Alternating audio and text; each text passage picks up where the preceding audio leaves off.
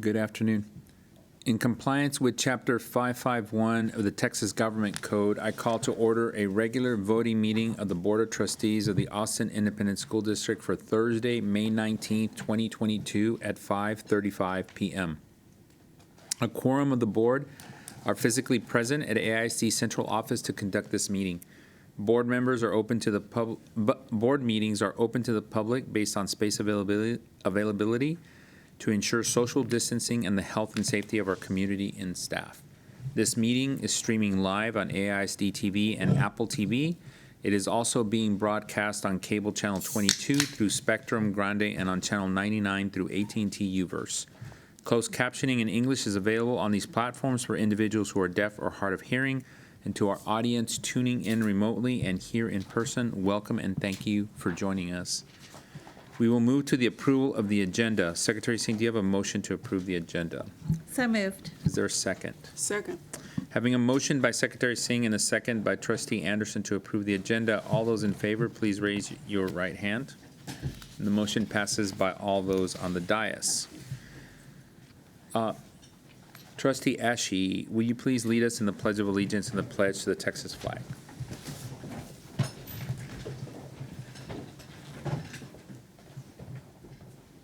I pledge allegiance to the flag of the United States of America and to the republic for which it stands, one nation, under God, indivisible, with liberty and justice for all. Juro lealtad a la bandera de los Estados Unidos de América y a la república que representa una nación bajo Dios indivisible, con libertad y justicia para todos. Honor the Texas flag. I pledge allegiance to thee, Texas, one state, under God, one and indivisible. Honro a la bandera de Texas. Te juro lealtad, Texas, un estado bajo Dios, único e indivisible.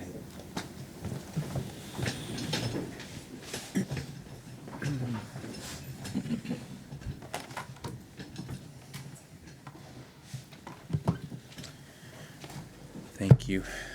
We will now move to our game changer items, which is our opportunity to recognize and observe important items happening in AISD and our nation. Dr. Elizalde, would you please share our first recognition? Yes, sir. Thank you, President Rodriguez, members of the board. I would like to ask Darla Coy, Director of Customer Service, to share recognitions for our 2022 Salute winners.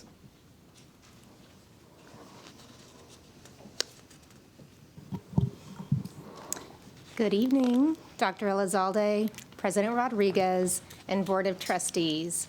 Our human capital team wants to extend our sincere gratitude for your support and our collective work to recognize our dedicated Austin ISD staff members throughout the year.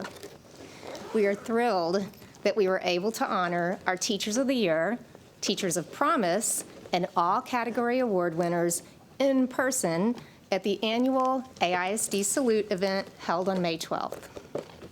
The Human Capital Department, along with Austin Partners in Education, was AISD proud to plan and provide a memorable experience for all honorees and guests. As you know, our AISD team continues to inspire us all with the many ways they show up for students, families, and each other. We truly appreciate this opportunity to ask for your special recognition of our Austin ISD 2022 Salute Award winners. Thank you so much. Thank you. Trustee Zapata, do you have a recognition statement to share? Yes, President Rodriguez, thank you. It was, I was fortunate to attend that event, and it was wonderful. Very, very high spirit. It was exciting and very, very, a lot of fun. It is with great pride that the Board of Trustees of the Austin Independent School District congratulates and recognizes these outstanding staff members of Austin ISD. We appreciate their dedication to excellence, contributions to a positive climate and culture, and their leadership skills. Tonight, we recognize Classified Staff of the Year, Stephanie Leslie, Librarian of the Year, Jill Brady, Counselor of the Year, Karen Terry, Assistant Principal of the Year, Patrick Salinas, Principal of the Year, Katie Benya, Teacher of the Year, Secondary Iraida Amador Mercado,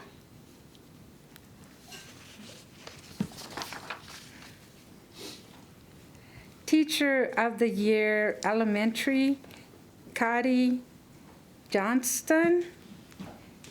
We thank you for your dedication and tireless service every day to ensure Austin ISD leads the way in support of equity and excellence for our students and community. You truly are great models and examples to our district. Congratulations, 2022 Salute Award winners. So move.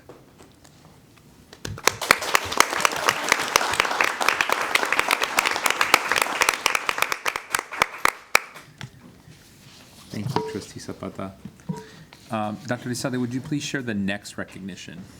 Yes, sir. I would like to ask Michelle Wallace, our Executive Director for Innovation and Development, to present our partner recognition.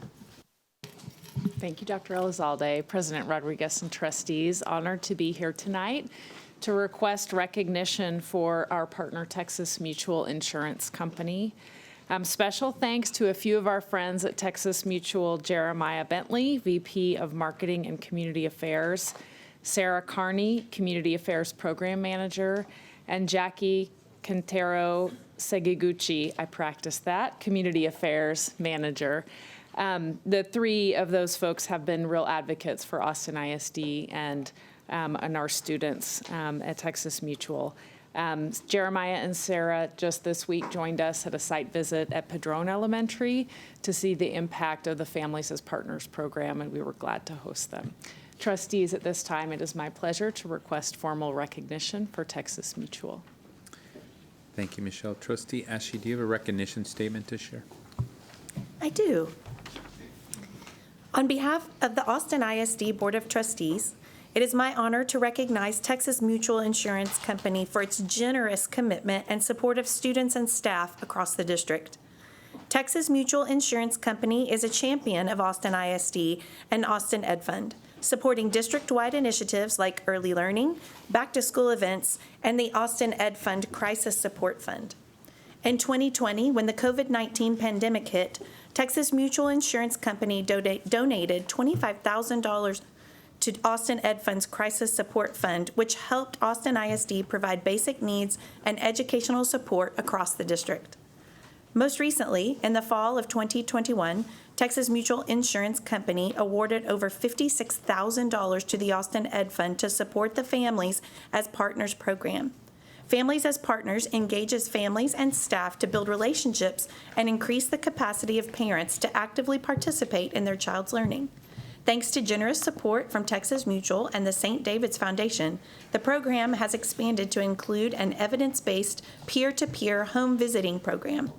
In its first year of a pilot, the home visiting program engages parents of 2- and 3-year-olds in underserved areas to teach families and students invaluable early literacy skills to boost school readiness.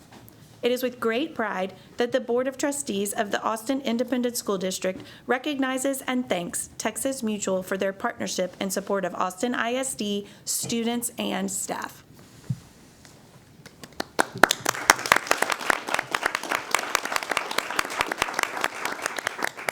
Thank you. Thank you. Next, we have the Austin ISD Student Equity Council. Dr. Isabel. While the council comes forward, I am privileged to introduce to some of you and to present to others the Austin ISD Student Equity Council, affectionately known as the SEC, a different SEC. The SEC was built by, for, and with AISD students in the fall of 2020. The Student Equity Council consists of 3 to 4 student representatives and a sponsor or teacher from each Austin ISD high school. Students gather to share experiences, envision opportunities for change, and co-create equitable outcomes through liberatory design at the district and campus levels. Some of their notable accomplishments already thus far: Austin ISD allotted time during the school day for students to meet. Students from across the district attended an SEC retreat in January of 2022. SEC students provided insight to the Pride Planning Committee, the Equity Advisory Committee, and many campus coalitions, and have ongoing equity projects. I will leave you with the words of Zarqua Fatima, an SEC member from Navarro Early College High School. The Student Equity Council is a platform for building leaders and incorporating student voice using liberatory design and design thinking. We have been co-constructing with the school board members and executives and are building the plane as we are flying it. Our main goals are working on equity in our school district and raising awareness in our communities. Now, we can clearly see why we have outstanding leadership potential for the future outside of our school district, as these are our future leaders. Without further ado, the Student Equity Council.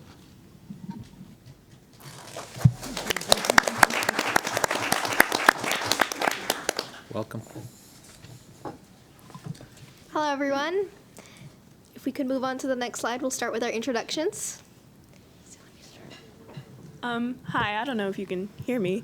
My name is Salem Aguilar. I go to Northeast Early College High School, formerly Reagan. I'm a senior. I'm going to University of Houston next year. I'm studying media production. And yeah, that's me. Hi, everyone. My name is Zarqa Fatima.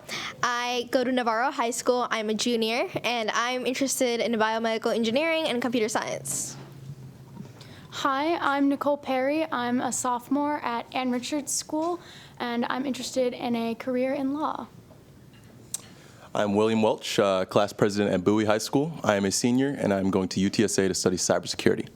And unfortunately, Leo could not join us today, but he is from Garza Independent High School, and he is a senior with us in spirit today.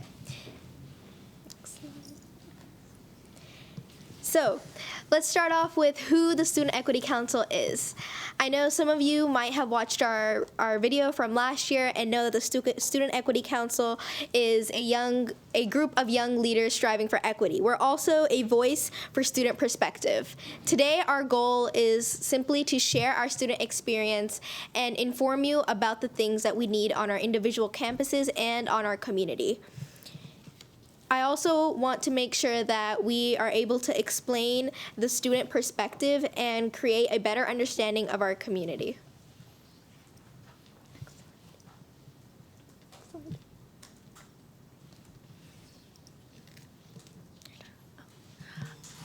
So our next slide is a video that I made. And it's just explaining who Student Equity Council is. We have some interviews of some members. I'm up there, if you'll recognize me. And yeah, without further ado.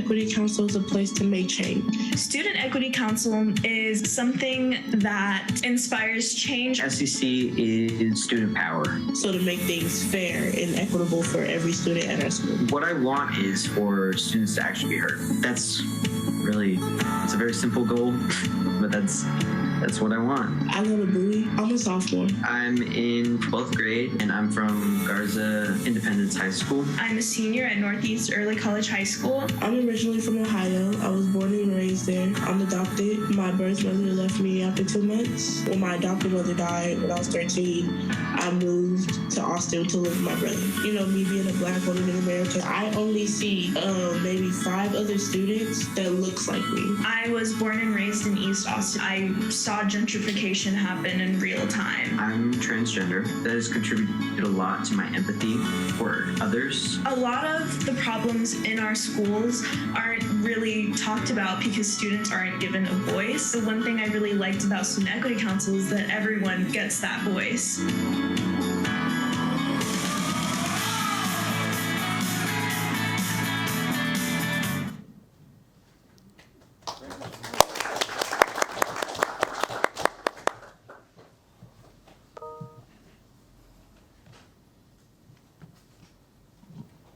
So prior to this meeting, we had a lot of students who are part of SEC but couldn't be here today share some of their needs and share some of the things they were seeing in their schools and across the district. And we consolidated that into 3 main ideas we wanted to present to you. The first of which is student involvement in decision-making on campus. Students are directly impacted by every single decision that is made on a campus, but they see the least voice when making those decisions. They have a lot of great input. They see a lot of problems firsthand, but they aren't able to share what they're seeing.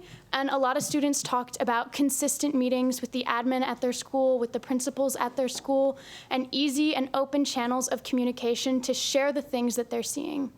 Additionally, students really requested more counselor support at their schools. Mental health in general has taken a really big hit, especially with COVID, but students really specifically talked about how they're feeling like there aren't enough counselors, they're not accessible counselors, or they're not seeing diverse counselors who represent them, which makes it a lot harder for them to share the problems that they're facing.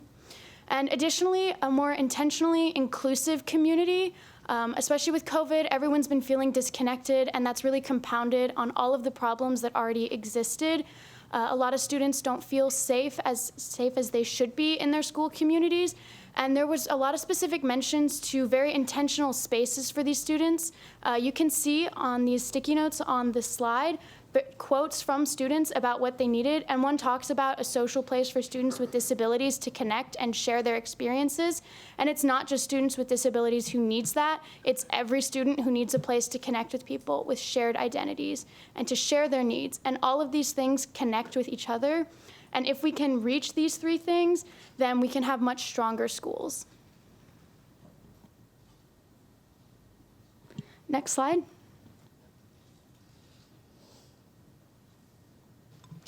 So we'd like to start off with explaining our personal experiences firsthand with these big issues.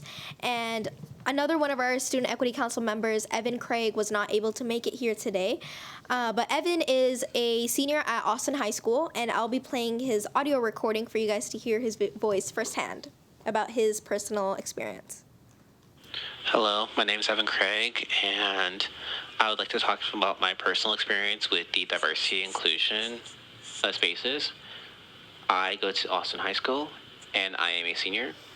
And overall, for my 4 years, I've had numerous people tell me that they did not know there was cultural clubs. They did not know there was a Black Student Alliance. There was a Hispanic club. There was an international club.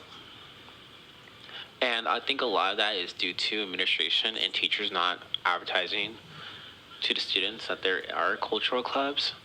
And I want to say that we should be pushing to bring awareness for those cultural clubs because it helps create a better environment for the students so they can know that they can be seen and be represented in the club.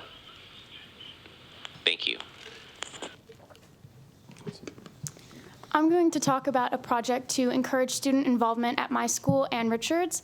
We were seeing a lot of students felt really voiceless. They had all of these concerns, they saw all of these things, and they didn't really have a good way to share it. It can be really hard for students to approach teachers or administrators with their concerns. And so the Student Equity Council chapter at my school wanted to implement a way for students to really easily share the things they were seeing at their school. So we created an anonymous suggestion box. We spent a long time getting it approved, working out all of the details of it, but it was really important to us that students had an anonymous way to share what they were seeing around the school, a way that they felt safe sharing things, and a way that they felt comfortable. And it was a very direct path from student voice to admin ears. And it's very new right now. We're still building up a lot of trust with it because that is a big problem, is creating trust between students and admin. But we're already seeing inpouring of ideas from students about things that they see in their schools. And it's really helped make it more clear what the focus of the admin needs to be. So my topic is counselor availability. So I'm bipolar, and before I was diagnosed, I really relied on my counselor for like mental health support, especially during COVID when everyone was having a really tough time. But now that we're back in person, counselors are really, really busy. For instance, we only have one counselor at my high school that speaks Spanish, and they are constantly just busy because they're the only one that speaks Spanish, and we're getting new students every day, and I'm giving tours all the time. And so it's been really hard to get a hold of counselors, especially when there's not a lot of mental health resources on campus. So that's an issue. And really, like, there's not a lot of student morale at my school, and so counselors are really important. And they're not accessible, and that's a problem. So, yeah.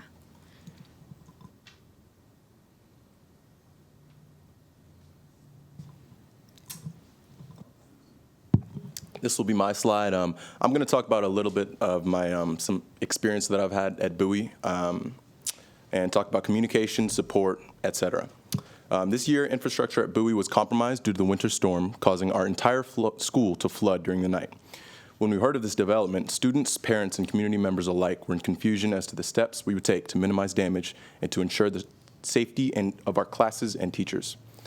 However, the only sources of information were obscure tweets from the ASD Twitter account, a platform which many students are not familiar with, and directly asking our teachers questions.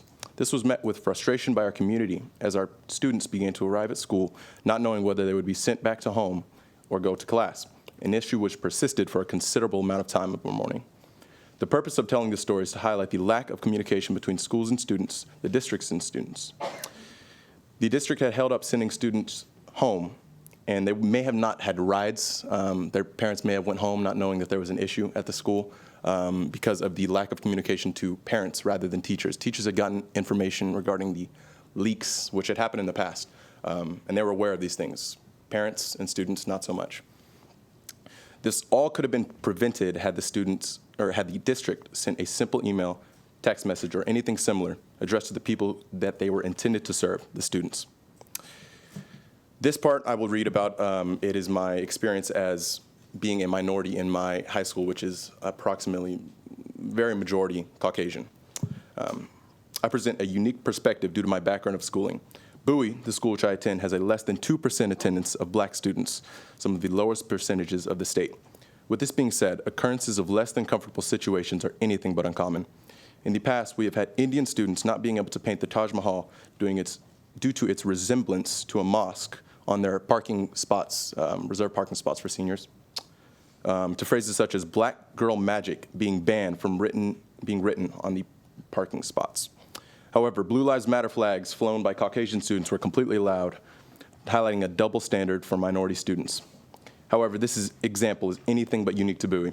I believe that these experiences were completely unintentional and that nobody had any intent to offend anybody, but that they were just uneducated about others' experiences and cultures.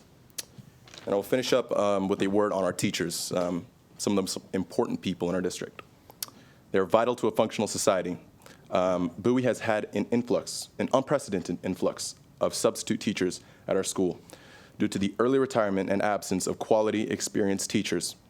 Teachers have enough on their plates, and to be responsible as the middleman between the district and students is unacceptable. The retainment of involved, caring teachers is vital to a healthy schooling environment, and I challenge each and every member of the board to place a clear emphasis on improving the funding, the quality of life, and retainment of AISD teachers. Thank you.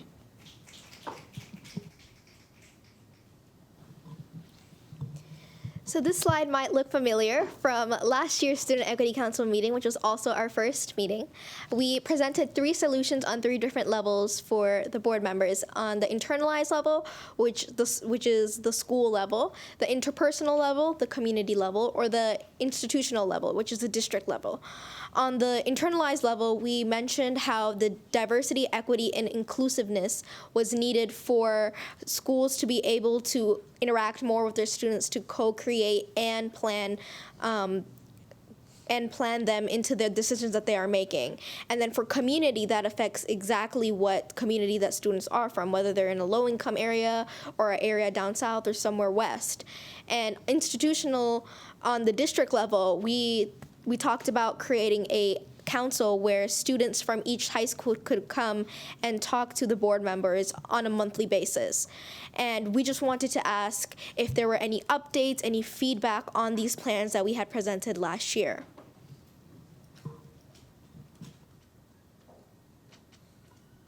I think that's still in the works with school leadership team, and there is a draft version that hasn't been, you all haven't had an opportunity to give us feedback on the initial design, so it's still in progress. Thank you. We were just looking forward to creating the Student Equity Council, especially because Salem and Will here are seniors, and Nicole over here is a sophomore, and I'm a junior. And specifically for me, my brother is in elementary school, and by the time that he goes into high school, I want to make sure that his high school experience is an improvement from mine. So that's just something I wanted to highlight. Another example I just wanted to mention, one of our big ideas, as Nicole mentioned, was about mental health. And we recognize that students are not the only ones that COVID took a toll on. It's also the staff, the teachers, the administrators. And one example that I personally have experienced is that my teacher, my math teacher specifically, when COVID hit, was struggling with trying to teach us from home. They would put up cans and they would put up their phone to try to use as like a projector. And they were really frustrated. And then that summer, I heard that the teachers were able to have a professional development camp where they were able to learn about Blend and online technology.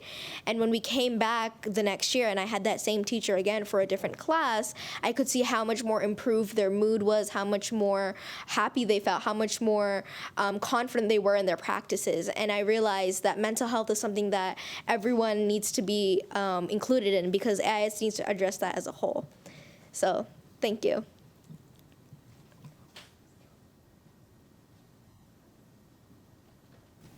All right. And then if y'all had any questions, we would love to answer. Yes. Thank you all very much for the presentation. Trustees, are there any questions? I don't recognize Trustee Wagner and then Trustee Anderson. I just wanted to start out by saying thank you for being here tonight.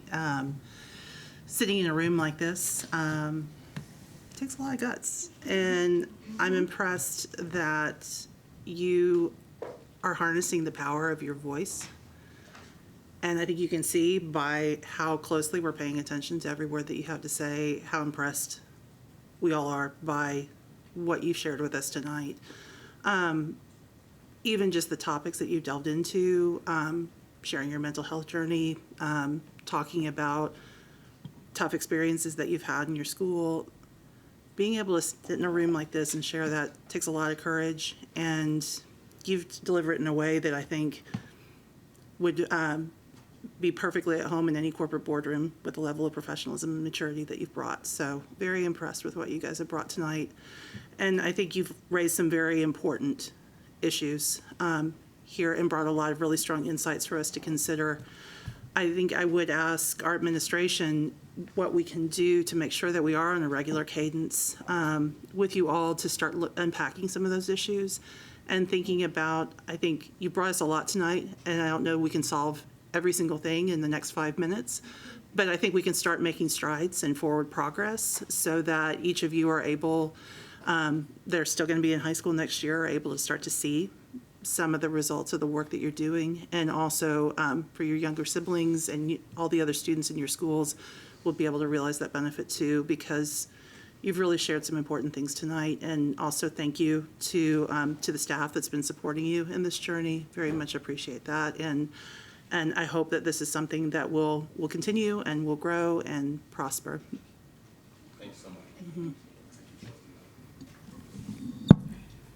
So mine is not really a question. It's thank you. This is a conversation I myself have longed for. And to see students leading it, like you're the next generation. Like, I can't do this forever. I'm a trustee that deals with anxiety, like even as I sit here right now. And thank you. And I look forward to meeting with each and every one of you before I get off this. Even when I'm off the board, I'm more than happy to meet with you because I'm a former student of Austin High, and I have a pretty long history in this district that mirrors a lot of your experiences. So I look forward to speaking with each and every one of you. And Trustee Anderson is also a graduate of Austin ISD as well. Yeah. So, trustees, other questions? Trustee Lugo? Trustee Boswell? So first of all, I'm beaming. I love each and every one of you, and I wanted to clap at almost everything you were saying. So thank you so much for being here tonight and for speaking truth to power. So I have a couple of comments and probably a couple of questions. So comment-wise, just a quick testimonial from my own personal life. Y'all are probably going to be like, this old lady's just going to be talking about something I don't care about. But please, like, life is a long arc, and a lot of times we start off with powerful dreams and visions for a better future, and along the way, the things that previous generations have come to accept as normal get in the way.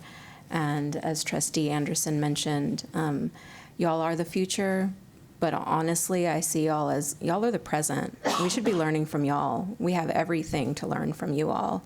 I think about the International High School move from their current campus, which is this beautiful on-the-hill campus, moving to Northeast. And to my knowledge, of course, administration can correct me if I'm inaccurate, but to my knowledge, like, seeking that input directly from students and families and teachers who are going to be impacted, that's where we should always start, period.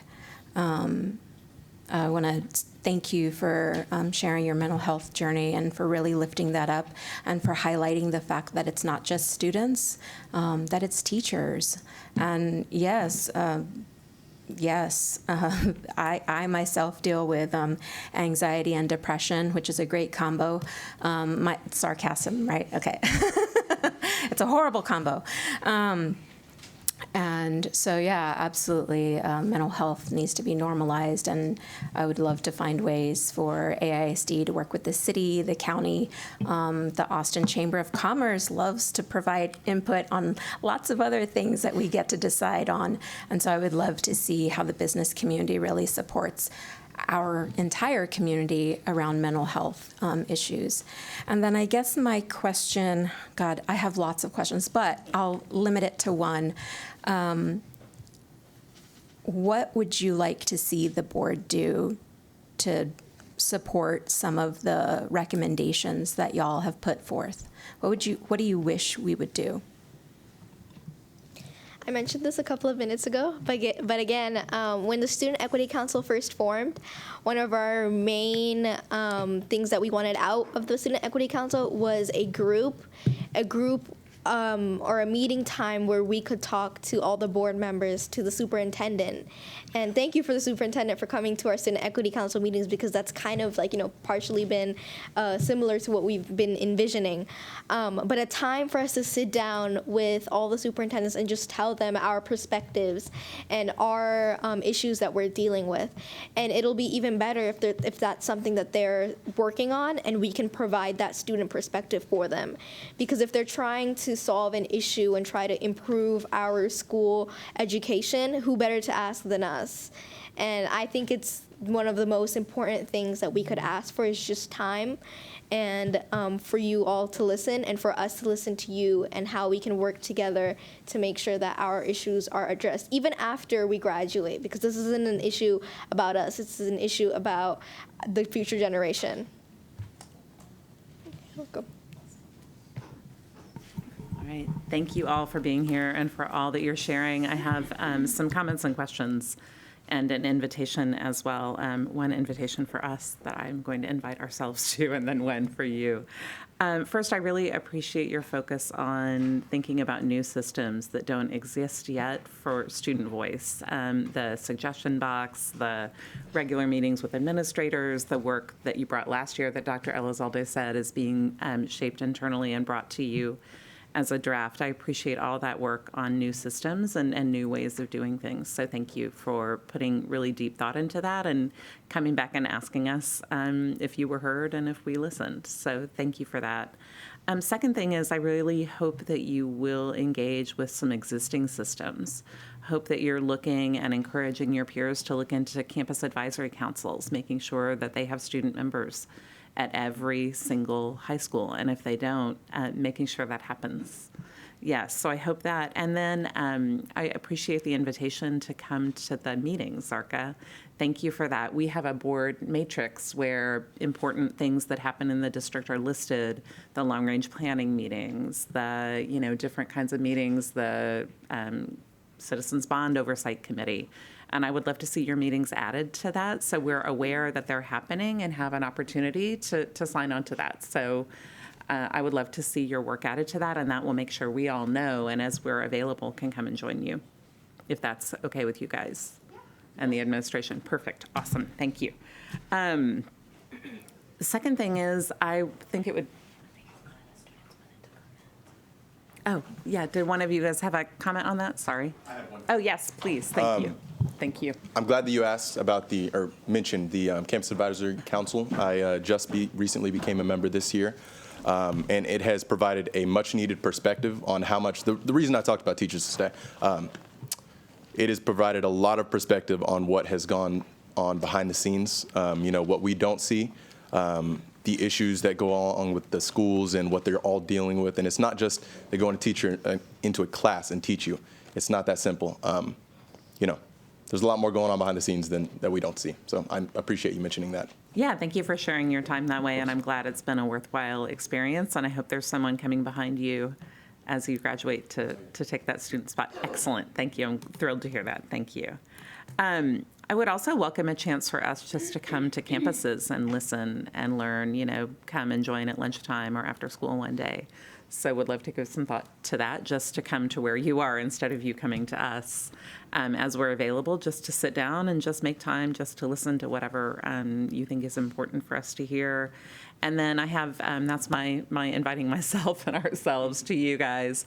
And then I have another invitation for you guys that's not quite ready, but will be soon. We're doing, as a board and with Dr. Elizalde, doing an 18-month project with Raise Your Hand Texas, which is a nonpartisan education advocacy group in Texas, public ed advocacy group, to create some sustainable new systems for really engaging in advocacy in our community.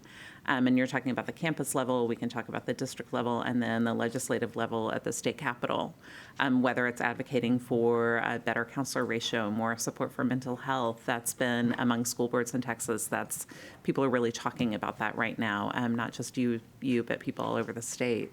And we don't know exactly what shape that's going to take yet. We're working together on that. But one conversation we've had in our meetings that I think has echoed, up and down this group, is that students need to be part of that work. And we would love your help figuring out a way to do that in a way that fits your needs and your interests. So we're not there yet, but we will be, and I would love to engage you guys in that when it's time. Thank you. I'm glad you actually mentioned advocacy, because I was just talking to Dr. Ross a little time ago about how, especially with the COVID pandemic, a lot of teachers have not been able to fully and emotionally support us in their jobs. And it's not just them, it's the fact that like we're so low on teachers that we're just hiring, trying to get teachers so that students can get the resources they need from them. But those, just because teachers have that certain certification, that certain master's, that certain bachelor, doesn't mean they know how to teach.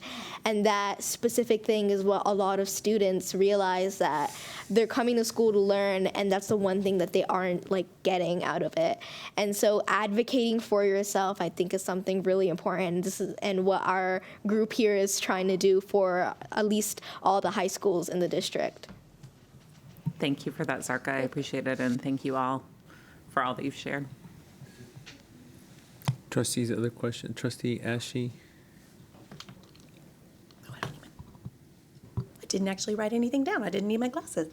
Thank you so much for being here this evening. I was going to ask Trustee Boswell's question about y'all participating in our legislative advocacy. So, because again, this is not an easy room to come in and sit down, and you do it with poise and grace, and it's just so amazing and so grateful for you to be here tonight, and I'm looking forward to you being a voice of advocacy at the legislative level too. That would be amazing. My other question is, as we were sitting here, we have two seniors that are sitting in front of us. One of the things you had mentioned was people not knowing about opportunities, whether it be student groups on their own campuses, or in my mind, the first thing that popped up was Student Equity Council, and especially at the district level. So I was just curious, what is being done to continue your passion and continue your work to include more people to come in, as we will inevitably have seniors graduate and move on to their next steps? So we have Student Equity Council. I recently got into it. I was not a part of it junior year, sophomore year. I don't know if it was in the actual organization. I had just never heard of it before. I got involved because a counselor knew that I was involved in school affairs and such. And it's turned out to be a great experience. But to answer your question, raising awareness for clubs such as these, we have started to make simply posters, announcements that we've had at my school specifically. I can't speak to anybody else's school, but we've been raising awareness pretty well at our school. We've got some new members coming in. I know for a fact I'm going to make my younger brother and younger sister join up. So, we're raising awareness slowly but surely for stuff like this. It gets better and better every week, every month. So as it is right now, just to make sure I understand that so on the Student Equity Council as a whole, there's a representative from each school, and then each of those representatives is spreading the word on their individual campus? Yes, ma'am. Okay, great. Well, I'm glad to hear that. And so that's Will's experience at Bowie High School, but for me at Navarro High School, I've been actually a part of the Student Equity Council since last year when it was formed. I'm also presented at the last board meeting. And I'm also a part of the AISD EAC, the Equity Advisory Committee, and I'm actually one of the 3 students a part of it. So I feel like taking that little step, advocating and going one step further is what's most important in raising awareness. I started off in freshman year joining student council at my local high school, and I'm still in that, but now that I moved to the Student Equity Council, that was like my step 2, and now my step 3 is the EAC. And I was actually running for the co-chair of the EAC because I'm already a co-chair for the subcommittee that I'm running for the Student Wellness and Inclusivity subcommittee. And I think the more students that are getting involved and the more students that are going to raise their hand and advocate, the more awareness there will be. And similarly, like Will, I will make my brother join Student Equity Council, because I think one of the most important things is improvement. The school system hasn't improved at all, or if it did improve, it improved very little in the past, like 50 years.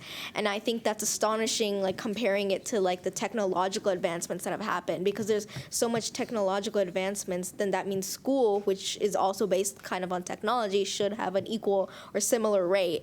But because there's so much that school needs to adapt to different learning styles, different students, different teaching styles, I think it's important to incorporate this as a form of advocacy. Trustee Foster. So, welcome to you all again. And thank you, Salem, for lifting up mental health needs and the specificity of the circumstances and what those needs look like and feel like.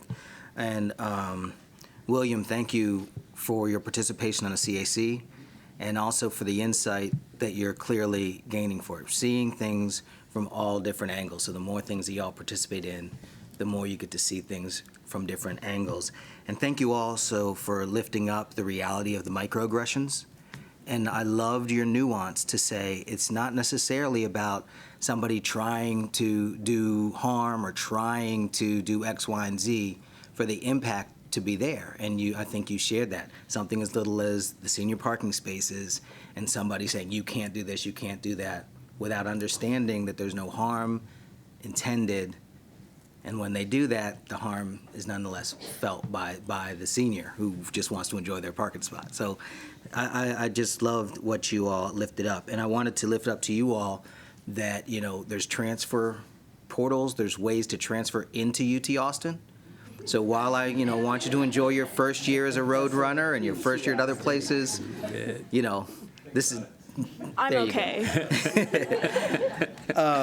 And then the two just quick questions. The first question was, what was the absolute best thing about being on the SEC this year? And I'd just love to hear that. And then I have one more question.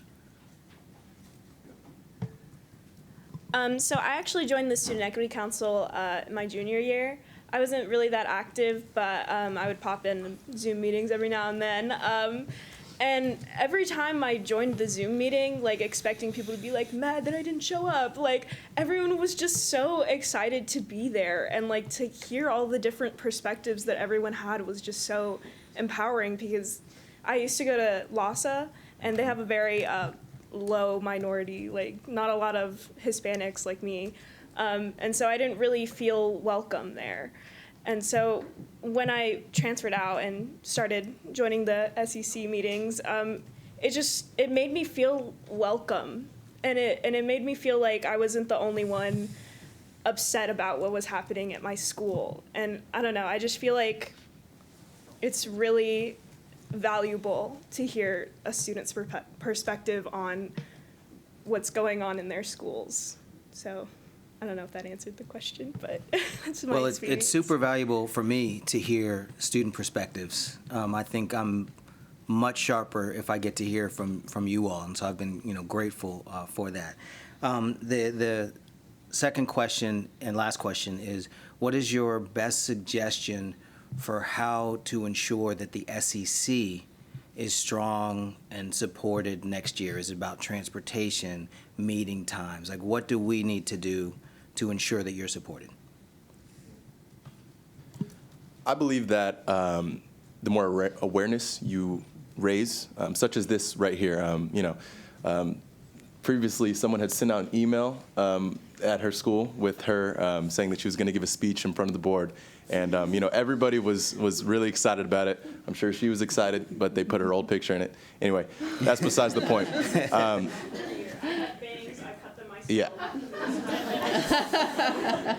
Definitely. So seeing the important work that we're doing, coming here in front of y'all, it makes the organization feel like it is very important, and which it is. But, to have this platform to come speak to people in power, I believe that will ensure the longevity of a club such as one of these. Sure. Thanks for having us, board. I'm Teddy Jones. I'm the coordinator of student agency and engagement for the district.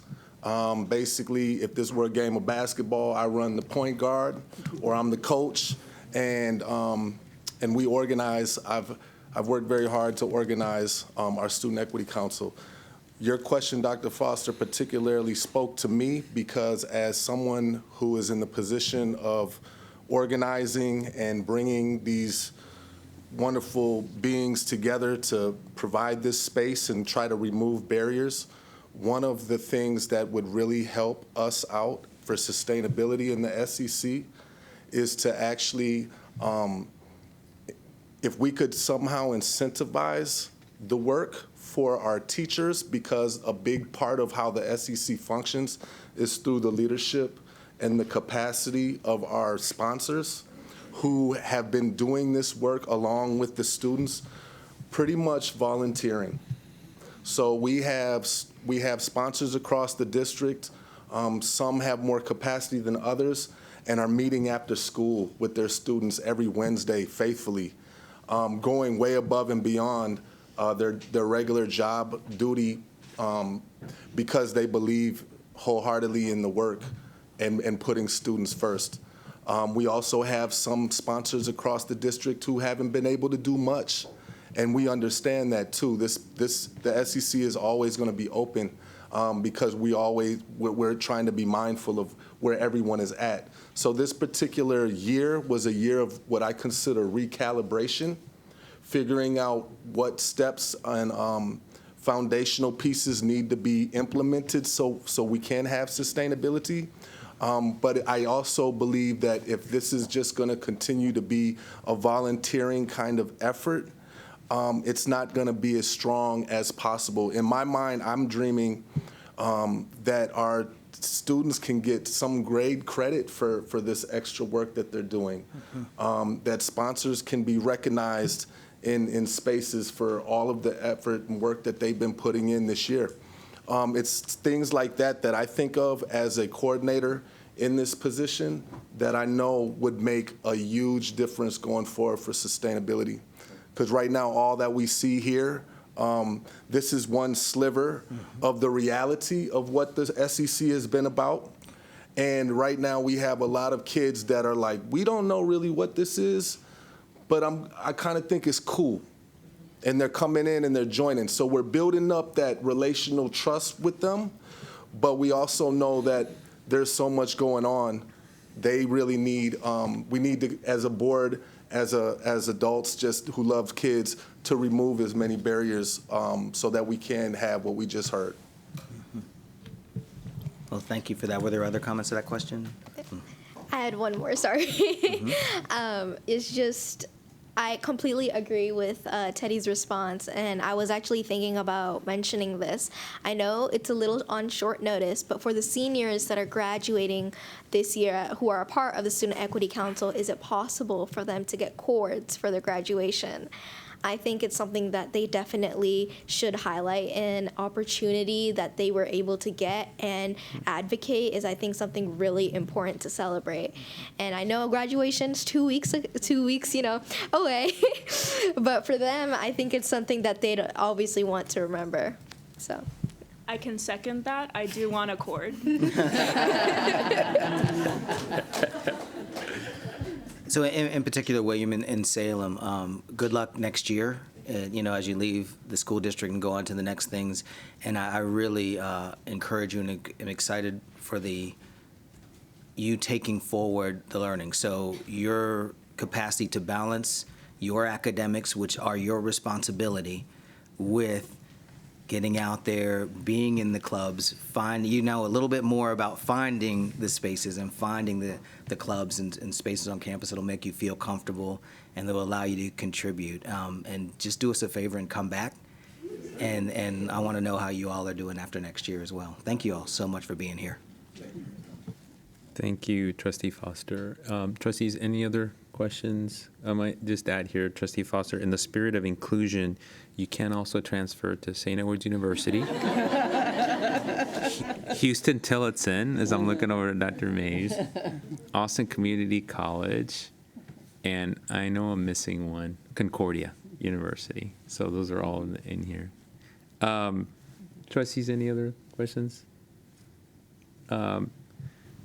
Elizalde, before I turn it over to you, I just want to recognize two things. One is, I think we hear you loud and clear about the SEC cords. I think you also hopefully have heard and see a consensus that we're ready, willing, and able to meet with you at any time and listen. I think the last thing I'll just say here is Salem, Nicole, Zarka, William, Coach Jones, thank you all for being here. You're such a great example of one of my favorite quotes, which is that power is something that we participate in, not something that we possess. So I really appreciate all of your work and your representation of SEC across the district. Dr. Elizalde. Well, so first, you're also perfectly fine to stay at UTSA. Former road runner, and it's totally cool, okay? So just want to put that out there, too.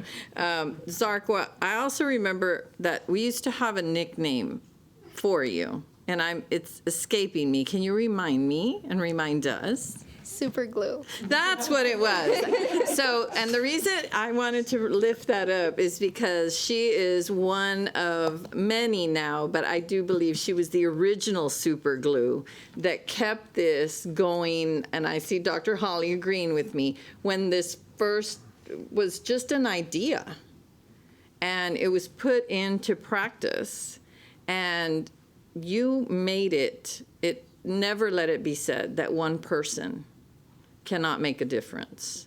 And so I just wanted to lift that up as well.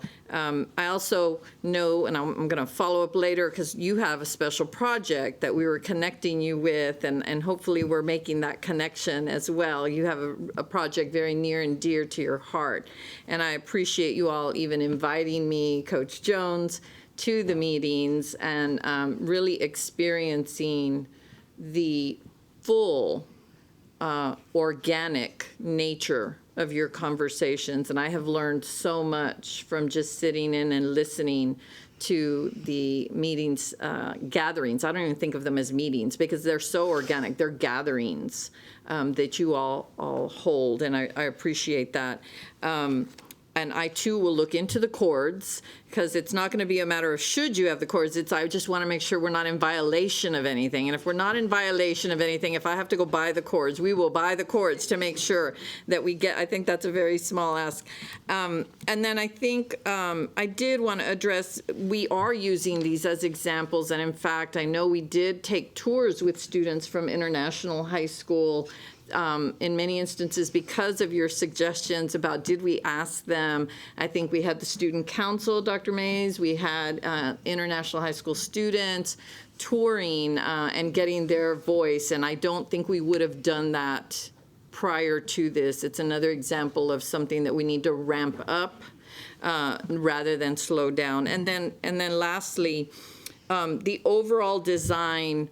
Ultimately, when I first met with you all was to ensure that we had the tightness of the dialogue starting at the campus level with your inclusivity at the lowest level of decision-making implementation, and that ultimately, within this coming year, we would get to having you at our executive leadership team district level meetings, and that you all would then select representation. I know we haven't accomplished that. I'm channeling the Albert Einstein quote that if I have an hour to solve a problem, I should spend 55 minutes thinking about the problem and 5 minutes solving it. And you all have really helped us to keep the vision, but to really make it an organic, thoughtful process. And I certainly want to take the privilege of saying thank you for allowing me to be a part of. And the last thing I want to say, because I saw Hannah was on one of your all's clips, and that was one of my first meetings, and her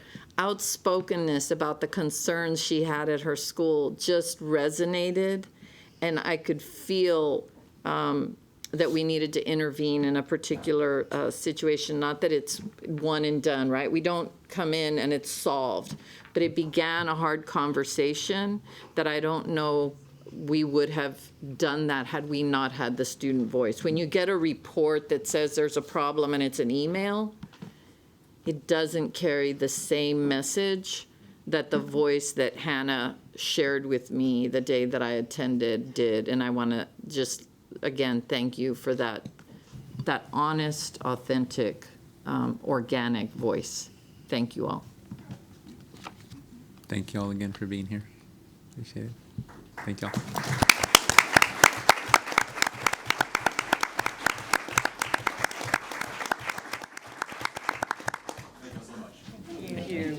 Thank you.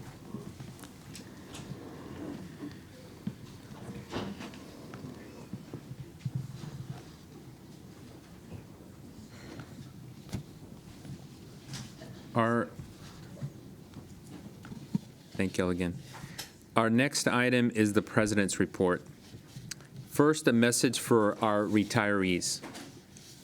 On behalf of the Board of Trustees and the Austin Independent School District, I want to thank each and every one of you for your years of service and dedication to our children and communities. In particular, I want to thank you for the last 2 years. We know it's been hard, and we're grateful for everything you've done to protect our children and support our colleagues. We have over 300 teachers and staff retiring this year, and we want to recognize your hard work and commitment to our mission, vision, and values. We are so grateful for you in preparing every student with the knowledge and skills to thrive in college, career, and life. And we wish you the very best, and we hope you know that Austin ISD will always be home for you. Thank you for bringing such joy to the district, and we will miss you. En el nombre de la mesa directiva y del Distrito Escolar Independiente de Austin, quiero agradecer personalmente a cada uno de ustedes por sus años de servicio y dedicación a nuestros niños y comunidades. En particular, quiero agradecerlos por los últimos 2 años. Sabemos que han sido difíciles y estamos agradecidos por todo lo que ha hecho para proteger a nuestros niños y apoyar a sus colegas. Tenemos más de 300 maestros y personal que se jubilan este año y queremos reconocer su arduo trabajo y compromiso a nuestra misión, visión y valores. Estamos agradecidos por ustedes por preparar a cada estudiante con el conocimiento y la habilidad para prosperar en la universidad, la carrera y la vida. Les deseamos lo mejor y esperemos que sepan que Austin ISD siempre será su casa. Gracias por traer tanta alegría al distrito. Los extrañaremos. Next, I want to acknowledge the passing of a great Austin ISD champion, Dr. Gonzalo Garza. Dr. Garza passed early Tuesday at the age of 95. Most of us know Dr. Garza for his namesake school, Garza Independence High School. It was not uncommon to see Dr. Garza there interacting with students and staff and sharing a funny story. He also served as associate superintendent for the district for 10 years and previously served as a superintendent in San Marcos and various other roles across the state and in Austin ISD. Dr. Garza's education career came later in life. He originally dropped out of high school to join the Marines during World War II and served honorably in the Pacific Theater. When he returned, he completed a promise he made to earn his GED and enrolled in junior college. Just a year later, he was called back to active duty in Korea. And Corporal Garza earned multiple medals, including a Purple Heart. And after his last tour of duty, he returned to Texas and eventually earned his bachelor's, master's, and PhD in education.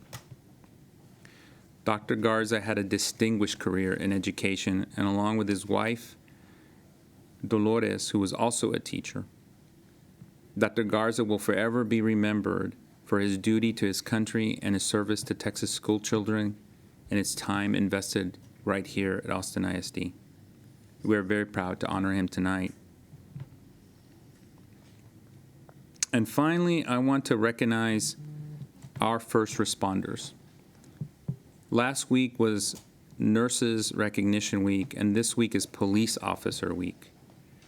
And we want to thank all of our Austin ISD nurses and police officers and the staff for their dedication to protect the health and safety of our Austin ISD students. And trustees, at this time, I'm going to move to the committee reports and ask if trustees will provide committee reports. Trustee Ashe, can you share the policy report and the report for the Austin Education Fund? Yes, I certainly can. I will start with the Austin Ed Fund. The Austin Ed Fund hosted a reception on Monday, May 16th at the Holdsworth Center to celebrate teacher recipients of Ed Fund teacher grants for 162 projects since 2019. Thank you to President Rodriguez, Trustee Boswell, and Trustee Singh for attending. I was very disappointed to not be able to attend myself as I was at the Pillow Elementary for a listening session, which, personal point of privilege, one of my favorite names for an elementary school ever of all time. Pillow, I mean, come on, just snuggle and get in there. Anyway, I just wanted to thank you all for attending, and it's always so inspirational to be a part of that ceremony.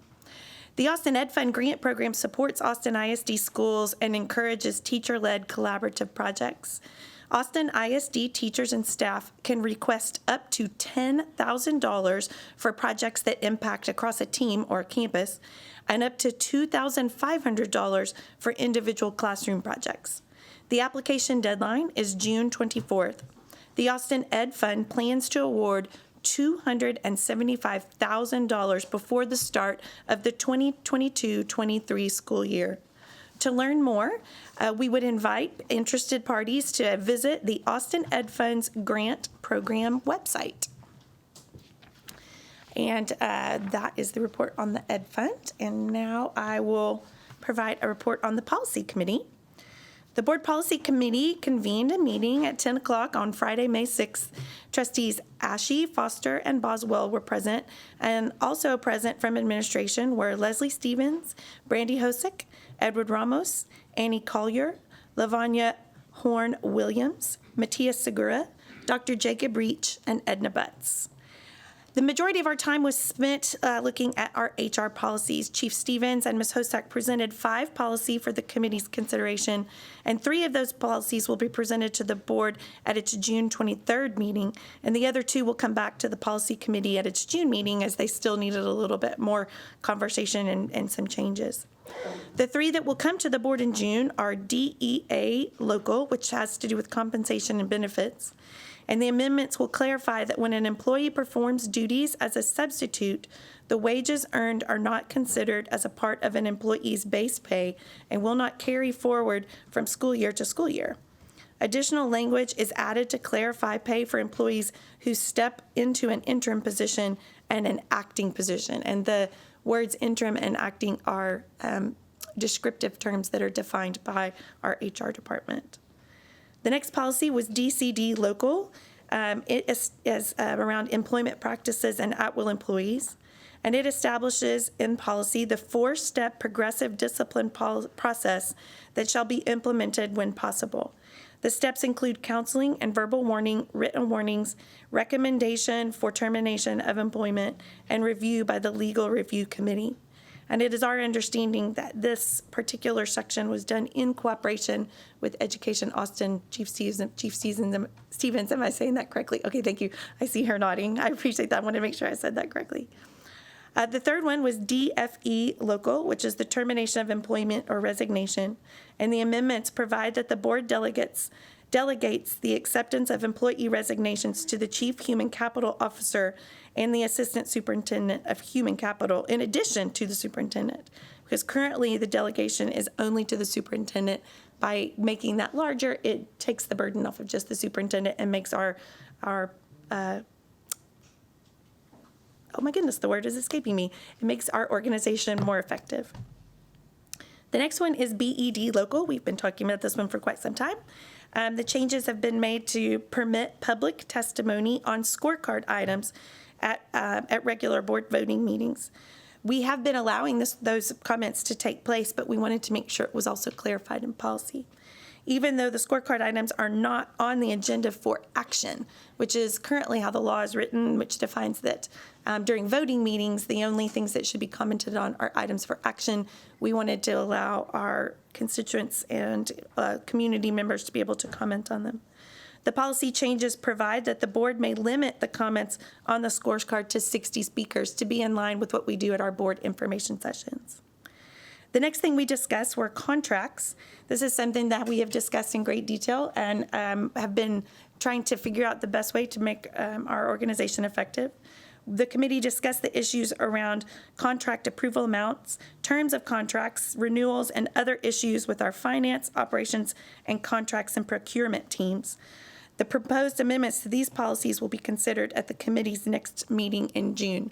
So that would meaning that the wonderful administration is going to come back after they've had a chance to take a further look at those current policies to make sure that they are supporting their work. Our next meeting will be on June 6th at noon. Thank you, Trustee Ashe.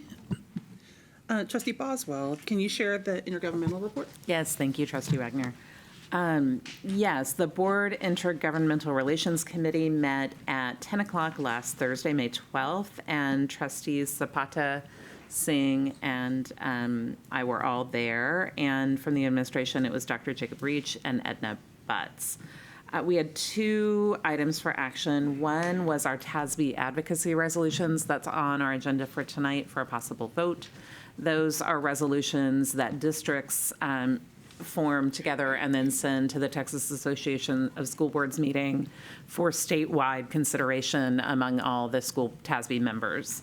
We'll be sending 23 of those. They were previewed at our information session, and we had 2 callers. One concerned about some unintended consequences of a pre-K, fully funding pre-K resolution, wanted to be sure that we weren't calling for something that would inadvertently reduce the supply of infant and toddler care in the state. So we've worked to add some language to address that. And then we also had a caller talking about safe storage, firearm storage. DPS has an existing program that they are working on statewide, and we have added a call to connect that program by having them provide school-specific information and have schools have the ability to take action with that.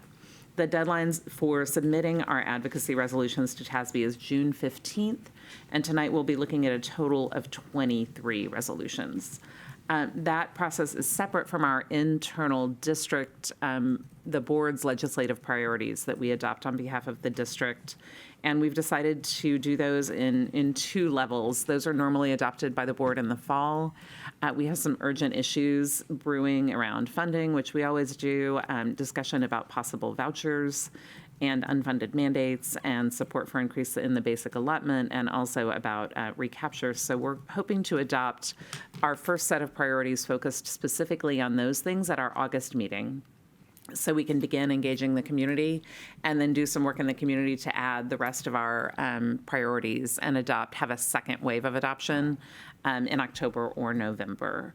And there's a form online. We welcome input from people on those. Our next committee meeting is on May 24th at 10 a.m. Thank you. Thank you, Trustee Boswell. Trustee Lugo, is there an audit report? Thank you, Trustee Wagner. We did have a meeting scheduled for Monday, what was Monday? The 16th, but we did not have sufficient number of trustees attend. So my understanding is that the administration is helping us reschedule so that we can take a closer look at the proposed audit plan for school year 23 and the associated costs for that plan. Thank you, Trustee Lugo. And trustees, are there any other committee or training reports to share this evening? Excuse me. Of course, the sneeze came right then. All right. Thank you. So the next item is under the superintendent's report. Dr. Elizalde? Thank you. It's that time of year where the daylight is getting longer, and so are the accolades. We've got a lot of good news, so let me get right to it. This month, we go to the next slide.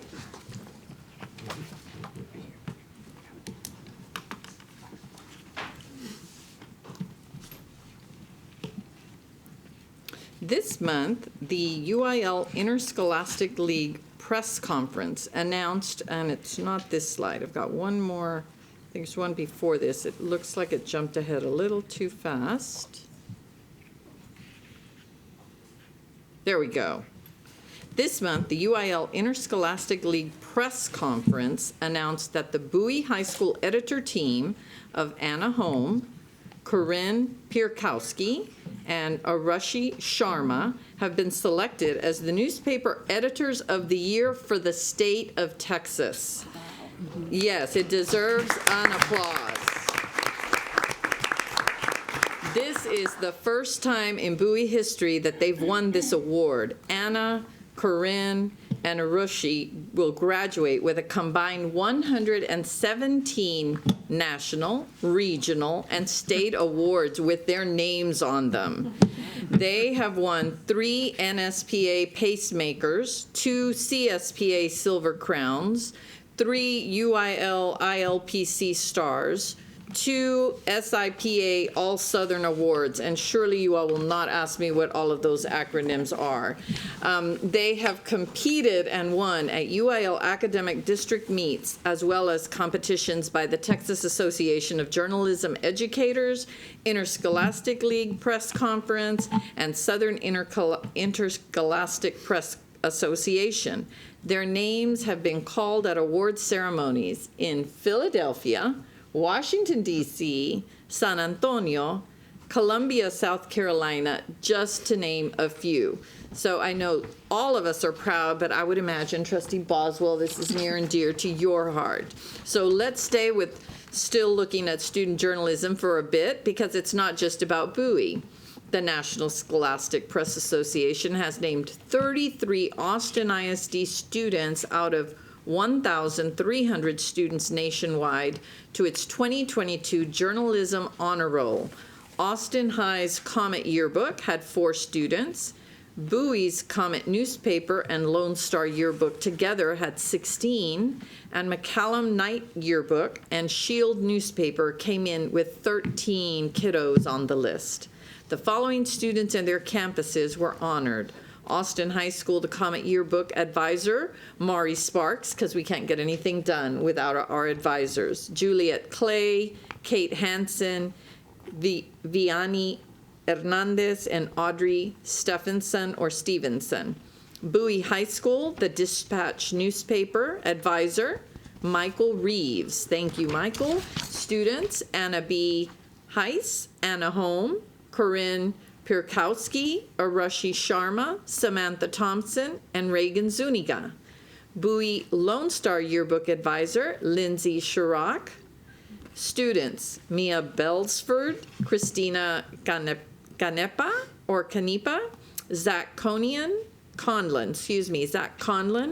Cami Dimitri, Isabella Graham, Lizzie Jensen, Vanessa Ng, Kate Elkers, Claire Prosick, and Charlie Reed. McCallum High School, the Night Yearbook Advisor, Jenna Weber. Students, Francis Arellano, Thea Cahoon, Jolie Gabrielle, and Charlie Parthemuller. McCallum, the Shield Newspaper Advisor, David Winter. Students, Evelyn Barnard, Alyssa Bijil Spiro, Anna McClellan, Madeline Niles, Grace Nugent, Samantha Powers, Lydia Reedy, Alice Scott, and Kennedy Weatherby. Throughout April, culinary students in Austin ISD developed unique burrito recipes and presented their creations to a panel of judges at the Austin ISD Sliced and Diced competition. Students from Dobie and Keeling Middle Schools advanced to the final round of the competition held this week at Austin Community College. Taco journalist Mando Rayo, I didn't know that existed. Taco journalist Mando Rayo, Taste of Cocoa blogger Jane Coe, and Top Chef contestant Joe Chan evaluated their burritos on taste, appearance, creativity, and presentation. Keeling 8th graders Joanna Chavez, Magali Robles, Django Somera won first place with their burrito verde. Their winning burrito will be featured on lunch menus throughout our district next school year. That's awesome. So so a few of us won't have to pack our lunches on those days. Last month, we shared with you that Navarro's barbecue team would be competing at the state championship, and I am proud to report that they came back with a 3rd place overall, qualifying them for the National High School Barbecue Championship next month in Round Rock. We can all head down there. And just a fun fact, because I also mentioned the welding group when I was talking about the Navarro barbecue team. So just so you know, that winning welding team, they get to take credit because they made the smoker that carried the Navarro barbecue team to victory. Talk about teamwork. Finally, I want to thank Niall Selden, a math curriculum coach at Dobie Middle School. He was recognized by Austin Partners in Education as the 2022 MCC Above and Beyond Award recipient for his 11 years of service as a math curriculum coach. Thank you. Thank you for leaving us very hungry, Dr. Elizalde. Trustees, are there any questions? Trustee Boswell. I would just love to take a brief point of privilege and say thank you to all the journalism advisors. Congratulations to all the journalism students. I'm a huge believer that journalism is a huge foundation of our democracy, so we are in good hands with you out there. And I want to say thank you to my middle school and high school journalism advisors, Jody Sweatman and Whitney Gaddicke. Thank you, guys. Thank you, Trustee Boswell. Trustees, other questions, comments? Trustee Anderson. You know, when I hear something about cooking, I got to say something. Now, congratulations to the students at Keeling and Dobie. I was really impressed. And, you know, anytime you want to battle, I'm around. I'm ready.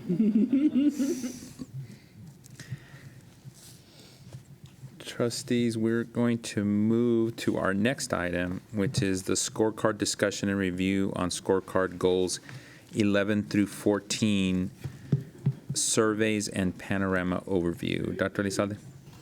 Yes, as our team comes forward, we're fortunate that we have our experts in surveys from Panorama joining us.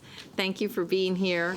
And as our Student Equity Council were presenting, I was also thinking about my review of some of the responses that our students we've seen in our surveys, and whether our reality matches our vision. So when we hear from students' voice individually, collectively, and then even from survey information, it helps us to connect data points instead of trying to draw conclusions or sometimes misconclusions from single points.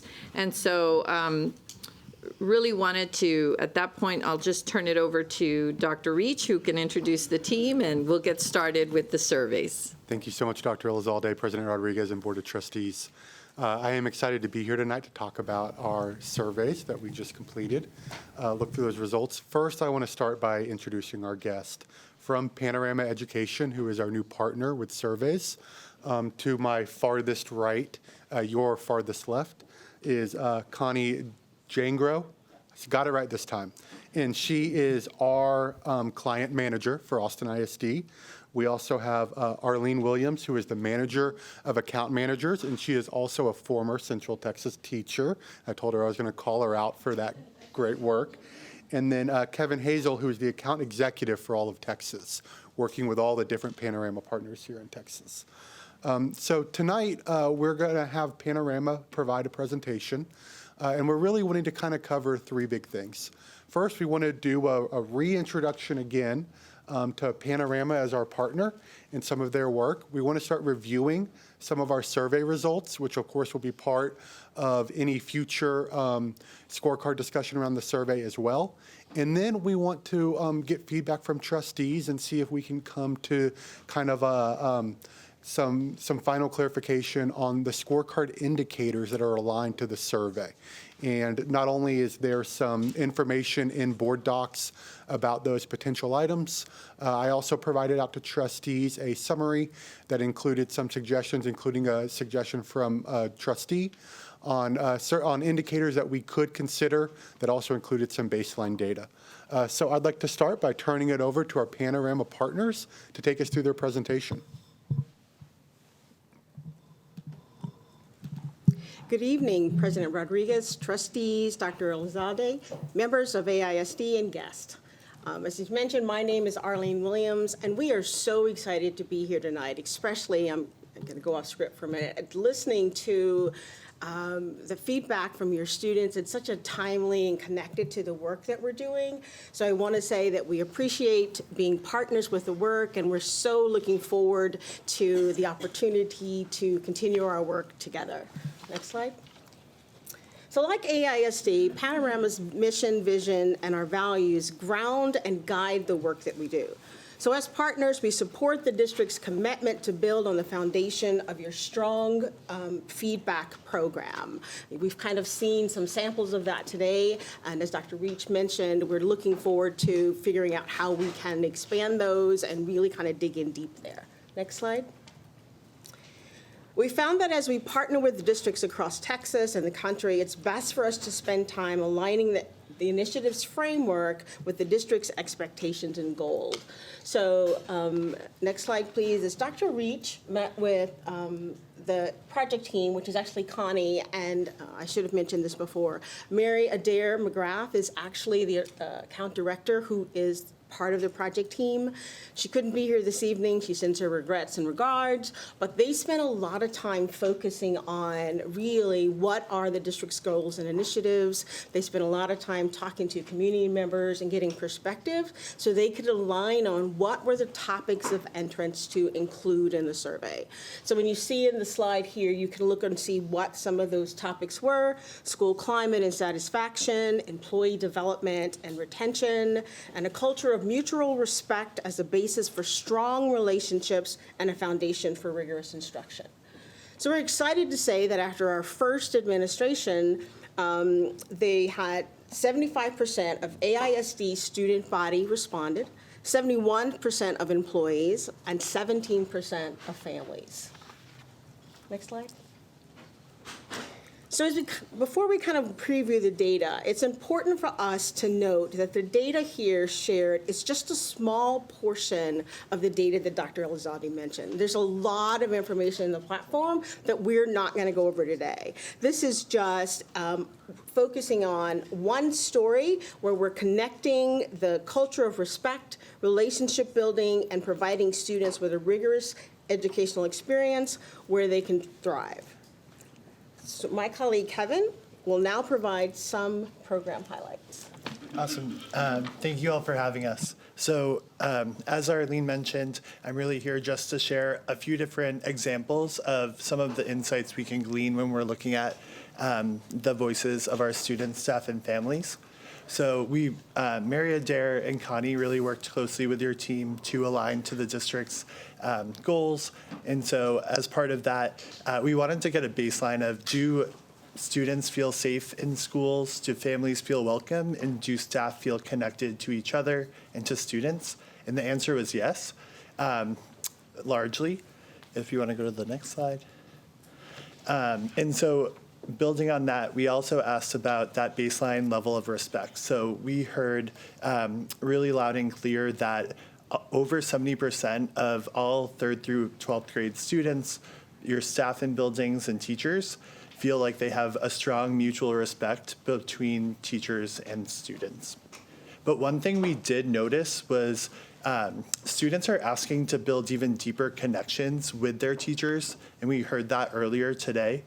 And just particularly in the 6th through 12th grades, where just 23% of students felt connected to their teachers at their schools.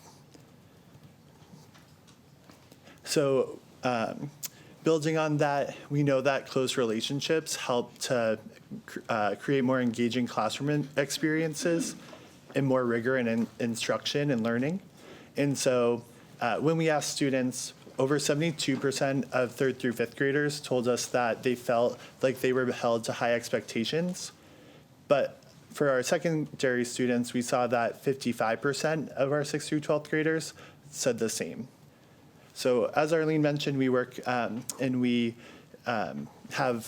we work with millions of students across the country. So we're able to see that that puts us about in the 10th and 20th percentiles respectively. And we're also able to drill down into different groups of students to really understand where we might target some of our supports.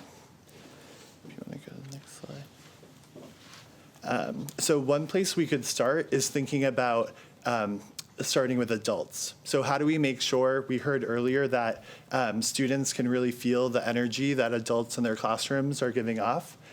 So when we asked your adults in the building, we heard that they had a strong sense of belonging, but we also heard that that differed depending on their tenure.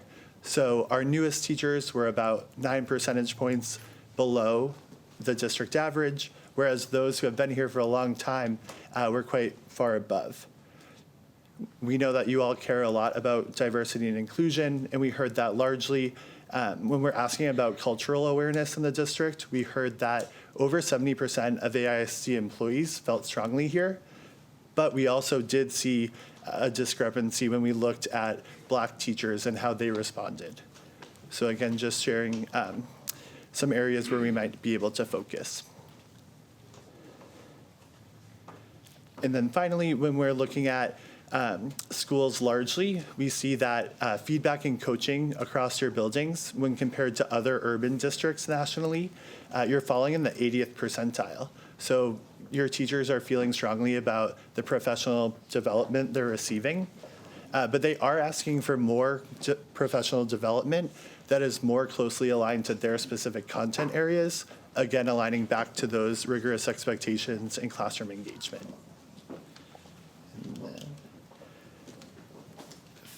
Finally, one thing we're excited about is we heard from over 17% of your families, but we did have a lot of discussion with your project team and believe this is an area where we really want to improve next year.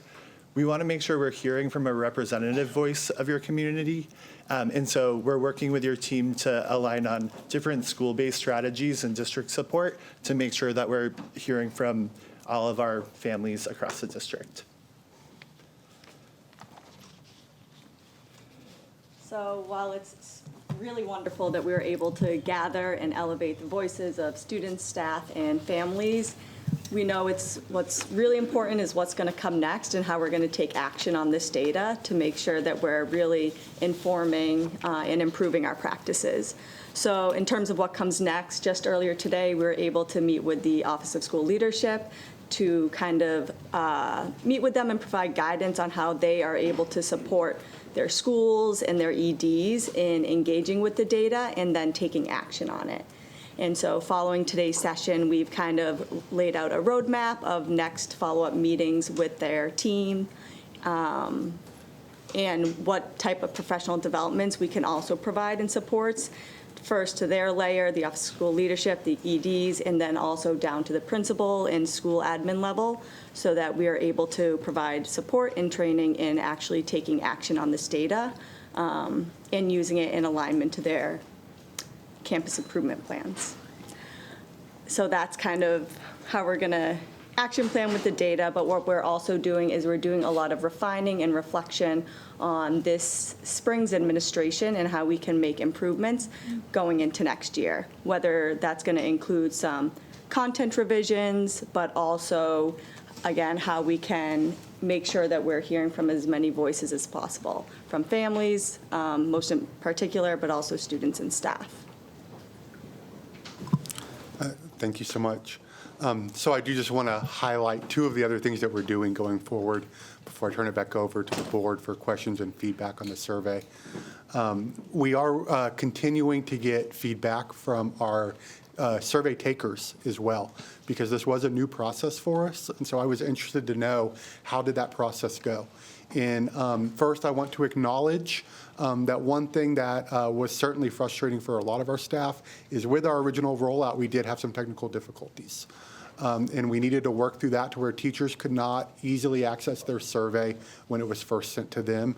And it was not a quick fix. It wasn't something that we were able to turn around in just a few minutes. But I certainly appreciated our IT team and the Panorama team working together, both answering teachers' questions when they called to ask about it, or just getting that fixed quickly. But as far as going forward, I wanted to mention that we are doing focus groups, wanting to hear feedback from survey takers. And I want to brag on our staff focus group that we had, because I felt I was clear with them that what I was really interested in hearing was their experience in doing the staff survey. And when they started off and they started talking, they said, well, let me tell you how it worked for the student surveys, and let me tell you what our students experienced. And we listened. I said, oh, thank you so much, but I want to hear about your experience. They said, okay, well, let me just tell you a few more things about what the students felt and how we can help support the students with the surveys going forward. And so that was so great. I was really excited. It was not what I was expecting, but I was so excited to see that their number one concern was, how do we support the students? And then they were ready to talk about their own experiences. And then I'm also, my team, Ms. McGraw, have been out visiting elementary schools and middle schools, getting feedback from students on how they felt the survey went. And so we can see what can we learn from that we can help put in place for future years. The last thing that I would end on is that we do want to consider what our cadence is. You can see the first bullet point on the bottom down here moving forward, and the consideration of possibly doing a survey with staff both at the beginning of the year and at the end of the year to look at a pre and post, so we can look not only year to year, but within the year as well, and also allow our schools team to really start addressing some of the things at the start of the year to see what can we do now, and then, of course, the long-term overall. We'll continue this discussion, get feedback from staff, get feedback from some of our partners, and hopefully have a final decision for that to look at a mid-fall date for a first administration, and then our normal spring date for the second administration, which would also include families and students.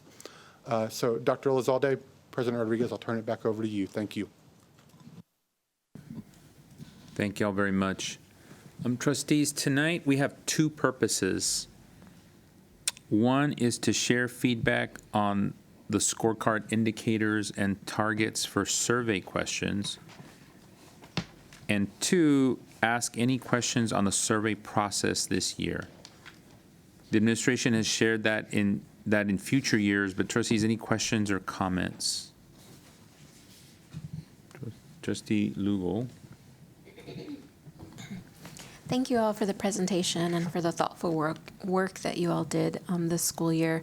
I know there's always room for improvement, and I really appreciate what I was hearing is that thinking ahead of what worked, what didn't work, right, and how to improve it. And then also I really appreciated the comment about feedback from teachers, and what they were focused on is really looking at how to improve the survey experience for students. That's really great to hear.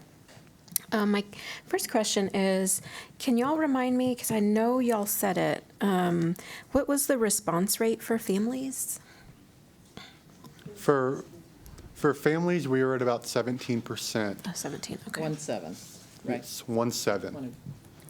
And then in thinking about, since y'all have experience with other school districts, what are some things that you've seen that work to boost participation from families, and most especially looking at how do we ensure that caregivers and parents whose primary language is not English, how do we ensure that they also feel like, I know what this is, I feel like it's useful, and I know how to take it?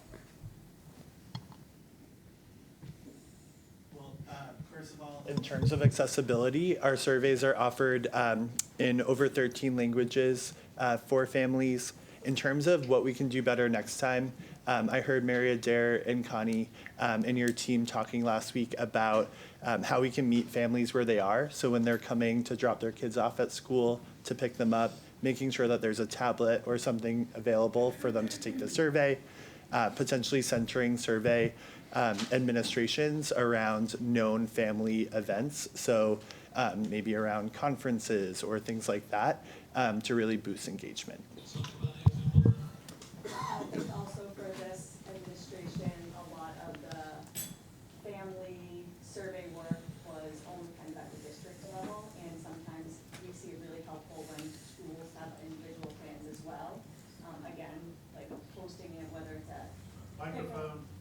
Oh, sorry. Thank you. Having it at like pickup, dismissal, but also sending home those flyers and backpacks works really well. So kind of trying to reach families through as many methods and modes as possible. And I believe each school also has like a community, They have a survey coordinator. a survey coordinator and some like community representative.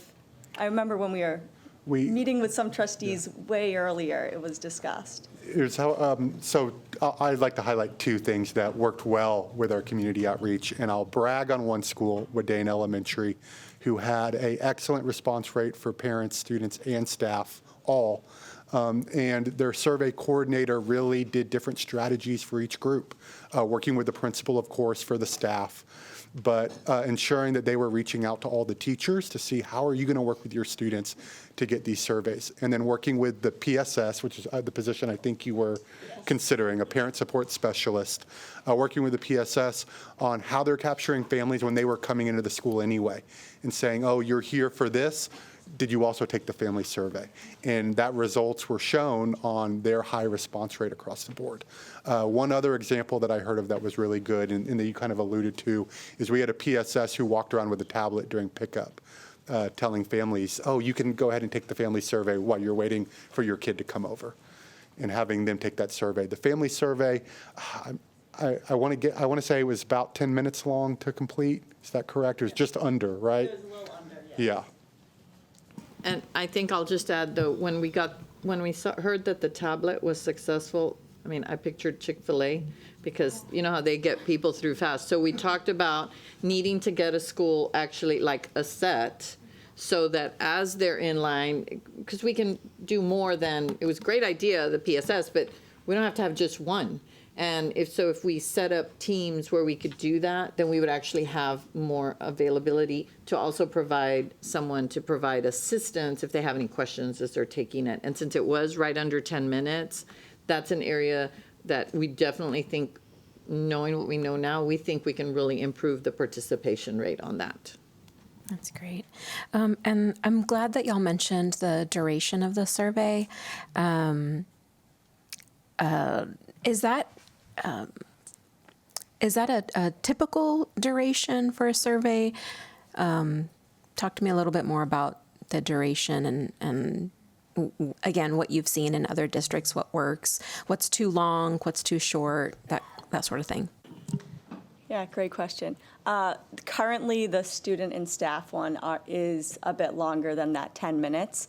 We do recommend like the sweet spot of about 15 to 20 minutes for students, again, to make sure that we're not reaching any survey fatigue, and so that we are able to ensure that the data we're receiving back from the surveys is still reliable.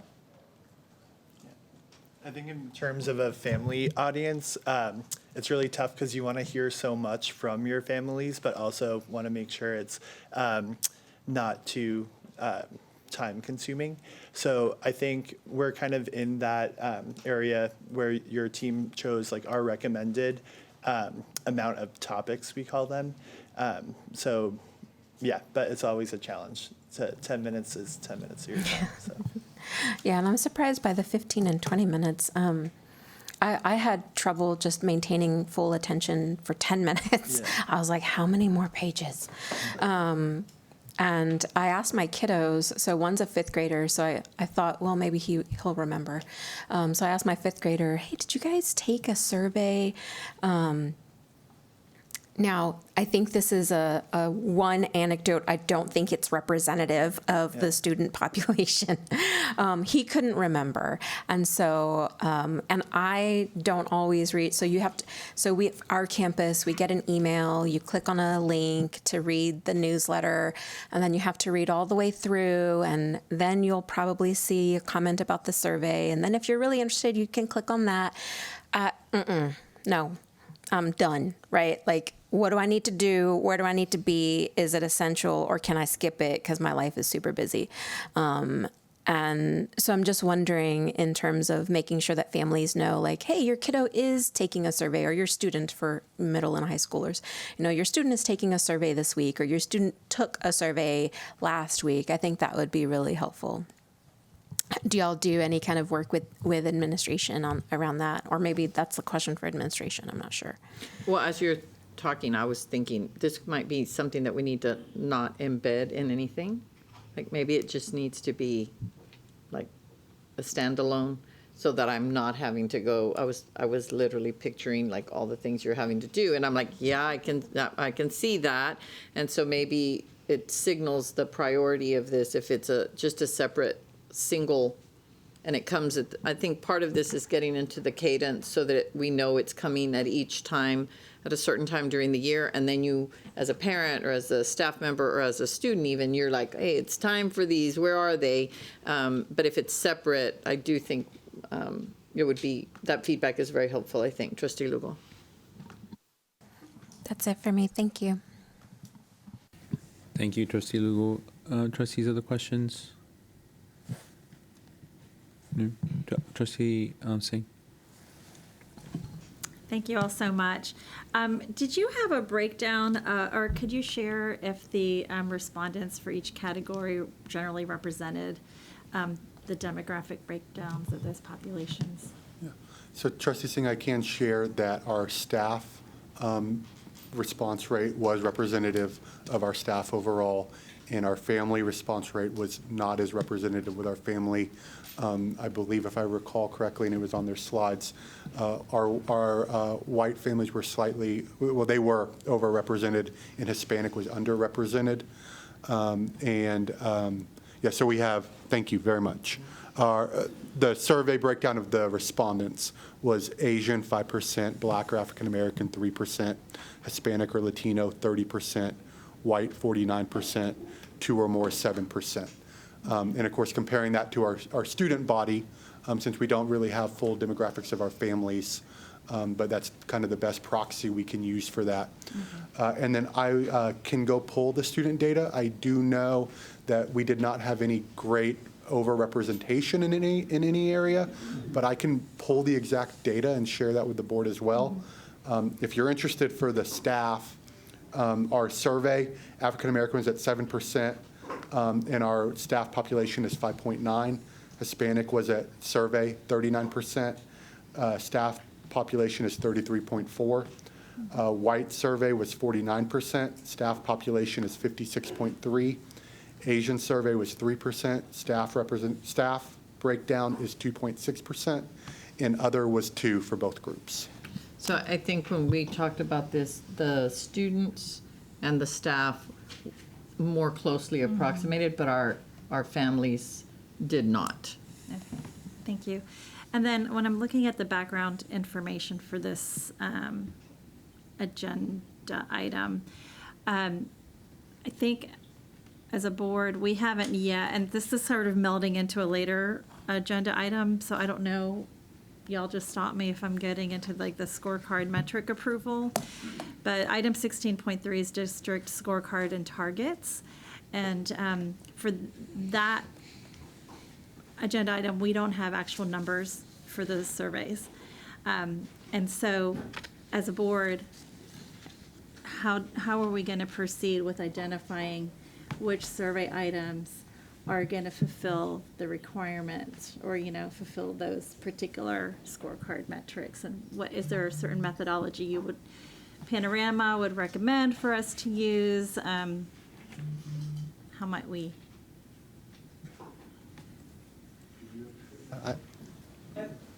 I believe this is the item Dr. Reach and I started to discuss.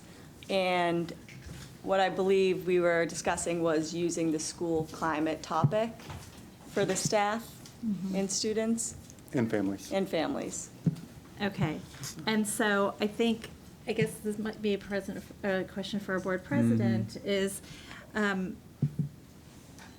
Dr. Reach had sent us an Excel spreadsheet that very concisely listed all the questions. So I'll just tell you my take on that. I saw a lot of really good questions there, but they weren't all in that category. And so I would like to just propose one possible method, and I don't know if this is like psychometrically sound, but it would be interesting if the trustees each kind of pick like their their top 5 that they think would satisfy this, and then we kind of go through a discussion and consensus building at some point. Because we might have different definitions of what climate or satisfaction might mean, and while the heading might say, you know, school climate, there are things in there that might not really be so important to us. Like I really liked the question in that said, overall, how positive is the working environment of your school? Like, to me, that's like, yeah, that's definitely a climate question. But another question that's in that category is, how supportive are students in their interactions with each other? And I'm like, that's interesting, but to me, that's not like teacher satisfaction / school climate. Like, it doesn't scream that to me.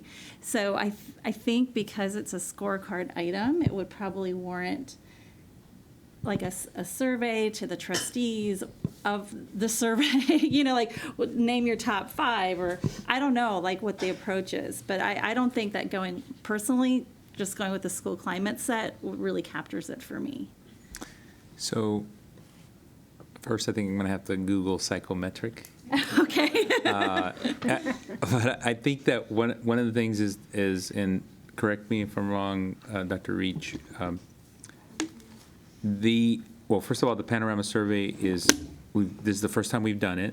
So there's a baseline, as I'm used to these things, is first there's a baseline year where you're trying to measure these things, and then you create the context for that about what the next measures are going to be. So from my understanding, and we can have a discussion with the board and survey them, but my understanding is that this is the baseline year, so we can determine the survey questions, but not like what the growth progression will be, unless our subject matter experts here say there's a way to create the next level of that, unless you know what your baseline year is.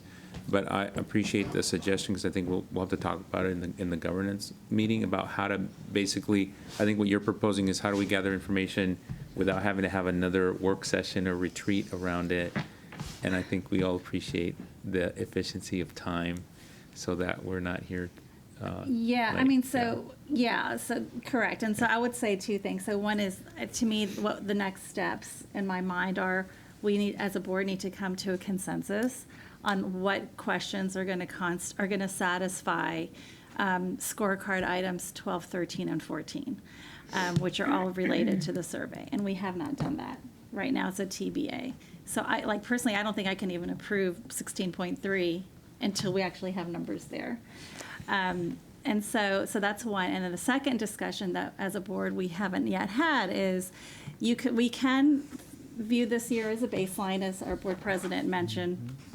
The other technique is we could actually look at like the research literature, or just think about like maybe look at some historical data and say, okay, like set a target, like what would make sense for this year, you know, based on what we know what would be acceptable to us. And have that, because my understanding was that I had a little different understanding that this was not going to be a baseline. I mean, even though it is technically the first year we're doing this survey, you can still make it count. So do you all have any advice on that, and how other school districts have dealt with using the first year data to actually not just be a baseline or like a freebie, but just actually something that's used for accountability? Yeah, I think from my experience, I think there's a few different ways to think about it. So you can think about it from, this is our board goal. We want to see this growth over 5 to 10 years based on a selected, we could group a few questions together to form. Correct, yep. So that wouldn't necessarily be benchmarked, but it would still follow like our survey best practices, and that would give you a metric to be able to work towards. I think in terms of making sure this baseline year doesn't just fall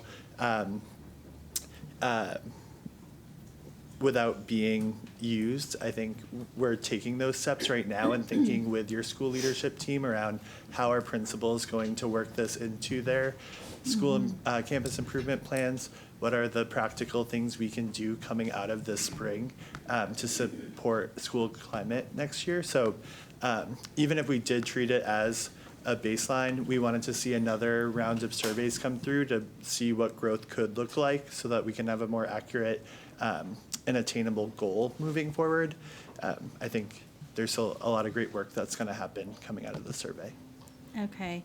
And I just wanted to kind of maybe ask my board colleagues is, do you all feel, I'm just curious to know, like, what other people think about having a target number for this year, and let me know if this is more appropriate for when we get to 16.3.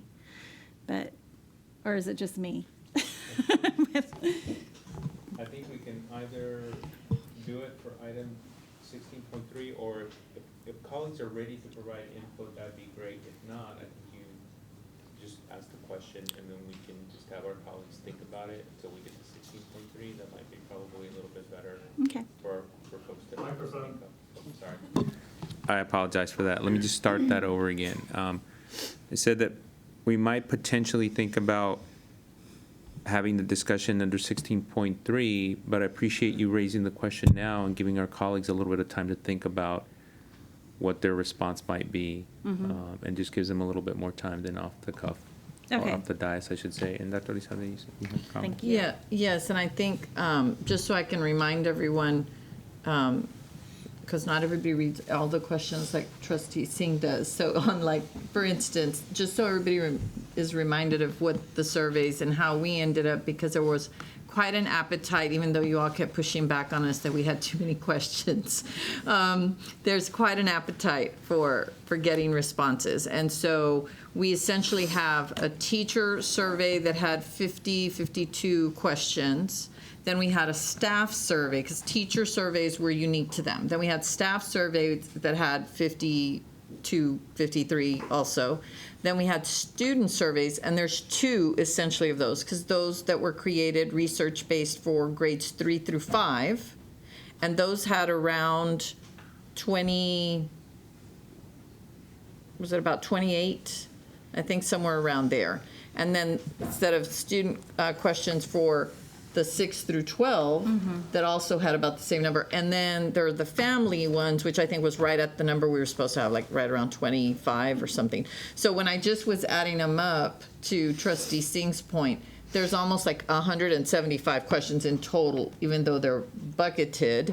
And then if we pick the 5 that we come to consensus on, then Panorama can give us an index for the collection of those questions. That's right. That we get a consensus on, and then we can set a target.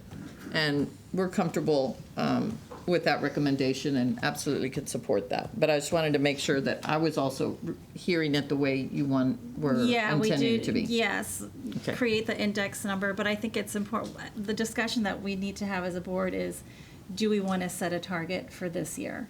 Sure. And that's kind of the question on my mind. And then I also wanted to ask, could you, so because when we switched from the TEL survey to Panorama, which I like a lot of the questions that are in the Panorama survey, but the part that was missing was the district, like the central administration questions, which the central admin, they play a huge role, obviously. We work with them every day. And they set the vision for the district, the curriculum, the staffing, the budget. It's coming from somewhere. That's the central admin. And so we were able to put in a couple of questions in sort of at the last minute to capture that. But could you talk a little bit about those results? Yeah, I can pull it up. So we had, of course, as we mentioned, we have a staff survey and a teacher survey. So I'm going to do staff first, and then I'll go to teacher. So overall for staff, the district support heading, which included 3 questions, district leaders take steps to solve problems. This is an atmosphere of trust.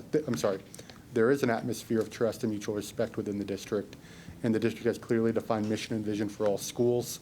There was a 32% respond favorably. And then teachers, same set of questions, there was a 22% responded favorably. Okay, and did you all see like any differences between like teacher groups or when you disaggregated that? Was there anything that we could pull from that that could be helpful as we're looking towards like strategic plan and budget investments and, how are we going to make this data useful, right? We're not just curious, we actually want to use it to serve our district. And for that section in particular, or the survey overall? I think two of the things that I found interesting when trying to break it down in different ways, one of the things that we can utilize with the panorama dashboard, which I probably should have mentioned at the beginning, and I think you briefly talked about it, is available to the public. It's on our board docs agenda item, so you can click on it from there. It's also on our website, so you can get to it from there and see overall results. But the administration can break it down in a lot of different ways. We did see that Title I schools actually reported slightly favorable. It's still not higher, but they were, and I apologize, I don't have the exact numbers, and it would take me a second to go click on the different boxes to get it. 19%. Thank you. To non-Title I schools.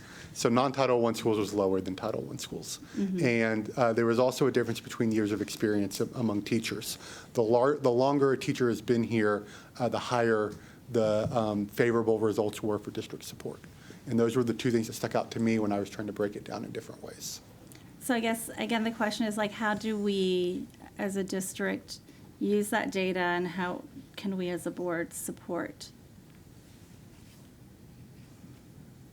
And this is for anyone, like, because you guys probably have worked with lots of school districts.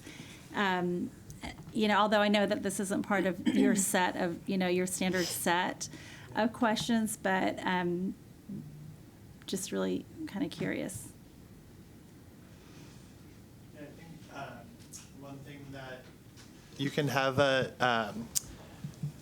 sometimes like an activity goal is really helpful. So reporting out periodically, whether it's like each time the survey is taking place, but across each of those questions or across respondent groups, identifying what that focus area is. So I think in our presentation, we were sharing how, for example, when our Black teachers were asked about cultural awareness, they were, I think, 12 percentage points below the average when they're reflecting on their conversations with their peers. So using that as an example, what are we doing to identify a specific group per question or per respondent group where we can actually share at a board meeting and make a space for that? Or maybe it's another thing that's really helpful in terms of Trustee Lugo's comment about a child not remembering the survey.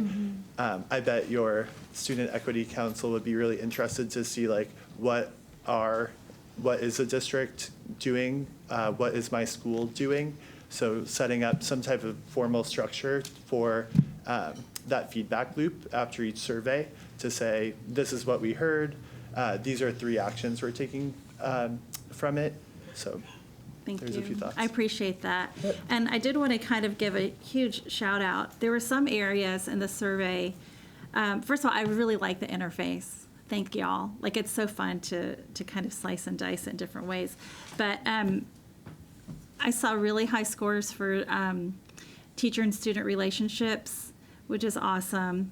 I saw really high scores for, what was it? I think it was the cultural inclusion, diversity, which I think is a huge nod to the investments that our district has put in there.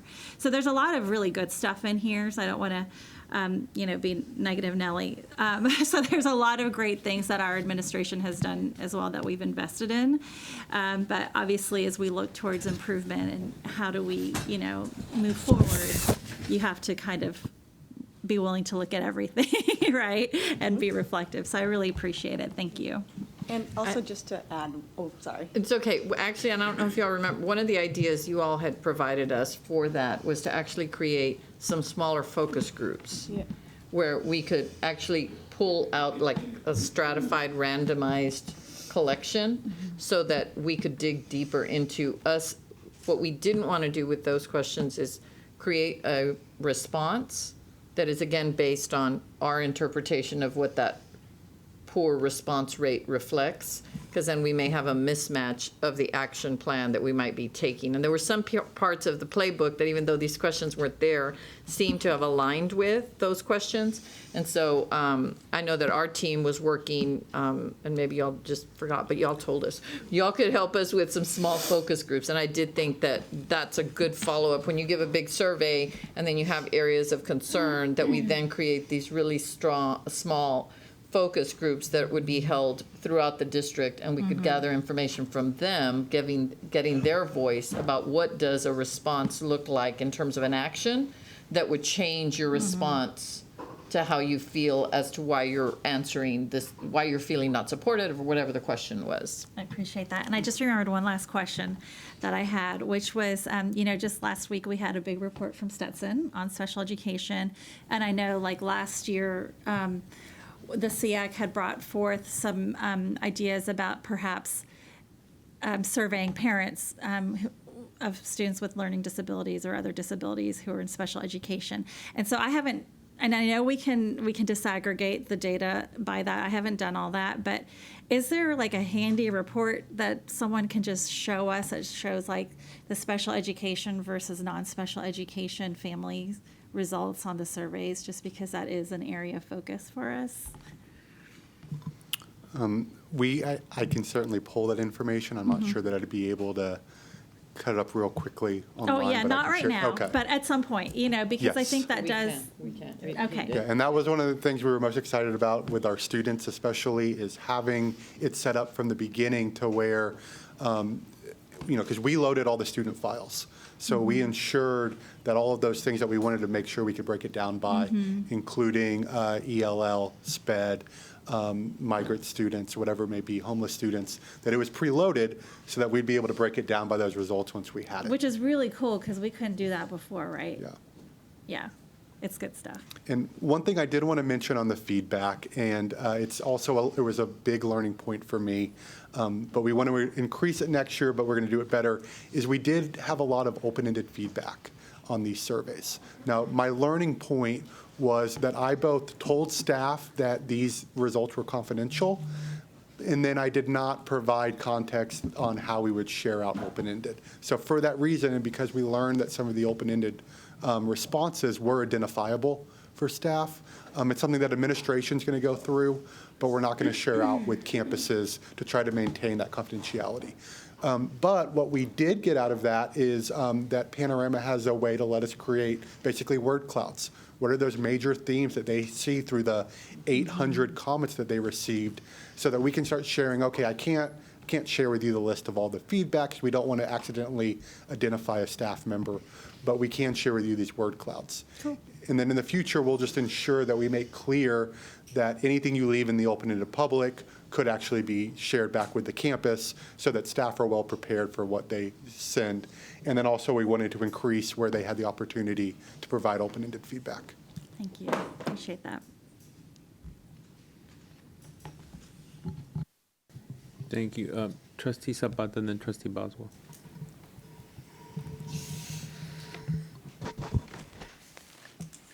Dr. Reach, after hearing you say that, all that you just said, I'm wondering if the information campuses can get their results by campus. Is that correct? That is correct. So in order for them, so is that something that the CAC will receive? So, I mean, just the data, not, you know, just to know how many people responded and what those responses were. Is that something that will be embedded at the CAC, so that helps them in planning their CAC for the following year? Yes, Trustee Zapata, it will. As we know, all of our campuses create their campus improvement plans as part of that CAC process. and what I know that you've been part of creation of CIPs for Eastside and some other schools, so you're well aware that they're asked to look at multiple data points and take those different survey feedback, test summaries, enrollment, whatever it may be, and build it into your CIP for what those goals may be. So there's that expectation. We're lucky in my team because my team not only is with surveys, we're also with our support for our DAC and our CACs. So we already have the alignment on my team to ensure that we're supporting the CACs as needed for that.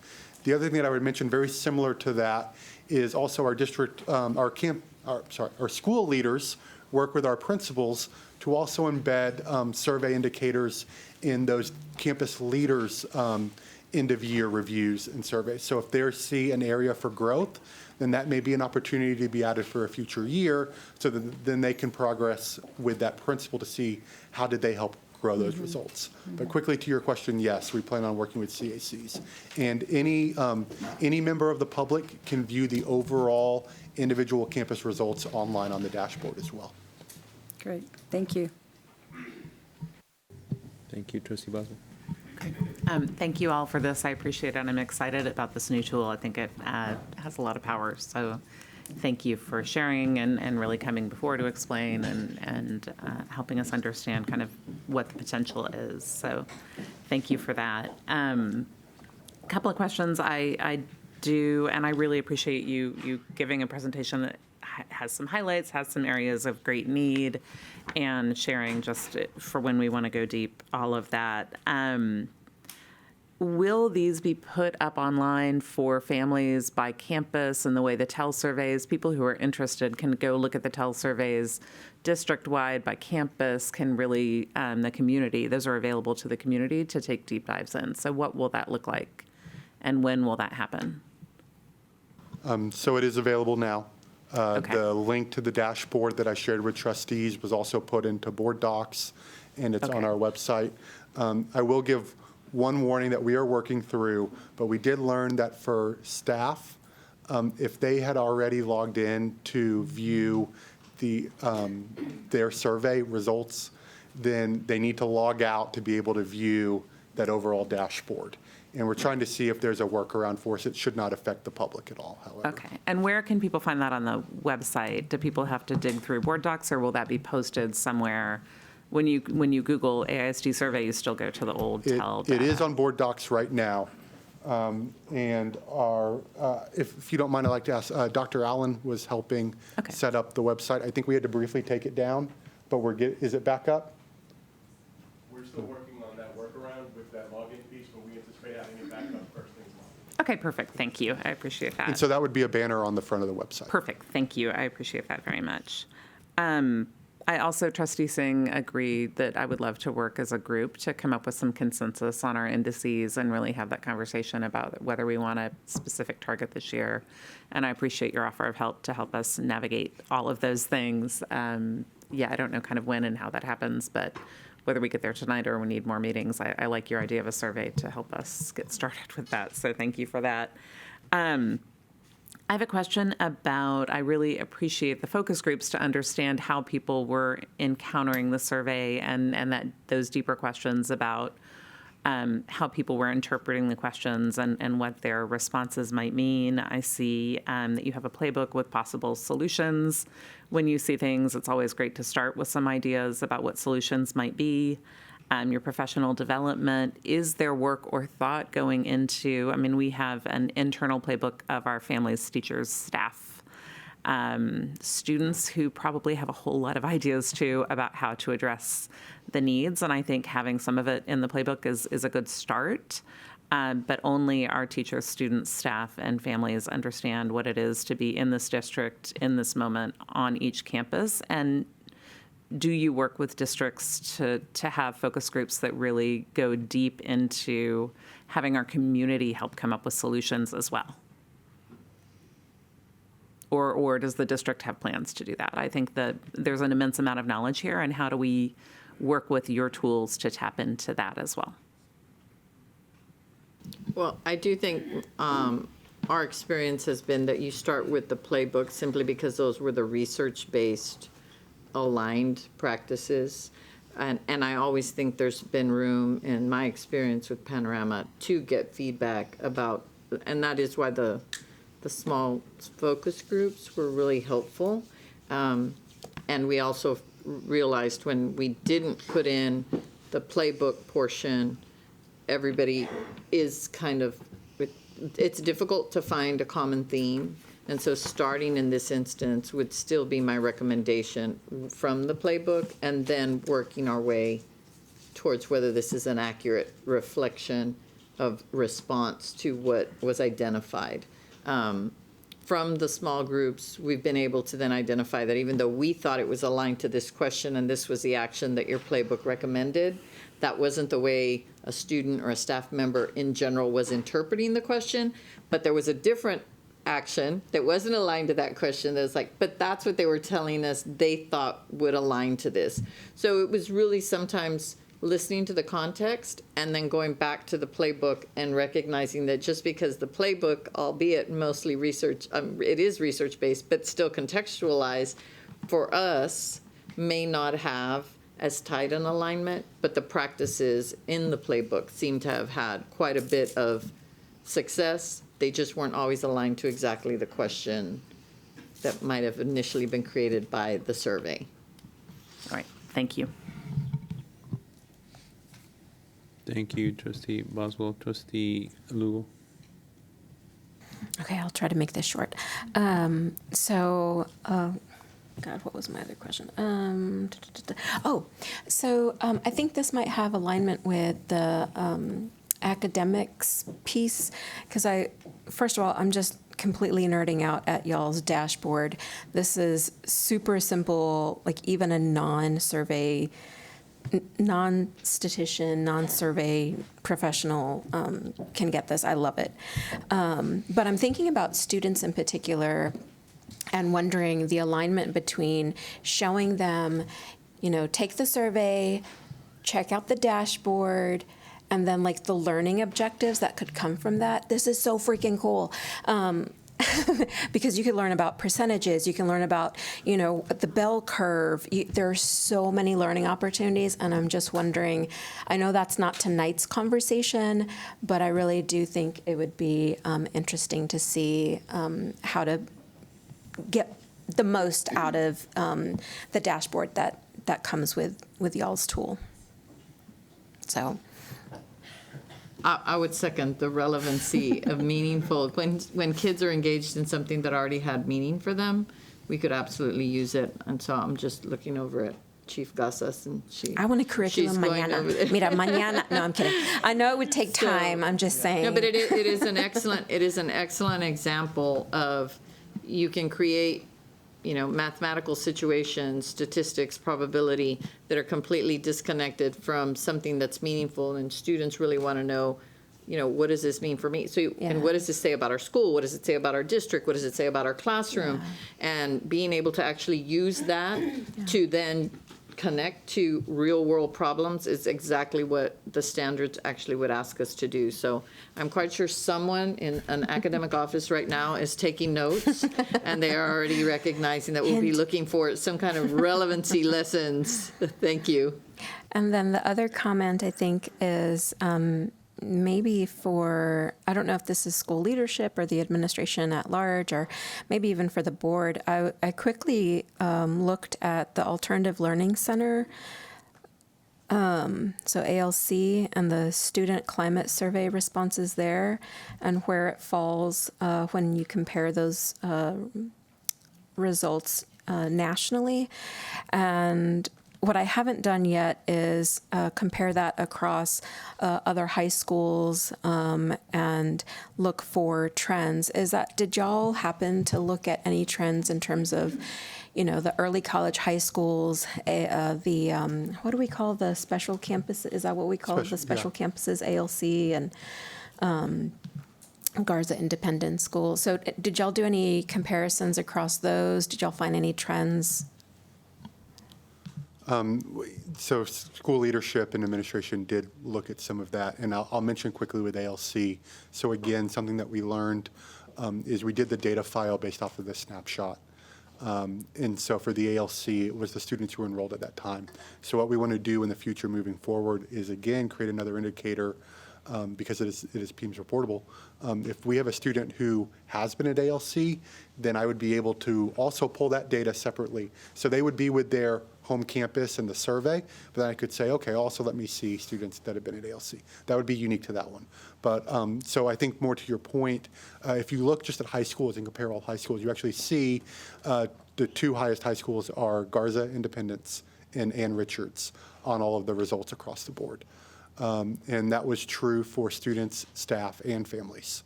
I think that with the students, there's some other schools that are right up there with them, but for staff and for families, they were both very high. Okay, great. Thank you. Thank you for that. And yeah, I'm looking forward to see how we use the tools to, I think, reinforce what we, at least in terms of ALC, what we have consistently heard from community members and students and teachers, but also looking at how we use these tools to improve along campuses and elementary, middle, and high school feeder patterns. So thank you. Thank you, Trustee Luo. Trustees, other questions? If not, thank you all very much. We're gonna, well, before we move to the next item on public testimony, I want to recognize Trustee Luo for a point of personal privilege. All right. So thank you, Board President Rodriguez, and thank you, Dr. Elizalde, for allowing me to take a personal point of privilege. I am not going to get all the numbers right, nor the detailed history. Maybe that's something that the administration might be able to support me with tonight. But I did want to take the time to recognize, first of all the graduates who will receive a biliteracy seal. There are 30 of those students from Aikens and from Travis Early College High School, as well as really recognizing that there are other students who may not be receiving the seal on their graduation or on their diploma, but were part of that first cohort of students who had an opportunity to participate in dual language instruction. Okay, so I think, actually, somebody helped me out with, somebody did send me the dates. Austin ISD launched the dual language program in 2010, starting in kindergarten and first grade at 10 schools. These 30 students, the ones I just mentioned, Aikens and Travis, are the first, but not the last students to reach this important milestone. And I do want to acknowledge and give credit to Ms. Casas, Chief Casas and Dr. Elizalde, I think for taking the time this year to look at, how to continue to improve dual language instruction with fidelity and really working with the community on those efforts. I know it's not, I know it's not perfect. I know it's not where, I think we all want it to be. But the fact that we're taking the time to talk about it and work on it, for me, is really important. And I appreciate that work. And then the other thing I wanted to mention was that the 30 students from Aikens and Travis will be recognized during the Latino Academic Achievement Awards this Saturday at 10 a.m., which will be at the LBJ Early College High School Auditorium, where they will receive the new dual language stole. And so for folks who don't know what a stole is, a stole, cords, all these cool things. So it drapes over your graduation gown, and it feels really good to be recognized when you have that. Let's see here. So thank you again, President Rodriguez, for that point of privilege. Thank you very much. We will now move to public testimony for items on consent agenda. Members of the public wishing to participate in the public testimony portion of our meeting call the dedicated AISD phone line in advance of the meeting to sign up to speak in person or to audio record their remarks. Tonight we have 22 people signed up to speak in person, and we have 33 who have left a recorded message. So now we will now play the recorded message for public testimony. So colleagues, please listen carefully. My name is Paula Vaughn. I'm an Austin resident and I volunteer in an AISD school. I'm calling about agenda item 16.1, acceptance of application for Project Gateway. I'm extremely concerned about my taxes going to exempt the taxes of a wealthy corporation like NXP, whose profits last year were over $6 billion. I want more money to go to schools directly. Yes, that means you can increase my taxes, but not to support tax incentive schemes. Please vote no on accepting NXP's Chapter 313 application. Thank you. Good evening. I'm the Reverend Miles Brandon, pastor of St. Julian of Norwich Episcopal Church and a clergy leader in Central Texas Interfaith. I'm speaking on item 16.1. The Recapture is a 2-decade-old program that needs attention. It has done momentous work in the equalization of public school education across our state. Many of our school districts in poverty-poor areas do not even resemble who they were before Recapture existed. And I mean this all to the good. Recapture does fundamentally work. Therefore, the board must publicly acknowledge that a choice to accept a Chapter 313 from NXP will take tens of millions of dollars that would be recaptured to educate children in even more needy areas of our state and instead place them in the hands of a multinational corporation that had a multi-billion-dollar profit margin last year and is very, very likely to expand here even without it. The pilot payments represent dollars that could be used in AISD, but they come with great consequences, for they're far less than what the corporation will receive and therefore what will be kept from other children in need in our state. Making recapture fair and more effective will not happen by participating in this, and our moral authority to work on real solutions is diminished if we do. We urge you to vote no on this 313 application. President Rodriguez, trustees, and Dr. Elizalde, thank you for your service and the opportunity to speak on agenda item 16.1, acceptance of a Chapter 313 application for Project Gateway. My name is Ali Katau, and I'm the CEO of Encotech Engineering and incoming chair of the Austin Chamber. I encourage you to approve NXP's Chapter 313 application today. Your approval will help NXP bring Federal CHIPS Act funding to support a $2.6 billion facility expansion and create hundreds of high-paying jobs benefiting Austin families. Provide millions in funding that is not subject to recapture at a time when the district needs additional resources for teachers and programs benefiting students. For these reasons, I encourage you to approve this application. Thank you very much. This is Pastor Jessica Kane addressing agenda item 16.1. As a pastor and the parent of 3 children in Texas public schools, I am against inviting NXP into a Chapter 313 agreement. The negative effects it has on all our children far outweigh any potential short-term benefits for a particular district. This is especially true when you take into consideration how often families move from one district to another for work or due to housing costs. Texas ranks quite low in education outcomes, and one district getting a little bit of extra funding for a few years might help for a time. However, in the long run, all it does is take away funding from schools that need it, dooming many children, especially those already at risk, to a poorer education and life. It is our responsibility to care for and teach all Texas children to the best of our abilities, not just those who happen to have a corporation nearby. Hello, my name is Dorothy Doolittle, and I'm a proud mentor at Mendez Middle School, as well as a tutor and advocate for my mentee. And I am addressing item number 16.1. I ask you to vote no on accepting the NXP Chapter 13 application. It's just hard for me to understand why a multi-million-dollar manufacturing company like NXP needs a 10-year corporate welfare deal to build another plant. If companies like NXP would just pay their taxes, it seems that would be better for the quality of education, my mentee, as well as all Texas children. My mentee has unique needs, but he has a lot to offer to our community and his family. And if he gets consistent services that are required by his art, then he will be successful.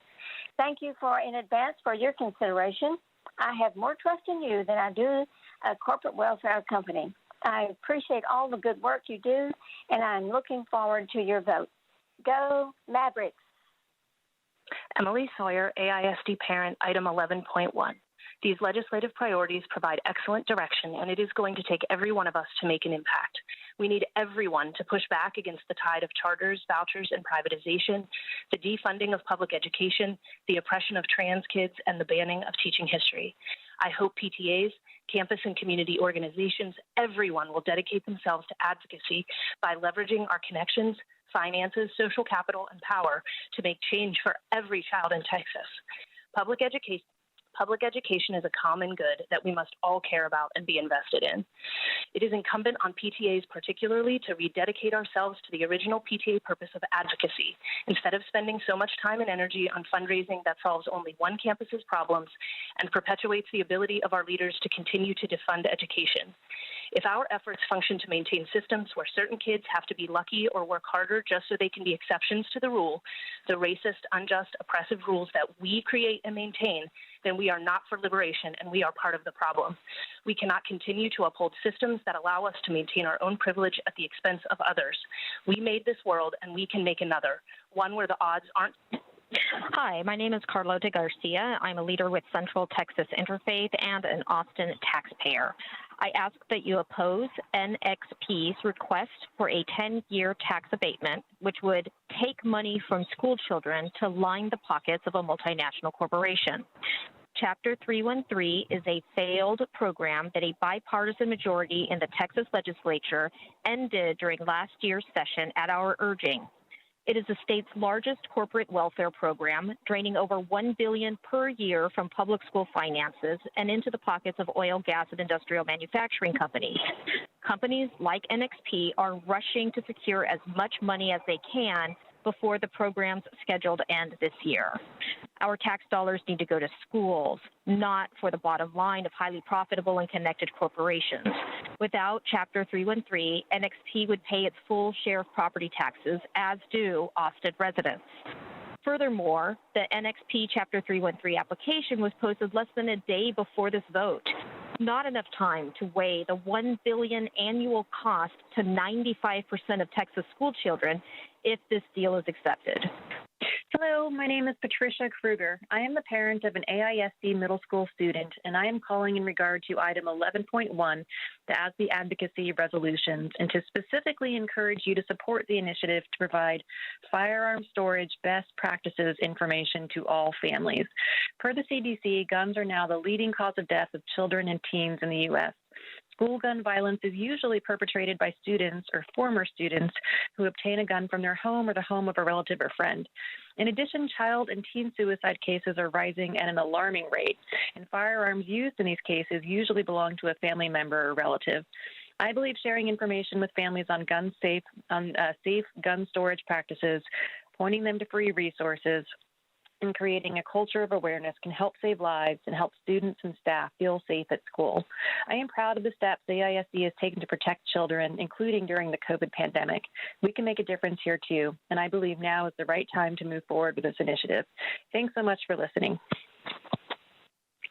My name is Mary Wheaton. I have two sons who went through AISD. I am a member of Central Texas Interfaith and a taxpayer in Travis County. I'm calling about the NXP application to participate in Chapter 313 tax abatements. I want to encourage the district not to participate in this program. It's a failed program. It's being sunsetted this year. NXP has been in Travis County for 50 years, and the program was designed to attract new businesses, not to fund expansion for companies which are already established and which have huge profits. I understand there's an incentive for AISD, but this program hurts 95% of the school children in Texas and results in $1 to $2 billion lost tax dollars for school districts statewide annually. Thank you. My name is Lydia Moore, a member of Ebenezer Third Baptist Church, addressing item 16.1, Project Gateway. I am a former Austin Independent School District teacher. In the early 2000s, I began to notice a gross reduction in school materials, as well as a decrease in professional workshops. I believe that it was an indirect result of Chapter 313 statewide impact. Promises from companies that receive tax incentives may or may not have been completely upheld. There are no regulations that hold the companies accountable. Who makes up the taxes that the company doesn't pay for 10 years? All of us taxpayers. Our taxes increase to the point that some may not be able to pay them. Regular taxpayers nor small businesses get such incentives. Why are schools giving tax incentives to large companies that already have millions, already are coming to Austin, or they're already here? Thank you. Emily Sawyer, AISD parent, item 16.4. It is imperative that the budget the board passes in June match both the district scorecard and the strategic plan. I think it would be helpful to see a chart that includes strategic plan action items, scorecard goals and goal progress measures, central office position and salary cuts, changes to programs like Sixth Removed from Martin and Mendez, and the new elementary school essential area schedule changes, as well as the proposed budget, all cross-referenced so we can see where cuts and investments really hit.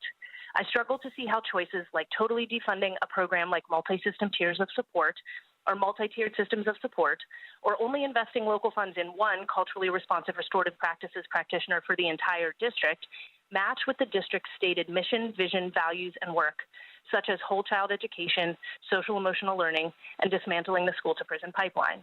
Access to mental health practitioners and supports has dwindled drastically since the Gramercy deal, while we learned in a recent meeting that Gramercy is serving overwhelmingly kids who have health insurance, which means the district isn't even doling out most of the funds it says it invests in mental health, and the kids and families who need access at the school the most seem not to be being reached. An ounce of prevention is worth a pound of cure. Emily Sawyer, AISD parent, item 16.1. While I can appreciate that in AISD's position, any money can feel like the right money, I still have concerns with deals like this one. First, the amount of money the district will save in funds not subject to recapture is minuscule in the grand scheme of things and doesn't present a real solution to that problem. More importantly, when it comes to all the supposed economic benefits of the deal, we have no leverage around any of the other promises. Will AISD be able to revoke the deal if promised jobs aren't provided? Or if the jobs are given to implants to Austin and not native Austinites? If the company doesn't provide a living wage for all of its positions, specifically the ones most likely to go to Austin's most vulnerable citizens? What if the company won't support a reasonable health insurance plan or pay for its employees' birth control? Or if it pollutes or uses unfair labor practices here or abroad? What assurances do we have that any possible job training or internships will go to AISD's most vulnerable and marginalized student populations, and not just to those who already have the most opportunities? I'm not saying this company does any of these things, but are any of these things written into the contract? Without any such leverage, we don't really know what we're getting from a deal like this, except a little bit of money that won't be subject to recapture. And the question... My name is Cuitlawa Guerra Mojarro. I am the parent of 2 Austin ISD students, soon to be 3. I'm also just a few days away from finishing my 15th year as a classroom teacher. I'm calling about agenda item 16.3, the scorecard. I think it is important to include questions from a survey that campus-based staff took, asking them to rank how they're treated by central office or headquarters. I want to thank Trustee Anderson for reminding me that we want something that is measurable, and it is important to know how campus staff measure headquarters, but it's also needs to be balanced with focusing on students and staying focused on student achievement. As a classroom teacher, I know that sometimes the loss of focus on students or the distractions are coming from central office. I have been well supported by some central office staff and not by others. So I think that metric is important to include in the scorecard, because as a parent, I want to know that my teachers are focused on what's most important, the learning for the students in my room, and I also want teachers to feel supported by central office. So please include those survey questions on the scorecard. Thank you. Hello, my name is Jose Guerrero, and I'm calling that you vote against item 16.1, acceptance of the application for Project Gateway. I'm a leader with Central Texas Interfaith, and I also live in Oak Hills portion of District 5, and I've had 2 children graduate from Austin High School. In 2016, my property value at my house was in the $300,000s.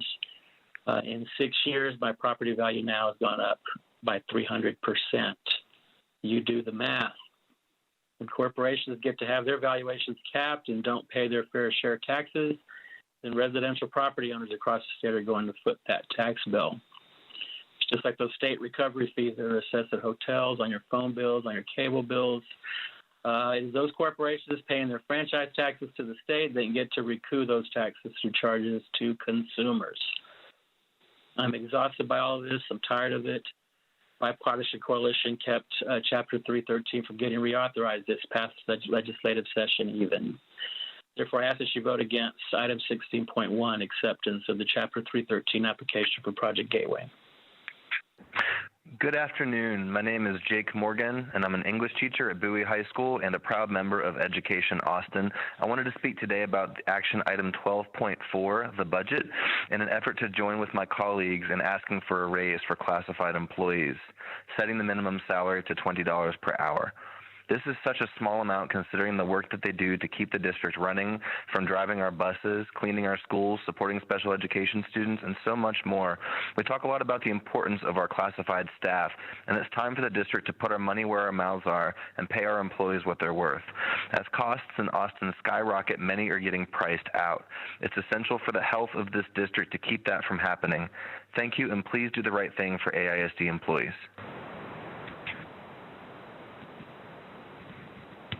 This is Mary Lynn Dixon.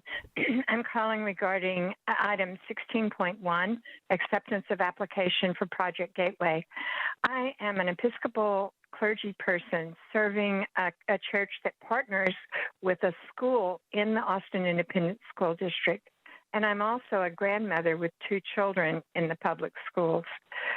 I oppose Chapter 313 because it takes money from our schools and does so needlessly. Companies should want to come to Austin and do want to come to Austin. They can pay taxes like the rest of us, and it's such an attractive place to do business that it will not keep them from doing business with us, but it will keep us from funding public education here and through the state. So I oppose it. Thank you. Hello, my name is Jeffrey Thompson. I'm a retired pastor and have grandkids and great-grandkids in Texas public schools, and I've served as a mentor this past year in the Community and Schools program. I am commenting on item 16.1, acceptance of application for Project Gateway. I believe that Chapter 313 hurts Texas schools by losing potential funding. We need good jobs in Texas, but not a corporation only promising 25 jobs for the next 10 years. So please record my my opinion about not proceeding with the application for Project Gateway. Thank you very much. Reverend Minerva Kamananaskiv, calling about 16.1, acceptance of application for Project Gateway. I am Reverend Minerva Kamananaskiv, pastor of St. John's Episcopal Church, parent of AISD students, and Central Texas Interfaith leader. You can stop greed and broken promises. NXP wants to take our hard-earned dollars to increase their $6 billion profits. And NXP publicly said that they would create 800 new jobs. They promised you to put in writing 500 jobs at $100,000 in salary. Yet their application only commits to 25 jobs at less than $69,000. Broken promise number 1. How many more broken promises? When you say no to NXP, you say yes to the children in Austin and in Texas, and you model what we teach in our students in AISD, good leadership, leadership that is willing to say no to greed and broken promises. Do not reward NXP's unquenchable greed and broken promises. Vote no to accept this application. This is Sharon Bain. I'm the parent of 2 AISD high schoolers. I'm calling tonight about agenda item 16.1. I urge trustees to reconsider this proposal as it is clear there are disturbing questions about this 313 incentive program and a minimal financial benefit to Austin ISD students. I'm concerned that this proposal is being pushed through in order to meet a June deadline, after which the program sunsets, after lawmakers from both sides of the aisle complained that too often the program grants tax incentives to companies that promise big job growth but don't deliver. NXP's consultant indicated that it would provide about 500 jobs, but its application, uploaded last night, doesn't promise that. It indicates 25 new qualifying jobs. Please reconsider this agreement and find out exactly what AISD would receive in exchange for approving a tax break for this company. Thank you. Good afternoon. I'm Edie Clark, retired public school teacher, grandparent of AISD students, and a leader with Central Texas Interfaith from Wildflower Church, speaking on item 16.1. I strongly oppose NXP's request for a 10-year tax abatement from AISD under the failed Chapter 313. I want NXP, a wealthy corporation with $11 billion in revenue, to pay its fair share of taxes to fund our public education system. As homeowners, my family and I don't get this kind of tax giveaway, nor does my daughter for her small business. Giving NXP a 313 break will not reduce AISD's current recapture payment, which is based on our current tax base. Without a 313, NXP's taxes go to the state as recapture and are used to fund public education in poorer Texas districts. With 313, NXP gets to pocket the money they would have paid in taxes for 10 years, and AISD gets a small kickback. Big win for NXP, loss for all the other Texas taxpayers who have to make up the difference. I urge you to vote no on this NXP 313 application. My name is Dick Levine. I served as a representative of AISD on the board of directors of the Travis Central Appraisal District for many years. More relevant, I've been following the school finance system professionally for nearly 40 years.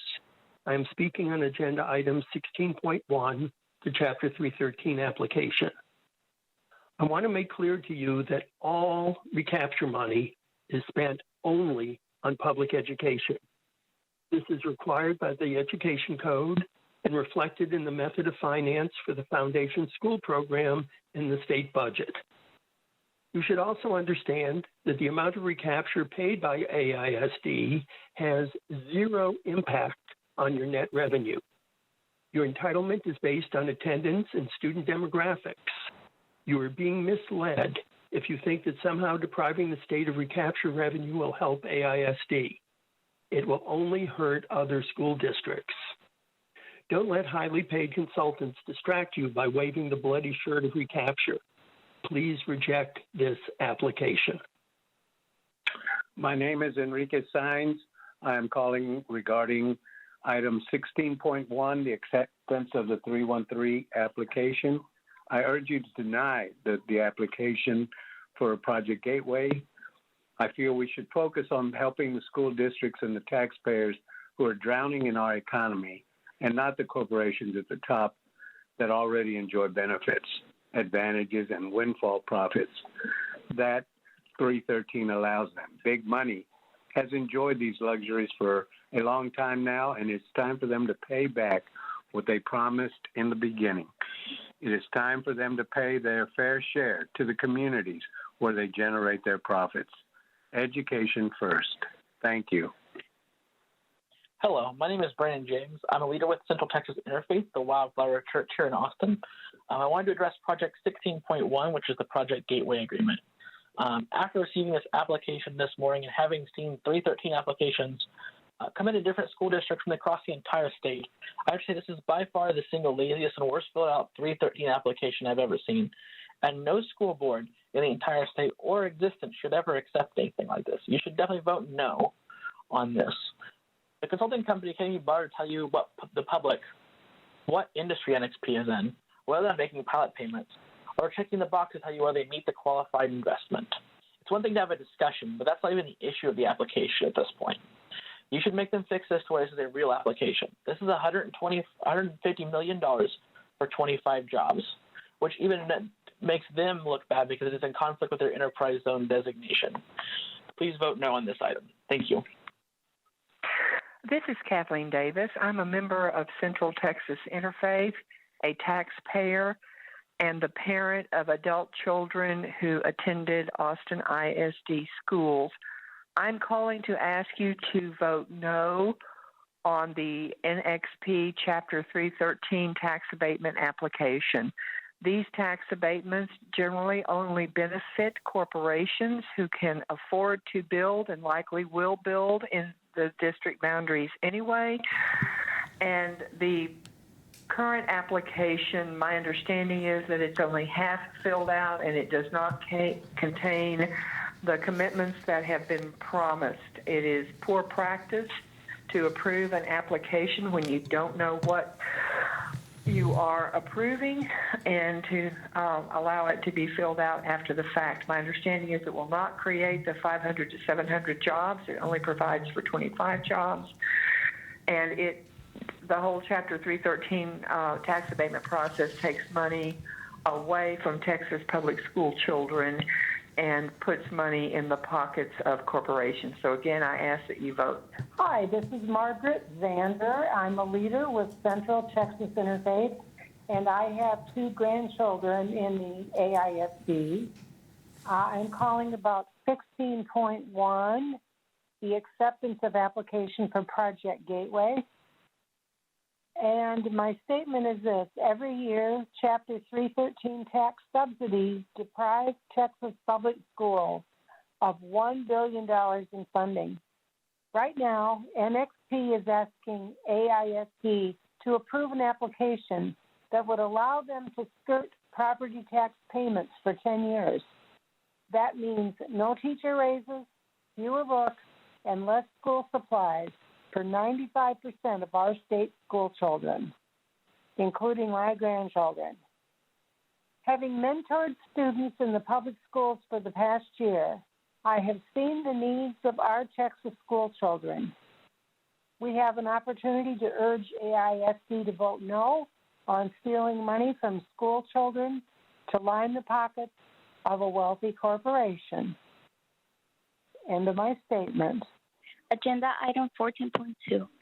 Mi nombre es Carolyn Contreras y soy estudiante de la preparatoria Travis. Recientemente, nuestra directora renunció. Al seleccionar al próximo director, exigimos encarecidamente la rendición de cuentas a la comunidad. Queremos un director que pueda liderar nuestra escuela y comunidad en colaboración. Exigimos un director que ha experimentado racismo, habla más de un idioma, sabe cómo trabajar respetuosamente con distintas culturas, respeta las emociones y los contextos de los estudiantes, trabaja con todas las personas involucradas para la toma de decisiones democráticamente, cuenta con una experiencia exitosa en hacer e implementar estructuras de conducta, está comprometido con la diversidad en la contratación, es transparente con la comunicación y la toma de decisiones. Todo esto simplemente refleja a un director que verdaderamente representa a nuestra comunidad estudiantil. I am giving this message in Spanish to raise awareness of those people who have a lot to say about their community but often face language barriers. This is an English interpretation of Carolyn Contreras' message. Agenda Item 14.2. My name is Carolyn Contreras, and I am a student at Travis High School. Recently, our principal quit. We strongly demand for the next principal selection the accountability to the community. We want a principal that is able to lead our school and community in collaboration. We demand a principal that has experienced racism, speaks more than one language, knows how to work with different cultures, respects the emotions and concepts of the students, works with all the people involved in the democratic decision-making, has a successful experience in making and implementing structures of behavior, is committed with diversity in the hiring, is transparent when communicating and making decisions. All this simply reflects a principle that truly represents our student community. I am giving this message in Spanish to raise awareness of those people who has a lot to say about their community but often face language barrier. Hi, I'm Leonor Vargas with Trinity United Methodist Church and a leader with Central Texas Interfaith. I'm here wanting to comment on item 16.1, acceptance of application for Project Gateway. I worked in AISD for over 20 years. I'm originally from Carrizo Springs, Texas, one of the poorest school districts in the state. I know we don't like sending money in recapture, but I'm here to tell you that that money goes to poor property school districts for kids like in Carrizo Springs and other neighbors. just like ours in AISD. If you give NXP this tax exemption, though we get some money for AISD, the company will benefit over $100 million that could have gone to poor kids across the state. If you say no to this tax breaks, NXP pays their full taxes and at least all the money goes to kids. I'd rather see us fighting for more money for all the schools and not let companies pit us against each other. Thank you for your time. Good afternoon, Board. My name is Andrew Gonzalez, and I'm a former teacher and former employee of the ISD, as well as a former Teacher of the Year winner at Travis Early College High School. I live and vote in District 6. I'm calling this afternoon to speak on Agenda Item 14.2. Regarding 14.2, the district has failed majorly at protecting students and staff from racial and religious discrimination at Travis High School. Just this past week, I received dozens of texts and calls from former students and colleagues about what Dr. E has allowed to transpire at Travis High School. And as a community member, I am deeply concerned and ashamed of the district actions. Administrators using the N-word when talking to students and families. What year is this? This replacement administrator is now demanding closed periods every period of every day, so teachers have to waste instructional time calling to escort students so that they can use the bathroom or go to the nurse. Travis High School is not a prison. These are not the type of policy changes that the students and the faculty at Travis High School need. Is that SEL? Is that cultivating student self-advocacy and voice? This whole mess could have been prevented 3 years ago when the current executive director of high schools came to Travis High School and chose to ignore everything the teachers and families had to say about their new principal. And instead, the district admin chose someone who lived in Lake. Hi, I'm Jamie Langley. I teach at Ann Richards. I am calling about Agenda Item 1204 about the budget, and just wanted to share a few things. So I've taught at Ann Richards since we opened. Last year, when we lost a staff position in the English department, we were not able to replace it because the position was frozen. This year, in addition to having a smaller staff, there are 3 of us teaching 9th grade. We're also expected to do additional work because we're English teachers because of the state law that changed, needing us to document caring and tutoring for students who aren't performing well on STAR. Our campus has been great and our administration very supportive, but it's also been really distracting this year to have a leader on the district level and all the rigmarole about figuring out the budget. We need to be focused on our teaching and our students and not distracted by, oh, let's do this or, oh, let's do that. It consumes a lot of our time. So please consider us and think about what. My name is Cuitlavac Donatiu Guerra Mojarro, the parent of 2 Austin ISD students, soon to be 3, and I'm a few days from finishing my 15th year as a classroom teacher. I'm calling about Agenda Item 16.1, the 313 corporate tax break deal you're considering with NXP. You need to reject it. We know that the money that we're going to save is really small compared to our overall budget and recapture bill, and we know that the jobs they promised aren't always going to come through, which is why these 313 deals were ended by the legislature, and that's the biggest reason why you need to reject it. They ended these 313 deals because they know they cause systemic harm and take money away from kids all across the state of Texas for their education. That's why these 313 deals were ended.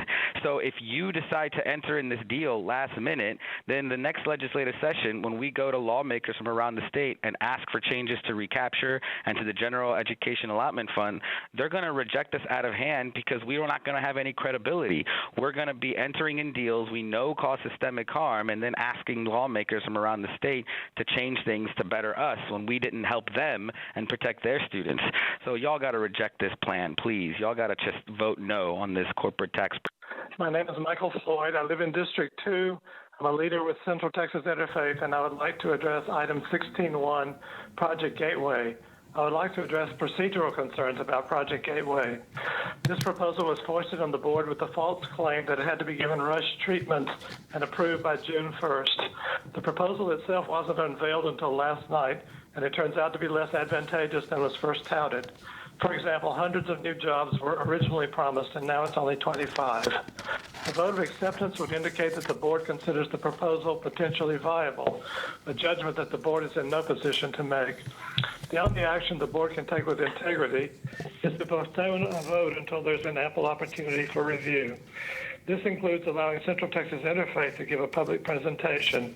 The board gave 2 hours of uninterrupted time to NPX. We deserve similar courtesy and not just 60-second sound bites. I therefore urge you to vote no, thus creating the possibility of a truly transparent and unrushed consideration of the NPX proposal. My name is Warinda Harris, and I am a leader with Central Texas Interfaith. I'm also a mother with a child in HISD school, and I am calling about Chapter 313. When we fought against Chapter 313 at the legislature, we pointed to investigative reports by the Houston Chronicle and Texas Observer, which demonstrated how destructive Chapter 313 is. First, they rarely delivered on promised jobs and salaries, and many do what NXP is doing, promising the bare minimum 25 jobs required by law to escape any accountability. To make it worse, because there is no limit to the number of 313 applications that can be granted by school districts, there is a constant drain on our state budget of over $1 billion a year. Lastly, the companies fight to reduce property valuations once tax breaks end after taking advantage of much higher valuation during the 10-year tax break.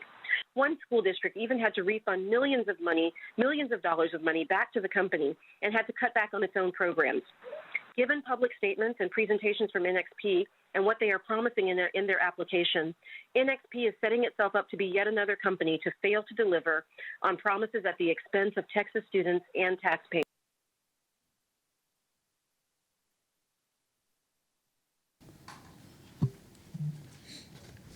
Thank you. That concludes the recorded messages. We will now move to in-person testimony. In order to provide as many opportunities for input as possible within a limited time period at this meeting, each speaker will be allotted 1 minute. No substitutions or yielding of time to others is permitted. Callers who signed up to speak in person are welcome to come to the microphone when their name is called. We will call 3 names at a time. As you come to the microphone, there's a device that will light up as you move through your 1 minute of allotted time. When the buzzer sounds, please make a final thought in 1 sentence. Again, we ask that whether you come to give a complaint or praise, that you reference the staff member by position or by abbreviated last name. We ask that all audience members, whether speaking or not, please show respect for others at all times. The Office of Translation and Interpretation provides a Spanish language translator for audience members who need assistance when addressing trustees or need assistance understanding comments made to trustees during public testimony. If translation is required, the speaker will be given twice the allotted time. And if you need this service during other portions of the meeting, please speak with the interpreter, Ms. Jennifer Williams, Spanish translator and interpreter, who will repeat portions of this message in Spanish. And Jennifer, before you speak, I just want to let the public know that as we continue, we've been learning through this process. So I will share with you that in the June meeting, we will have the in-person testimony before we do the recorded testimony to ensure that our community members can go home at an appropriate time. So I just want to make sure and point that out. Tonight's speakers are Trenton I'm sorry, Jennifer. Sorry, I apologize, Jennifer.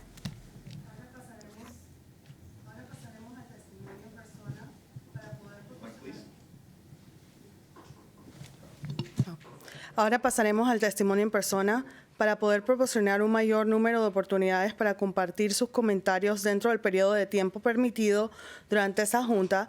Cada orador contará con 1 minuto. No se permiten sustituciones ni ceder su tiempo a otras personas. Las personas que se registraron por teléfono para hablar en persona serán bienvenidas a que pasen al micrófono cuando se mencione su nombre. Diremos 3 nombres a la vez. Cuando se acerquen al micrófono, habrá un aparato que enciende una luz conforme realizan su discurso de 1 minuto. Cuando suene el timbre, por favor, digan en una frase la idea final que desean compartir. Nuevamente, se les pide que, si tienen ya sea una queja o elogio, que se refieran al miembro del personal de acuerdo a su puesto o mediante abreviatura de su apellido. Pedimos que todos los miembros del público, ya sea que hayan pasado a hablar o no, que por favor muestren respeto hacia todos en todo momento. La Oficina de Traducción e Interpretación nos proporciona un intérprete al idioma español para los miembros de la audiencia que necesiten ayuda para dirigirse a la mesa directiva o que necesiten ayuda para entender los comentarios realizados durante el testimonio público a la mesa directiva. Si necesitan interpretación, se le dará al orador doble del tiempo. Si necesitan este servicio durante otras porciones de la Junta, por favor hablen conmigo, Jennifer Williams, servidora. En junio, la porción de la Junta en persona se va a hacer primero que las grabaciones para que las familias se puedan ir a su casa a tiempo. Gracias. Gracias, Jennifer. Before we start, Laura, will you do me a favor? I don't know if that timer there, if folks will be able to see it. And there you go. Thank you. I just want to make sure that folks see it. So I'm going to call the first three speakers up. Trenton Hendrickson, Albert Marino, and Lane Heidenreich. And then just so we'll get ready, the next three is Candace Hunter, Megan Holden, and Emily Sharon. Yeah, I'm waiting on Enrique's giving some pamphlets, but you want me to go ahead and start? Got it. I think it'll start when you start speaking. If you guys don't mind resetting that. My name is Trenton Henderson from St. Ignatius Catholic Church. I'm a leader at Central Texas Interfaith. You've already heard 20 of our leaders calling in. We're calling in because it is shameful to take money from school children to line the pockets of multinational corporations. Central Texas Interfaith unequivocally opposes NXP's request for a 10-year tax abatement from AISD under the failed Chapter 313 program, which drains over $1 billion a year in potential money from our public schools and lines the pockets of corporations. This is why we work to kill it in the legislative session. Hardworking taxpayers don't get this kind of giveaway, nor do small businesses or responsible corporations. We want our tax money to go to public schools, but not to pay the bills for corporations shirking their responsibility to public education. Without a Chapter 313 tax giveaway, NXP would have to pay their fair share of school taxes, which would directly benefit Texas school children. We want good jobs. We want companies to expand in Austin, but we want NXP to pay their fair share of taxes for Texas children and people like the rest of us. Thank you.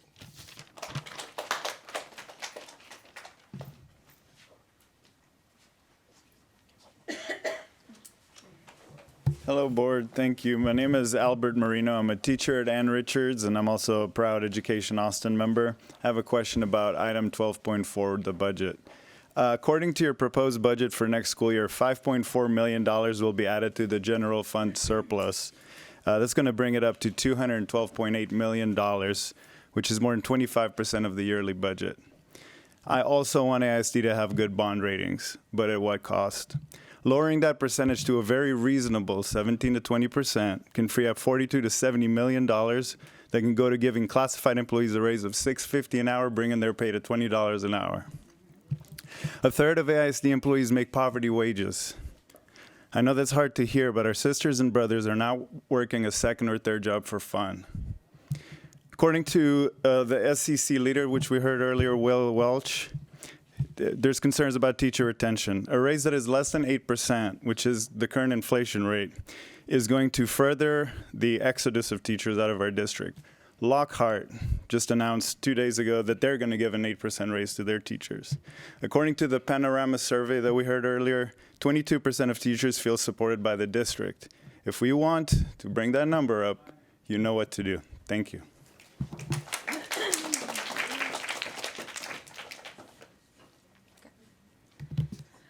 Hello, my name is Lane Heidenreich, and I'm a proud Education Austin member and teacher. I'm speaking on agenda item number 12.4 in support of the At What Cost campaign to address item number 1. We are demanding that all classified employees are given a $6.50 raise and paid $20 per hour. In a recent news article from KXAN, a study found that a single adult would need to be making $55,000 after taxes to afford the cost of living. I know of at least 20 staff at my school leaving education altogether. Why? The demands of the job for teachers is too high and the pay is too low. Now, if I feel this way, classified employees have it so much worse. By beginning to move towards a livable wage in Austin for classified staff, teachers and students will have the support they need to achieve and thrive. The key to better student achievement is not about a photo opportunity or new curriculum. The solution lies in the staff that are underpaid. I want to formally invite you to a town hall meeting to hear the concerns of staff and families. By attending this meeting, you will show your willingness to move towards solutions in tandem with those who directly work with the most valuable part of our district, the students. Thank you. Candace Hunter, Megan Holden, Emily Sharon.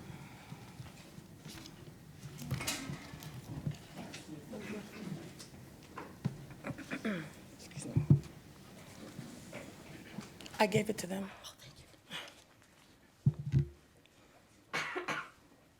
Sorry. Ready? Okay.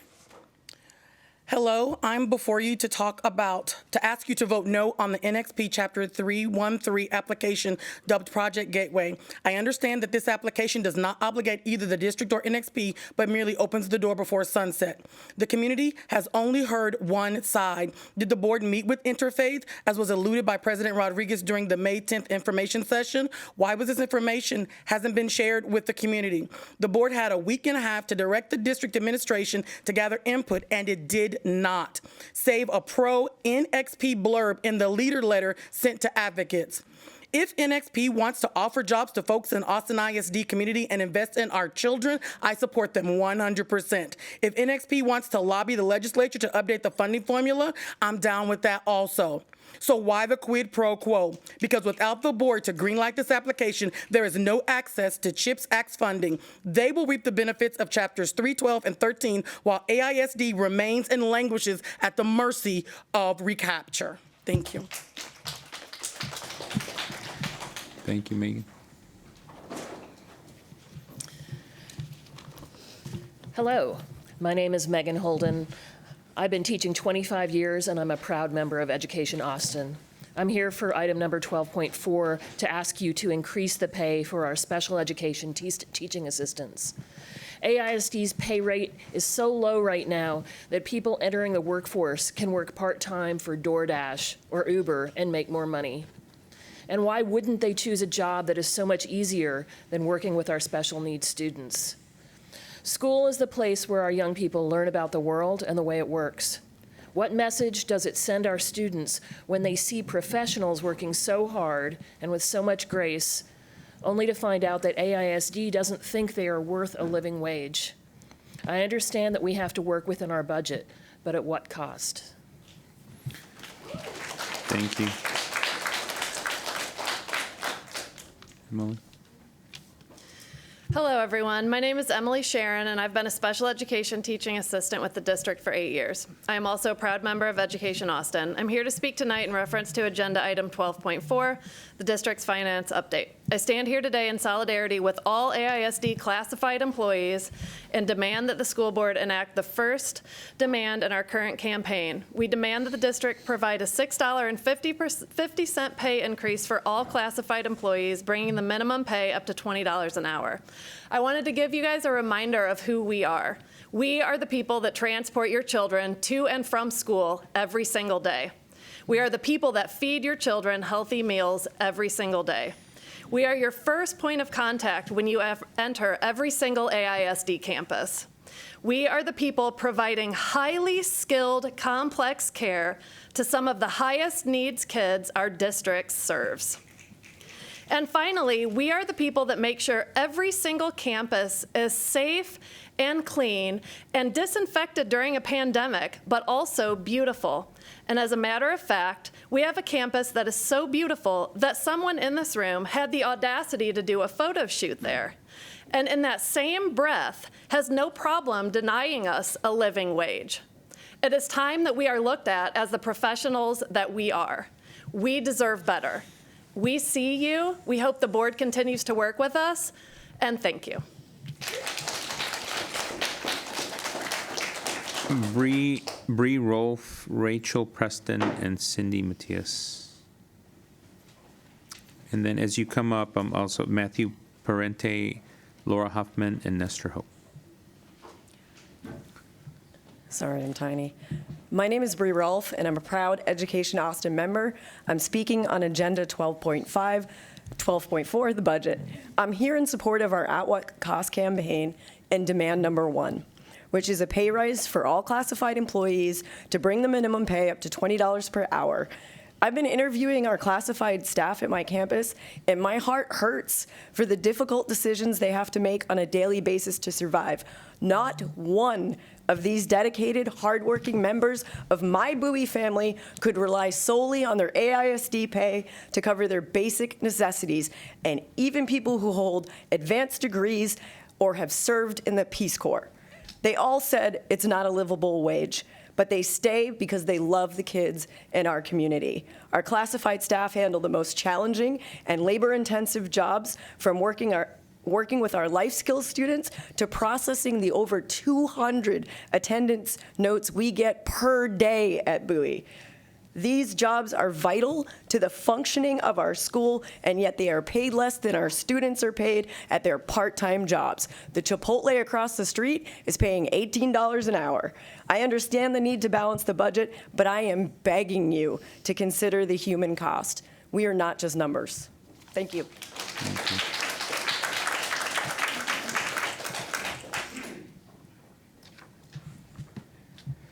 I'm speaking on item 12.4. My name is Rachel Preston, and I teach French 1 through 6 and AP French at Bowie High School, where I also serve as department chair for the world languages.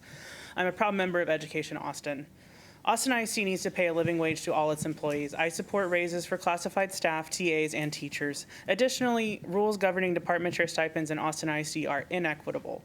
Department chairs for math, English, science, social studies, and special education perform the same extra duties as department chairs for other areas and are virtually guaranteed compensation for their extra work and time, as they should be. They can serve as few as 2 teachers and receive 50% of a department chair stipend, while all other chairs must serve at least 10 teachers to receive any compensation whatsoever for the execution of these same duties. This is detailed on pages 32 to 33 of the 21-22 compensation manual. I ask you to increase pay for teachers, TAs, and classified employees to meet the Austin area cost of living and for equitable compensation for the extra time and services all department chairs provide. You can continue underpaying us all, but at what cost?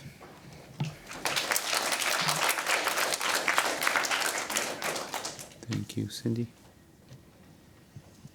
My name is Cindy Matias, and I am here speaking on behalf of the teacher, Sarah Sanchez Leal. She is speaking on the budget 12.4. I am a proud bilingual special education teacher with AISD. I am writing you today to ask that we make a pay raise for our classified staff a reality. Currently, the TA I have is adored by my students. They trust her, they feel confident around her, and she is a great part of the team. However, she is looking for positions elsewhere, not because she isn't happy where she's at, but because the pay is simply not enough for a livable wage. Please give classified staff a very well-deserved raise. It is the right thing to do, and it is the only viable way to ensure that we can realistically resolve a lot of the issues that the Stetson report referenced within the special education department here at AISD. You can't build a house without a strong foundation. Thank you for your time. Thank you. Matthew Parente, Laura Huffman, Nestor Hope.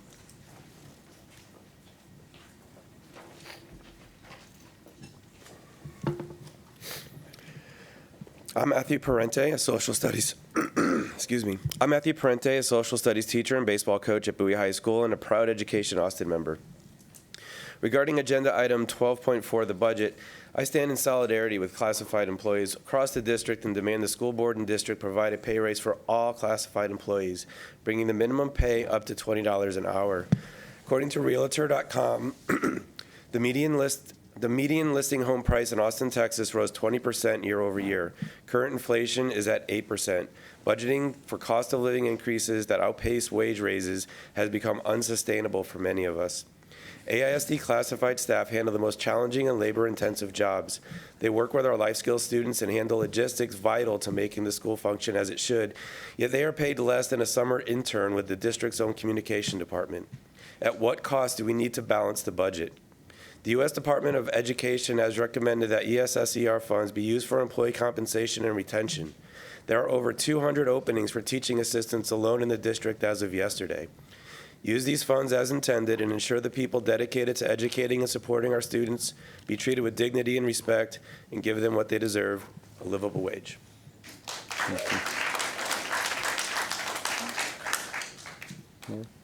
My name is Laura Huffman, and I'm the CEO of the Austin Chamber of Commerce. Thank you, President Rodriguez, trustees, and Dr. Elizalde for the opportunity to speak in favor of item 16.1, acceptance of a 313 application for Project Gateway. We appreciate your service to the community and putting Austin students and families first. I have 4 kids who are the product of this system. I'm a proud AISD parent. We believe your vote to move this forward will allow you time to evaluate this project. We think the benefits are that this will allow us to bring important federal CHIPS dollars to this community, allow NXP to expand in Austin rather than someplace else.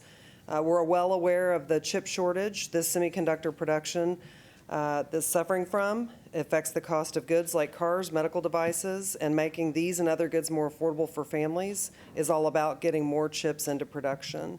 And most importantly, we believe this expansion will create hundreds of high-paying jobs in our community. For these reasons, I encourage you to vote to approve this application so that you can evaluate it on its merits. Thank you for your time. Thank you. Mr. Thank you for the opportunity to speak in favor of Chapter 313 application for Project Gateway. My name is Nestor Ho. I am the Chief Legal Officer for Silicon Labs, and I'm the Chair of the Chamber's Education and Talent Council. On behalf of the Chamber, I echo Laura's remark. I encourage you to approve this application. The district is projected to send over $840 million to state in recapture, by far the highest in the state. This shortfall is causing harm. It is causing our personnel, our teachers, not to be able to get paid. This project provides roughly $67 million in funding to Austin ISD, which would not be subject to recapture. And this is money that we badly need to help invest in teachers, in ISD employees, and on our kids. I urge you to move forward with this application. I think will reflect your sound fiscal stewardship and alignment to your strategic plan. Thank you. Thank you. The next 3 speakers are Richard McCain, Aisha Smith, and Matt Gordon. And then after that is Grace Hopkins, Dorian Chavez, and Eddie Arias.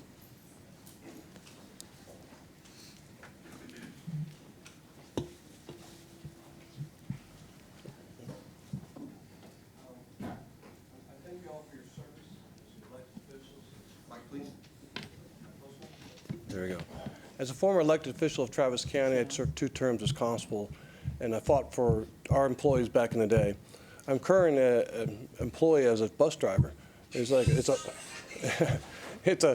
humbling job, but it's also a very direct to the school district. It's impact on bringing children, which if you even look the dollar and cents of it, as every child we bring to the school brings dollars back to it, state and federal wise. But I'm as a driver looking at my fellow employees who can't even afford to live in this city, in this school district anymore, it's gut-wrenching. And that's one reason I came forward is because a lot of them are afraid to speak up. They're afraid to lose their jobs. We were put in a position today to sign on the dotted line to whether you take vacation pay or no vacation pay, and everybody took it as a direct threat. And it's like me, I'm older in my life now. I'm not really worried about that kind of stuff, but I do respect you all. I ask you all to be very bold on what you're going to do in the future. I ask you to challenge the recapturing. I ask you, it's very bold for you all. I think you don't need to give all this $800 million back to the state of Texas, which is being squandered off to wherever it is. I think you be bold, take lawsuits and this stuff and challenge it, as my expertise was in civil processing. I'm one of the top 100 guys in the state of Texas who civil and process who would seize people and seize property. And I'm telling you right now, as a district, you need to be bold, challenge the state of Texas on recapturing the amount of money that you're giving back to the state of Texas, and give it back to your teachers, give it back to your classified employees, and you have the money. As a property owner in Austin ISD, you've got the money. And it's kind of sad to me, and it's insulting to me to see my money go back to other places and not even go to education, and we're not even taking care of our poorest and our most hardworking people in the district. So I ask you, please, to consider doubling your income, what you're already putting into, or tripling it to match it. And these come up to what the market values. Even my Silicon Lab friends here will tell you they're paying what the market values for their employees. Why aren't we paying the market value for our employees? Thank you. Thank you. Aisha? My name is Aisha, and I'm a student at Travis ECHS. While I support 14.2, I feel more must be done. Accordingly, I would like to call attention to the endemic issues of equity facing the Travis ECHS community. As you may have heard on international news, our bathroom doors were moved earlier this year. This is symptomatic of a broader ignorance regarding the culture and dignity of the marginalized community Travis serves. We currently have only 3 sets of bathrooms available to use, all with no doors, which as of today, we must be escorted to and from. This is a severe privacy issue, a degradation of human dignity, and demonstrates a fundamental lack of respect. Support student voices. Return our bathroom doors and return to a place of dignity, democracy, and respect.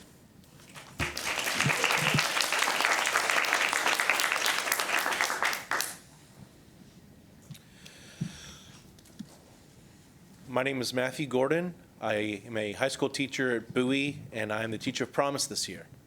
I had written something, but I'm throwing an audible.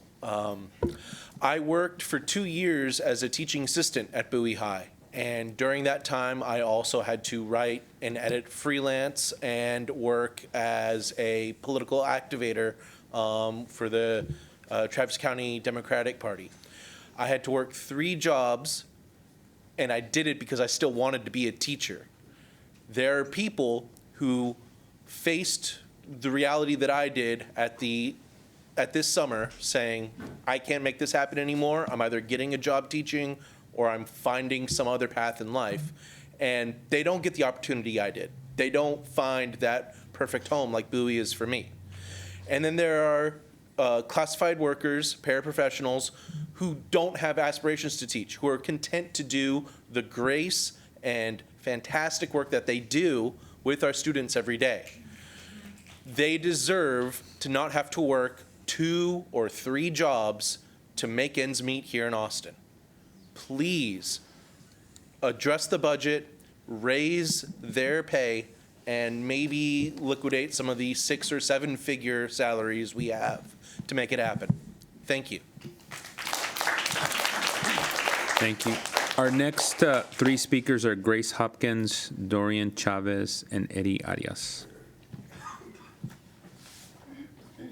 Hey, good evening. My name is Gracie Hopkins, and I'm a 3rd grade dual language teacher at Perez Elementary. I'm here speaking in support of my union, Education Austin, and our campaign At What Cost, highlighting demand number 1. There's a reason why it's number 1. It's our number 1 priority, that classified workers across this district get a $6.50 pay increase. All workers bringing the minimum wage up to $20 an hour. Superintendents come and go, but our union continues to fight for what workers and students deserve. There's 2 things that we expect from our democratically elected board members. We expect you to not approve a budget unless it includes our demands, especially our first demand, a $6.50 pay increase for all classified workers. We also expect you to show up at our town hall on June 4th at 11 a.m. at Houston Elementary. Hear from your constituents face-to-face, hear from your school employees, hear from your families, and your attendance is expected. We remember, we vote. Our current superintendent has her sights set on other districts, but I know our board members will do what's right. Budget decisions will be made, but at what cost? Thank you.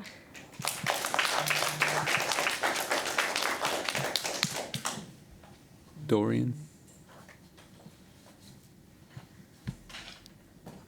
Chavez. If not, Eddie Arias. Buenas noches, miembros de la mesa directiva. Good evening, members of the trustee board. My name is Eddie Arias. I am a teacher at Travis High School. I'm here to comment on agenda item 14.2 and about the high school selection principal process. Under Title VI of the Civil Rights Act of 1964, no person in the United States shall, on the ground of race, color, or national origin, be excluded from participation in, be denied the benefits of, or be subjected to discrimination under any program or activity receiving federal financial assistance. Alas, my previous school principal violated Title VI by retaliating in taking action against students and teachers, including myself, who went against her racial and discriminatory practices. Students shouldn't have to start online petitions through change.org, nor fear making bona fide claims against mistreatment by our school administrators. Ms. H.S., our previous principal, didn't care about cultural events on campus and undermined my efforts to promote diversity by through our events that we had on campus, our Dia de los Muertos event and our Cinco de Mayo event. As a matter of fact, when I asked her if I could invite our Honorable Trustee Singh and also our Superintendent, she ignored my request. Democracy was invented around 5th century BCE. And we must listen to our teachers and students by letting them have the final saying in who they want as their next school principal and not the superintendent. I would like to motion that we, the teachers, should have to have the final saying in who we want as a principal. We have to innovate a system by which students and ISD staff can report discrimination and also racism without fearing of retaliation. It's time to stop micromanaging teachers. Let us do our job and start holding our rogue administrators accountable. Thank you. Thank you. The next three speakers are Miguel Barbosa, Megan Vasquez, Mary Hardick, and the last speaker is Ken Serapis.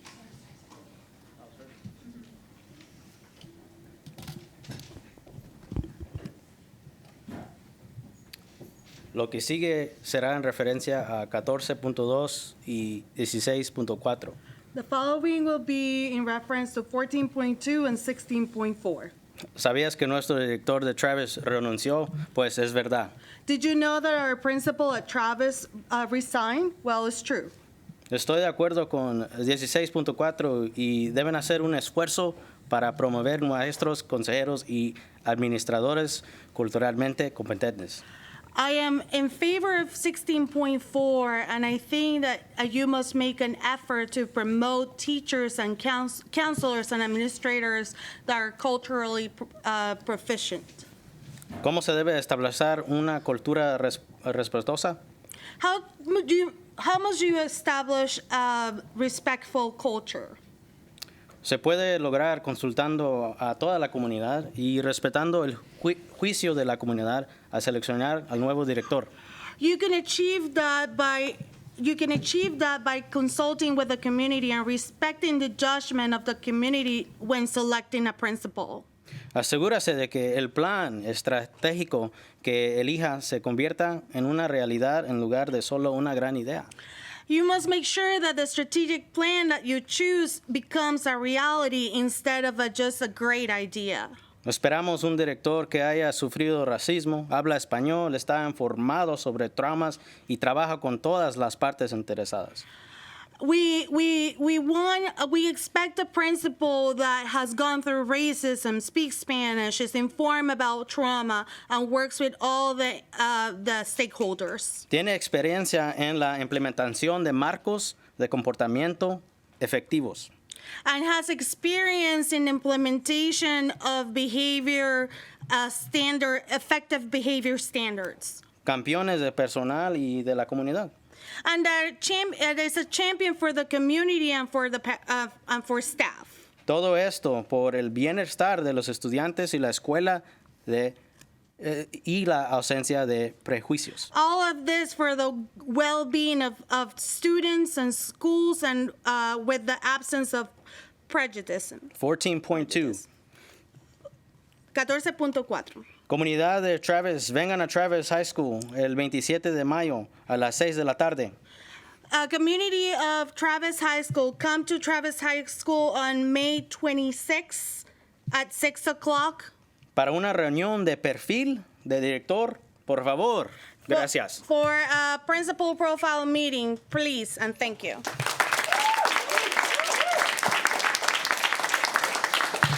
Megan. Good evening, Dr. Elizalde and Board of Trustees. My name is Megan Vasquez, and I'm the Becker PE teacher, president-elect of APER, and member of Education Austin. I am here today to talk about Agenda Item 16.3, the district scorecard and targets. One of our district scorecard's priority is on student well-being. One of the goals is to increase the percentage of 11th and 12th graders who successfully completed a third or fourth course in a non-core subject like athletics and fine arts from 48% to 80%. How will we increase this when their introduction to these areas in elementary are being severely impacted with this new essential areas redesign proposal? All around the district campuses, plans differ. On the PE front, we have shared that we do not have the space to safely accommodate an entire grade level concurrently. Facilities, district personnel have been visiting each campus and specifically reviewing PE spaces, and they are reaching the same conclusion we shared 3 months ago. There are not enough spaces, and the spaces we do have are not big enough, need major upgrades, and to be retrofitted, which means more money. In the last board meeting, I heard the plan is now for teachers to integrate lost music and art minutes in the classroom. Classroom teachers don't need any more on their plate. Also, that music and art experience will not be the same. Essential area teachers are certified, specialized, passionate educators. We are not just planning, and we are not second-class teachers. Our AISD students are deserving of a whole child quality education, and this is not it. It's time for AISD to get back on track. Thanks for your time and urgent attention to this matter. And also, Trustee Singh, you're not a negative Nelly. You're an accountability Arthi.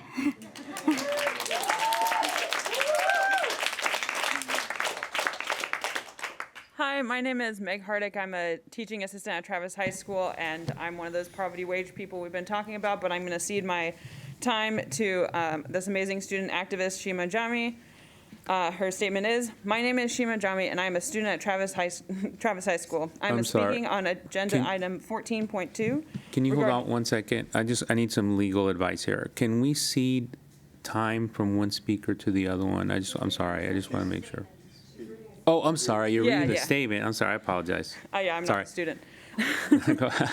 I am speaking on agenda item 14.2 regarding issues of equity and reprisals. While I support these changes, I feel more needs to be done. Our bathrooms are closed. Our periods are closed. Our racist principal is gone. Our superintendent is abandoning the district. I'm a student at Travis ECHS, and I love my community. What I do not love is being treated like a prisoner with absolutely no input into my day-to-day life.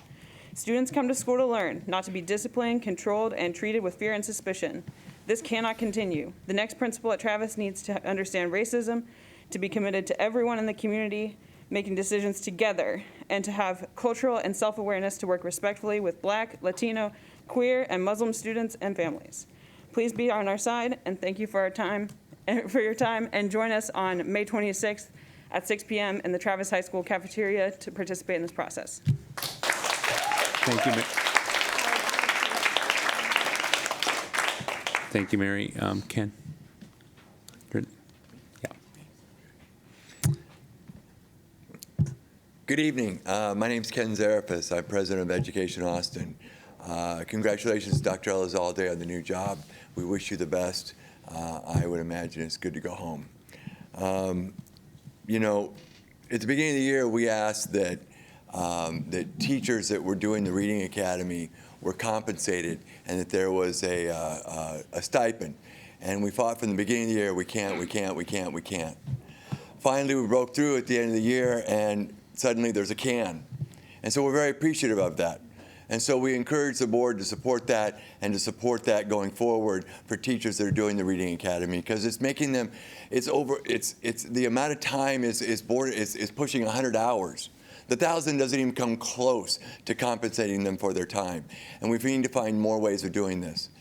What we would ask, though, as we move forward, many of the issues that we're seeing tonight is because of lack of engagement and a lack of talking through issues with stakeholders and people that are actually doing the work. If we continue in this coming year to do that, continue to engage with Education Austin, continue to engage with your community, continue to engage with your students that know what's going on every day, we will make the right decisions for the adults and the children of this district, and that will help our community. Please continue to engage. Thank you. Thank you. I'm going to ask just one more time for Dorian Chavez, who was the one speaker that didn't speak or is not here. Dorian Chavez. Okay. Thank you. This concludes public testimony. Trustees, are there any questions or clarifications? I would just note, I think on item 16 point, is it 1? 16, no wait, sorry. 16.1 on Project Gateway, we have an item for separate vote, so we're going to have a lot of clarification questions during that vote itself. But trustees, any other questions for clarification? Trustee Boswell, then Trustee Singh, and then I'm going to recognize Trustee Ashe for a comment from on behalf of Trustee Anderson. I have a question and a comment. I would love just a look at what it would look like in our budget to have a 20% amount for everybody. If we could share that. We don't need it right now, but I would. It's between 20 and 40 million. Okay. Depending on the different classifications. Okay, I would just love to see that on paper so we have a sense. And then the second thing is I just want to share appreciation with everyone who's shown up. We've had 54 people speak, and you guys have a lot of other things you could be doing tonight. And whatever people are here speaking about, they're here speaking because they love our community, they love our schools.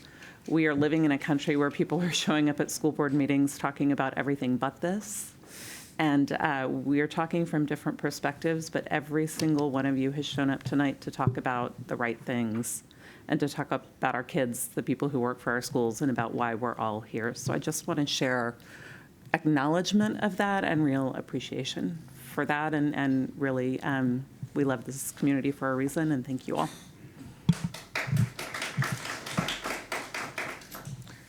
Thank you. Trustee Singh.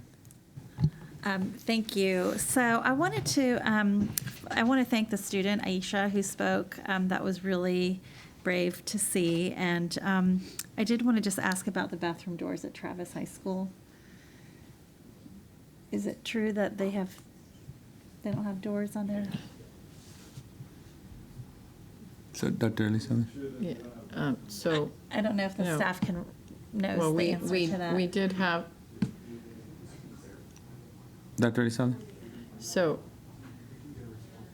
yeah, we did have, there was a conversation plus a visit when this first came up with regard to which doors were being removed.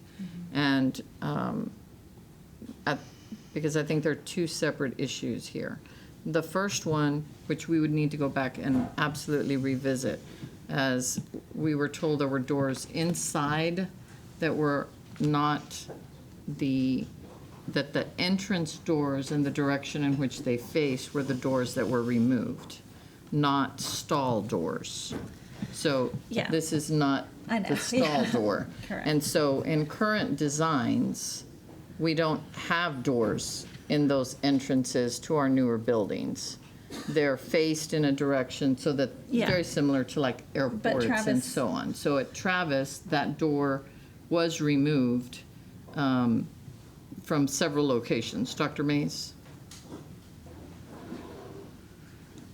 So this was something that was worked through with the CAC at the time at the beginning of the year. That was the solution that the CAC and the campus administration came up with, was to remove those external doors.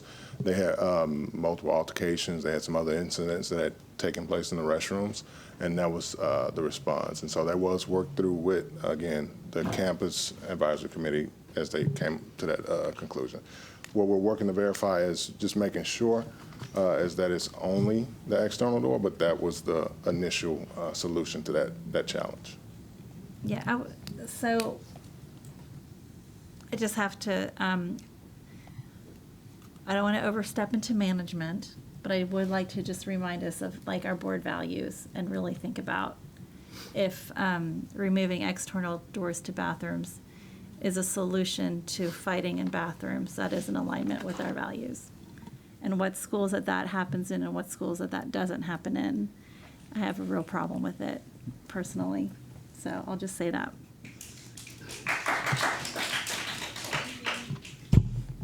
The other thing I wanted to ask about was with the budget, which, oh my gosh, we're voting on next month. And I appreciate what I heard about PE, the concerns about PE in the facilities. So I wanted to understand better, are there additional costs being incurred to upgrade facilities at our campuses to help accommodate whole classrooms or whole grade levels doing PE at the same time? No, ma'am. We haven't had any, there have been readjustments on the schedules to ensure that the number of students that are in that location can be safely accommodated. There have been no discussions or need for any upgrades to any of the facilities. Okay. Is there something like that anticipated for the future, or? No, none of that has been a discussion with regard to the schedule that we are currently working with every individual elementary campus. Okay, and thank you for that. And I would like to sort of piggyback on another scenario that I would like to see for the budget. I know that Trustee Boswell asked for one, but I would really love to see a comparison. I know my understanding is that with the essential areas and the early elementary planning situation, that's going to incur some cost to the district. I would love to see a version of the budget that has just like our current situation, if we continued on with our current situation that we have now in our elementaries, what that would look like. And I would also like to see if there's a possibility to see what a budget would look like with the, like an early release option as well. Because I'm still really not very clear on the budget implications of this. And I'm still not really clear on the amount of music and art and instructional time that our student, what the change is going to be from this year to next year. And I think this is probably about the 5th time I've asked for that. So I really hope that I do get that soon. So Trustee Singh, what I've been told by legal counsel is that that particular issue is not on the agenda, so we can't entertain a discussion on it, but it's okay to ask for the information, I think, as you're doing. Yeah. I don't need a discussion, I just need the sheet of paper, if possible, with that information, please. Got it. Trustees, any other questions, clarifications? So if not, as a reminder, please feel free to share any general comments or questions on non-voting items with the board by email at trustees@austinisd.org. And we are now, colleagues, going to move to the consent agenda. So trustees, are there any consent items that anyone would like to pull for a separate vote?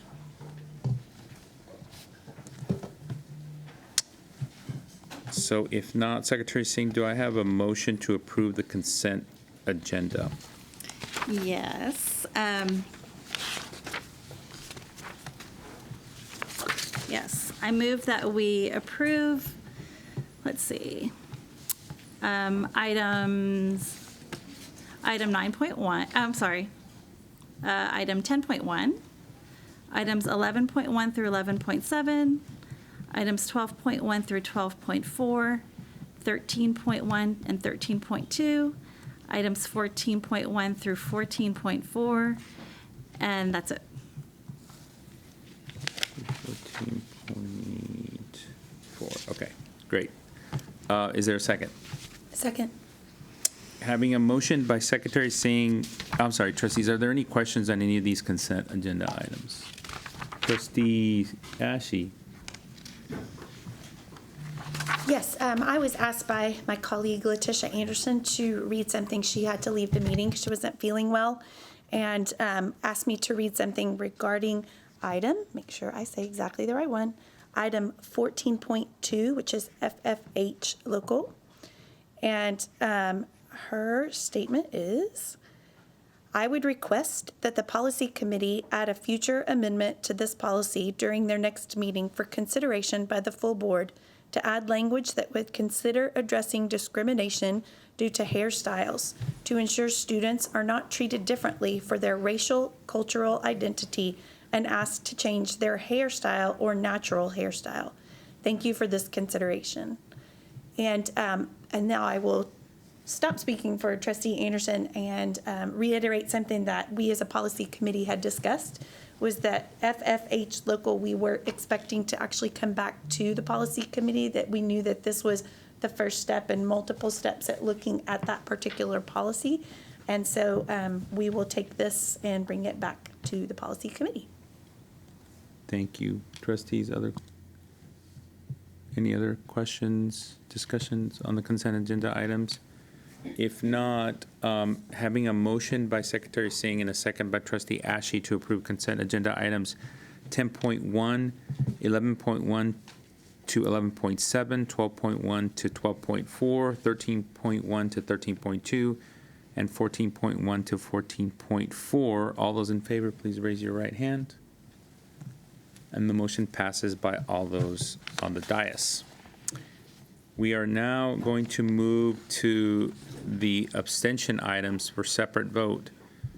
Trustee Singh, do I have a motion to approve item 15.1? Yes, I move that we approve item 15.1. Is there a second? Second. Trustees, is there a discussion on this item?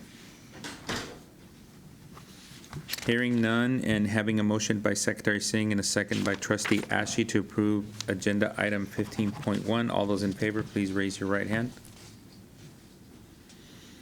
Those against, those abstaining. So the motion passes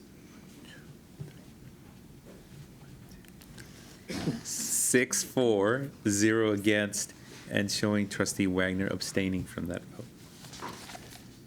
Trustee Singh, do we have a motion to approve agenda item 15.2? Yes, I move that we approve item 15.2. Is there a second? Second. Trustees, is there any discussion on this item? Hearing none and having a motion by Secretary Singh and a second by Trustee Ashe to approve agenda item 15.2, all those in favor, please raise your right hand.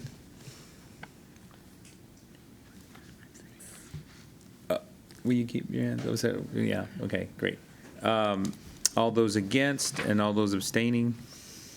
So the motion passes 6-4, 0 against, and showing Trustee Foster abstaining from the vote.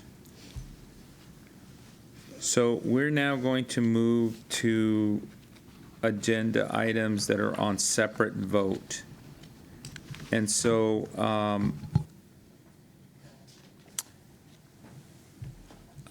I just want to have a question, Christine. So can we take items, can we take items 16.2, can we go into executive session on 16.1 if we need to?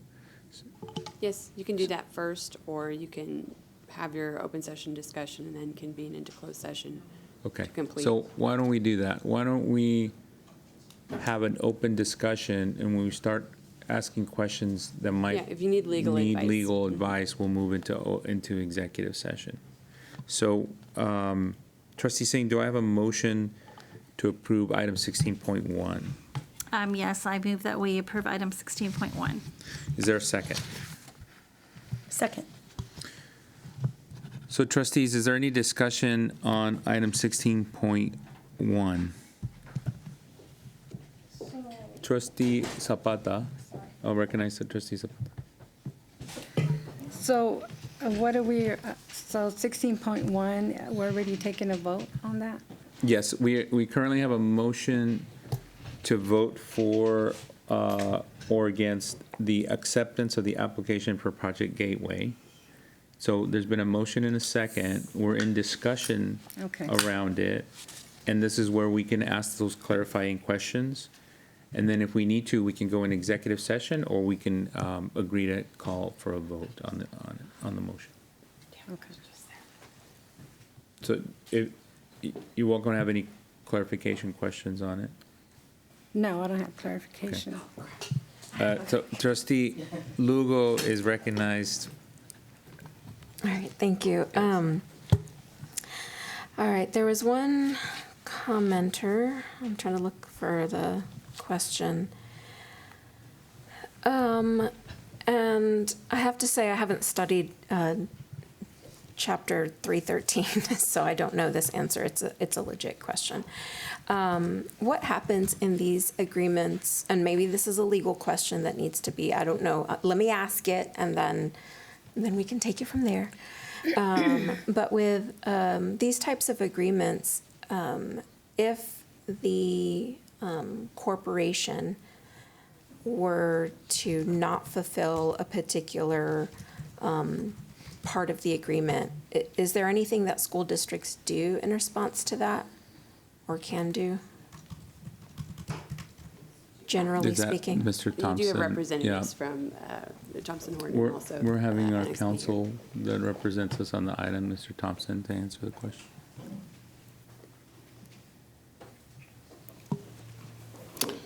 Well, good evening, members of the board. It's good to be with you again. I will make a general comment, and then I think we should discuss the specifics in closed session. Typically, if you look at, and remember what is before you tonight is the application, not the agreement. If you look at the agreements, there are typically numerous terms to protect the interest of the school districts. For example, there will be a provision to make sure that the agreement can be modified or even canceled if the school finance statutes change, for example. And there will be other provisions in the contract, in the agreement, and it is a contract, to provide the district opportunities and means to secure what you've negotiated for in that final agreement. And we can discuss in closed session any specific issues you might have. Okay, no, that was just my general question. Appreciate it. That was it. Thank you, trustees. Other questions, trustees, about that? And then trustee Wagner. Yes, so last week when you presented, when the consultants presented, they said they would have 750 to 800 jobs. And according to last night's application, that was blank until late in the evening, indicating 25 jobs. Why is that change? Trustee Sabata, first of all, I will always say I do not speak for the company and I do not represent the company. I'll let them speak for themselves. I would say if you look at numerous agreements that are on file with the comptroller's office, it's not unusual to simply put the statutory minimum in with the initial application simply to meet the statutory requirements for the comptroller's review. And again, I will say that is not necessarily what would be included as terms in a final agreement. Beyond that, I would defer to the company to speak for themselves with regard to the number of jobs that they anticipate creating. And their representatives are here, Mr. President, if you want to hear from them. I just want to make sure. Yeah, you could recognize Trustee them to Zapata, would you- speak in response to that Yeah, question. would you like the representatives to respond to the question? Yes. Okay, great. So if it wouldn't be an issue, I mean, I'm just curious, why wouldn't they just put that amount on the application?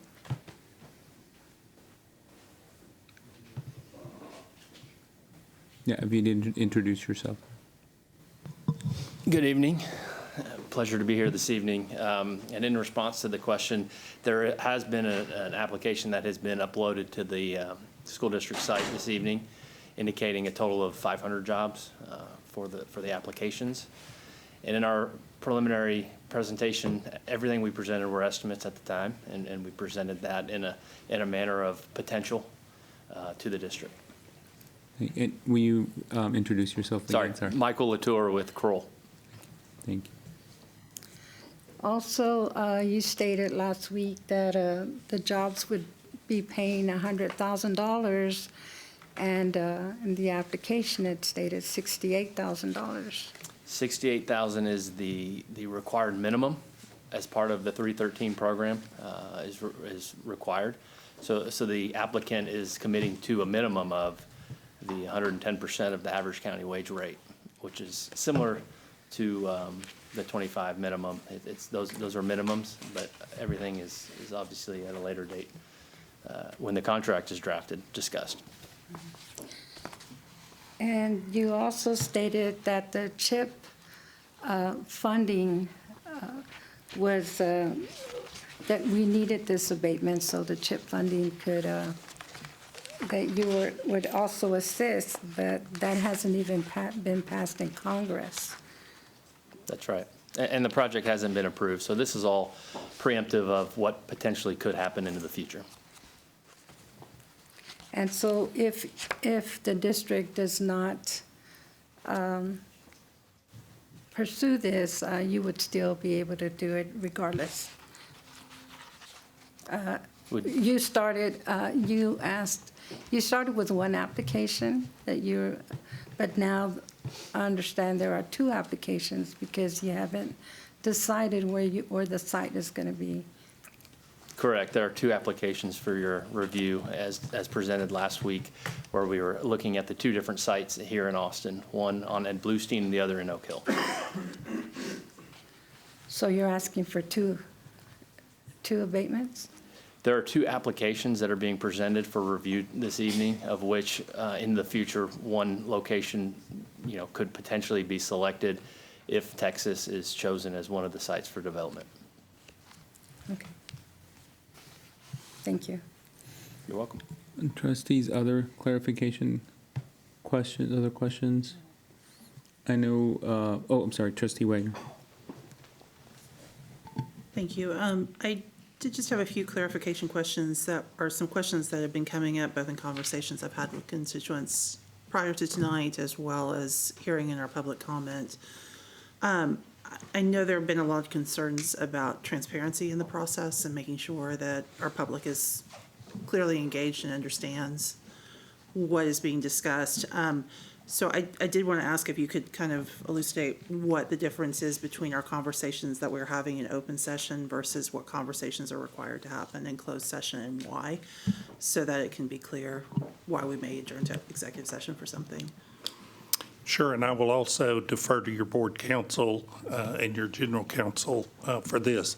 In general, if we are trying to make sure that the facts are clear, I think that's very appropriate for an open session conversation to make sure that there is a common, transparent understanding of the facts related to the 313 applications.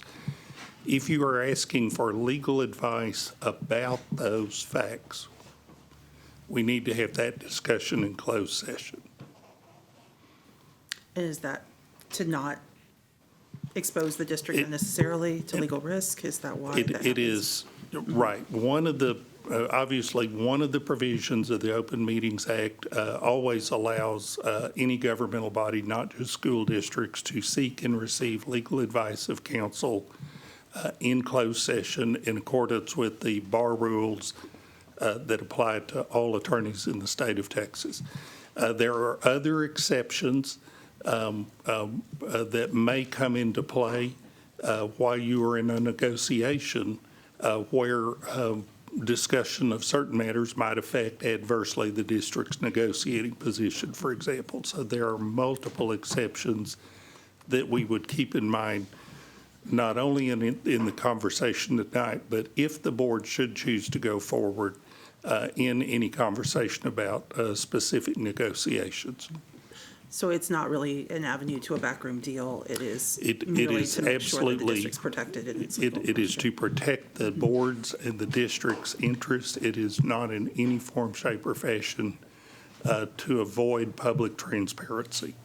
I appreciate that clarification because I know it can be confusing sometimes when we disappear and have a conversation to understand what's happening transparently and what is not. So I appreciate that clarification.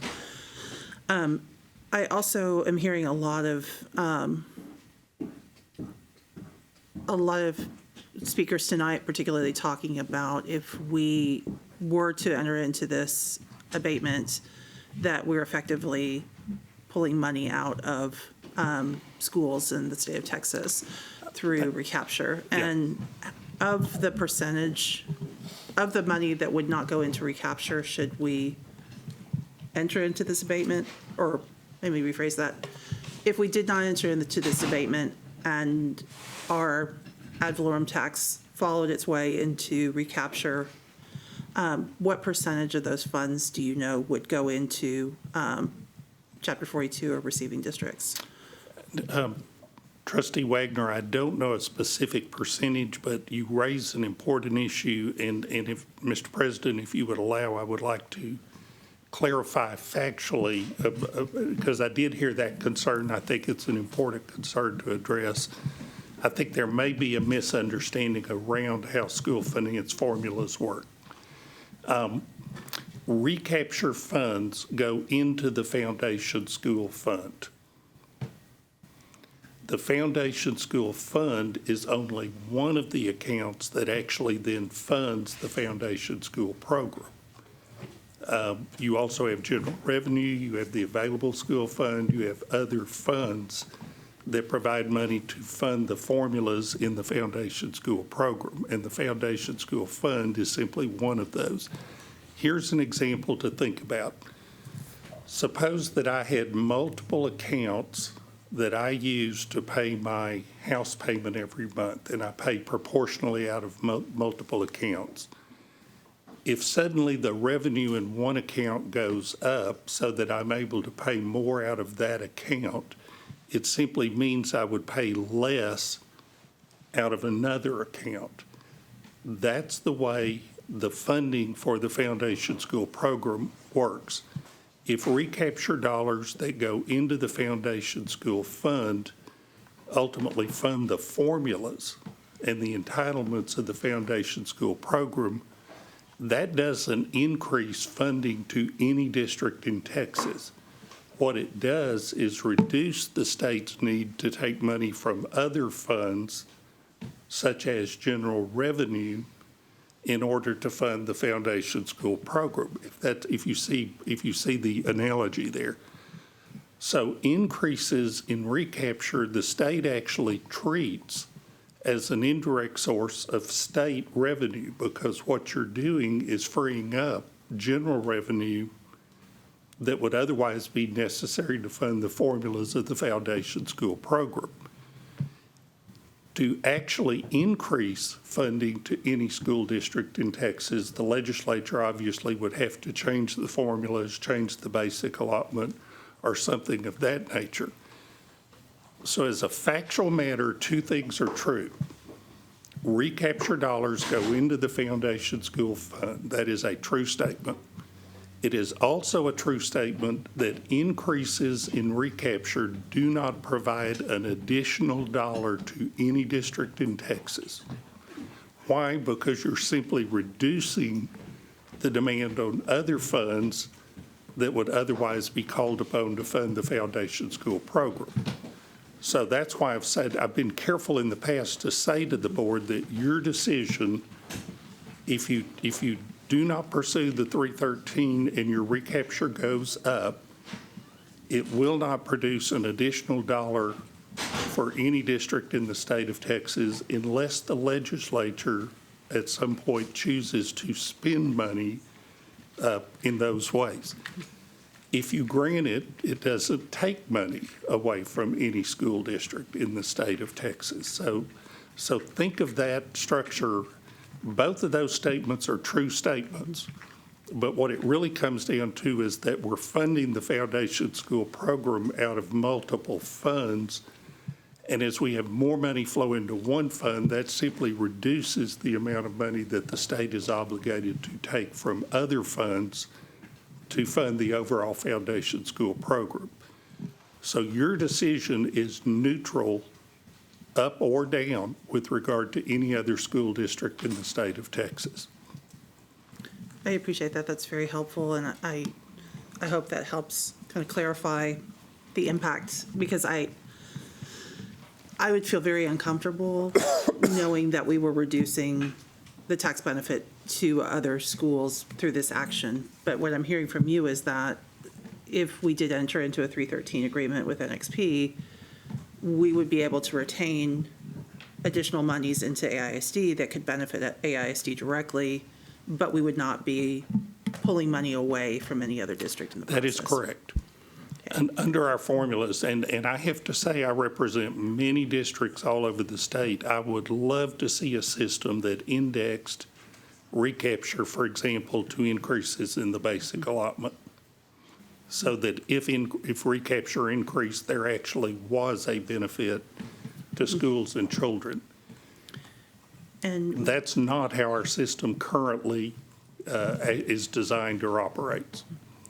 would that benefit be the same for a district that wasn't in the same If kind of you raise the recapture status basic, that if you Austin raise the basic allotment, it benefits all districts across the state.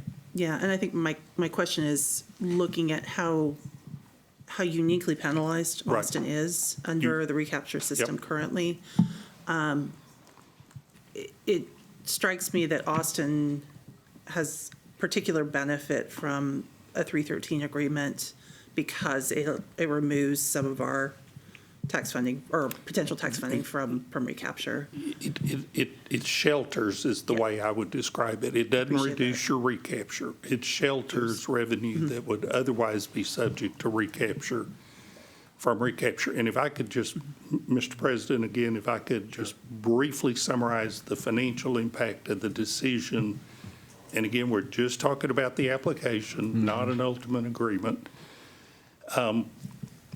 Here's the scenario I would ask the board to think about. If the projects are not built at all, then there's no impact one way or the other. You simply continue on the path you're on. Think about the two alternatives are what if the facility is built with a 313 and what if the facility is built without a 313? If the facility is built as proposed with a 313, let's say that Austin would receive approximately $80 million of direct revenue that is not recaptured, and that's in two buckets. That would be a payment in lieu of taxes, and it would also be the revenue protection funds that actually protect you based on the formulas as they existed pre-2019. Those two together are roughly $79 to $80 million. And then there could be other benefits such as internships for students or things to be thought of and negotiated. But think of a $79 to $80 million payment that is not recaptured. I'm sorry, I lost the last one. Payment in lieu of taxes, and then you said a second The second one, and I've described it to you, it's the revenue protection, the formula protection revenues, which would be another $12 million roughly. So that's roughly $80 million over a 10-year period if a 313 is granted. If a 313, now think of the other scenario, if the facility is built without a 313, you don't gain the 80 million, and you do pay about 145 million of additional recapture. So the actual delta, think about a facility being built with or without, the actual delta is about $225 million over a 10-year period. So it's actually more in the 22 million range if you look at the two extremes in that scenario. Thank you for that. And I also wanted to just make sure too, I think it's something that we discussed in our previous conversation, but I know there may be some folks watching our discussion tonight that may not have been able to see that previous discussion, and that is that first, that our interest in sinking our bonding capacity would increase. That would not be impacted by the 313. Under any scenario, if the facility is built, even if the board ultimately enters into a Chapter 313 value limitation agreement, the full value of the facility will be taxable and will be on the rolls for INS purposes. And the other thing I wanted to just make sure we clarified out loud tonight too is that what we're voting on tonight is the application. And the application is not binding in terms of us entering into an agreement. It's merely allowing us to enter into Correct. discussion about the prospect and what could be on the table. And it's fair to say the application gets the review process started, allows a negotiation to take place, but I think we do have to be very transparent. It is not binding on either party. It is not binding, and it doesn't create any obligation on the district to go forward. It doesn't create any obligation on the company to go forward unless the parties ultimately reach a mutually beneficial and agreeable final agreement. So we could get new information next week and decide that we're done, this isn't what we want to do, or we could proceed at any time. At any time. Okay, thank you. Thank you. Trustee Foster, do you have a question? And then Trustee? I did have one more, I forgot, but Oh. go ahead. I'm sorry, why don't, if you have one more question, why don't you ask? Yeah, sorry, I'll try and be really quick. I don't want to, I know there's other questions from the dais, but one number that I've seen in quite a few emails and came up in constituent discussions that I had is that sort of this idea that Austin is already giving up $10 million to 313 agreements. But I'm having a hard time adding that up because AISD does not have any Yeah. current 313 agreements, correct? I've seen, you do not, the board actually,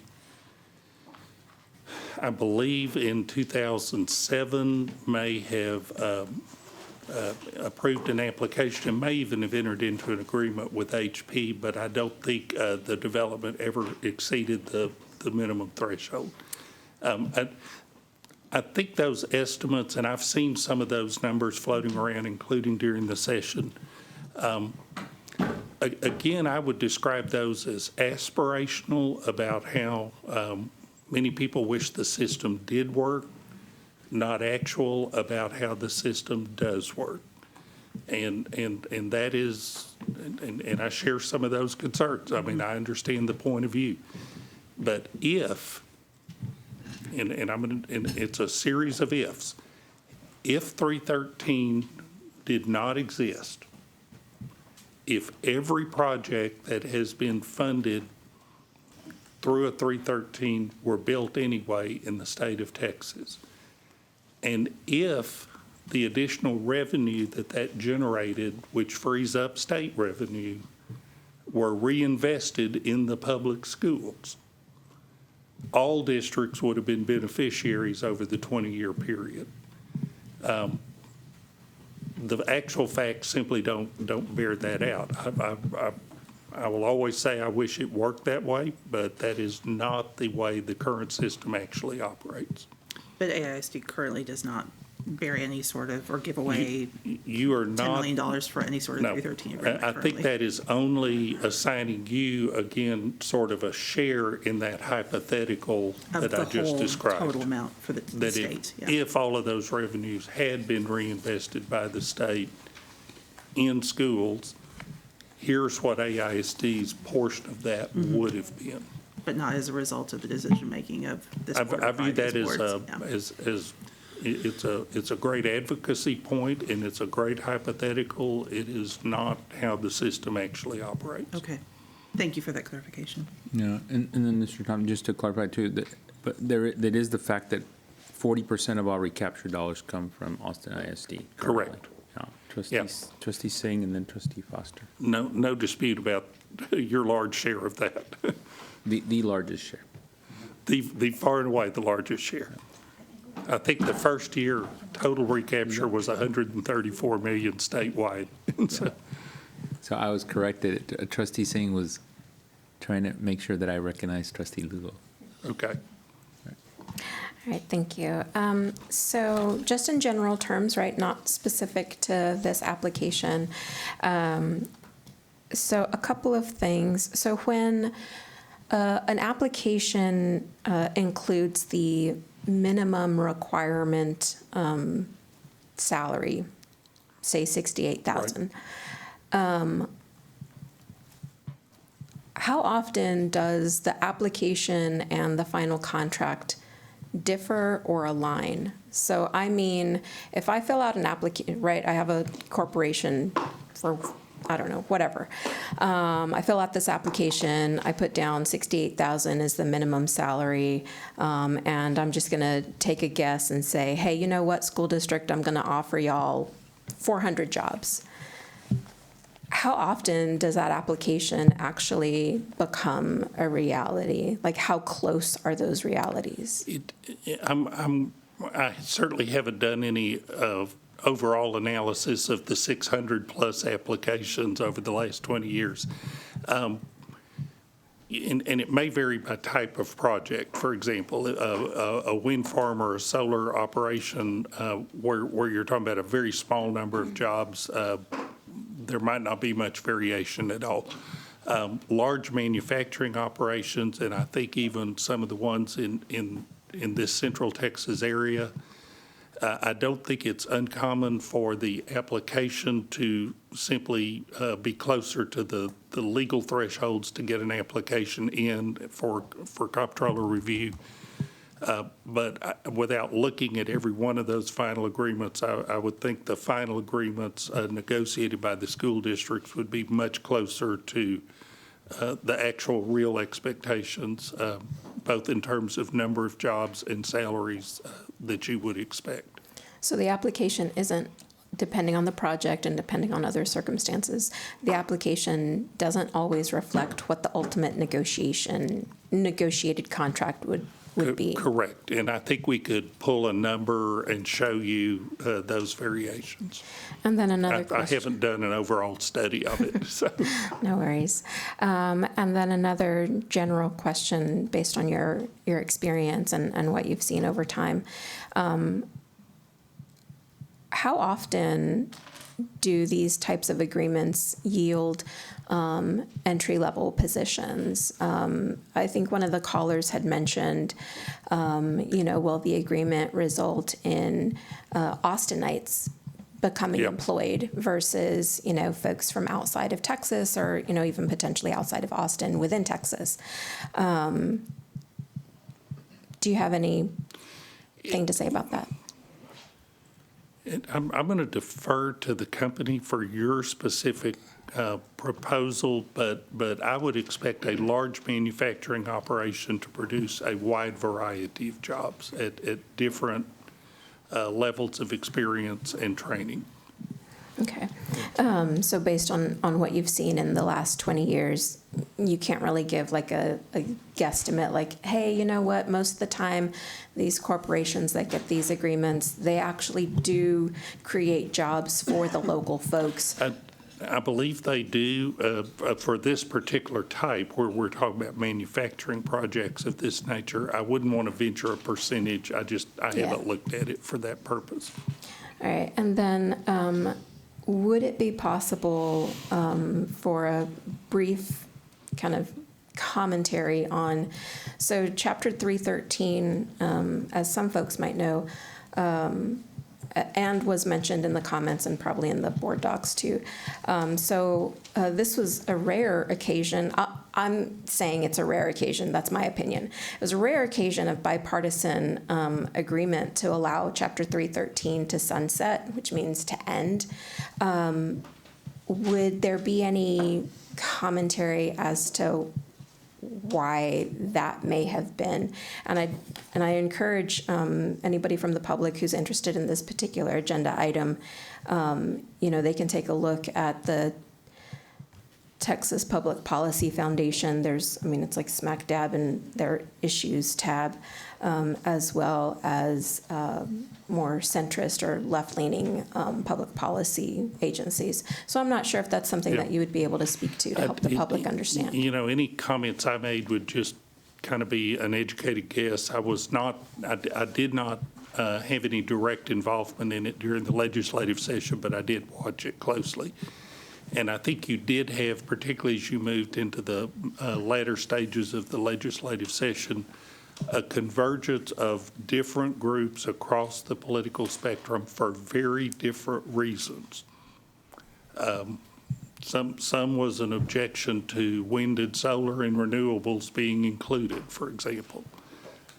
Other people might be very strong advocates for wind and solar, but you had a variety of different individuals and groups across the spectrum for what I would regard as very different reasons kind of converge late in the session on that. Okay. And I'll leave it at that. Yep. No, that's good. Thank you. Thank you. Trustee Singh. Thank you. Really appreciate your measured answers to all of our questions. I want to get some clarification. Earlier, in response to Trustee Wagner, you had talked about like the delta. Thank you for that clear comparison. What happens if we enter a 313 and what happens if we don't? And you had mentioned that, okay, if we enter into a 313, NXP is building, they get to build out, and we get about 80, I think it was $80 million over 10 years. Total over a 10-year. Yeah. Yes, over 10 years. Awesome.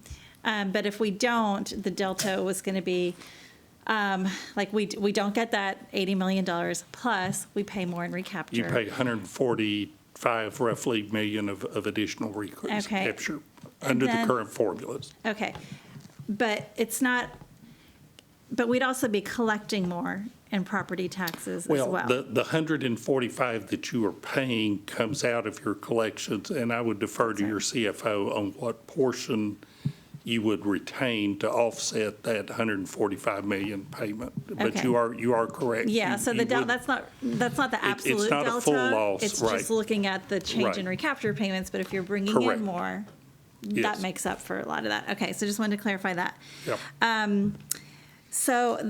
I don't have any other, I did have a question. One was, so that $68,000 salary, that was based, is that the 110% of the Travis County manufacturing wages? That is and again, I'm going to defer to the company, it's their application, but I believe that's their calculation of the statutory minimum simply for it to be a valid application. Okay, and that's not, because I remember last time when we talked, I think we had talked about, I had asked, is that going to increase every year based on inflation and other things? And it sounded like it was, but in the application, I just see the same amount listed for each year.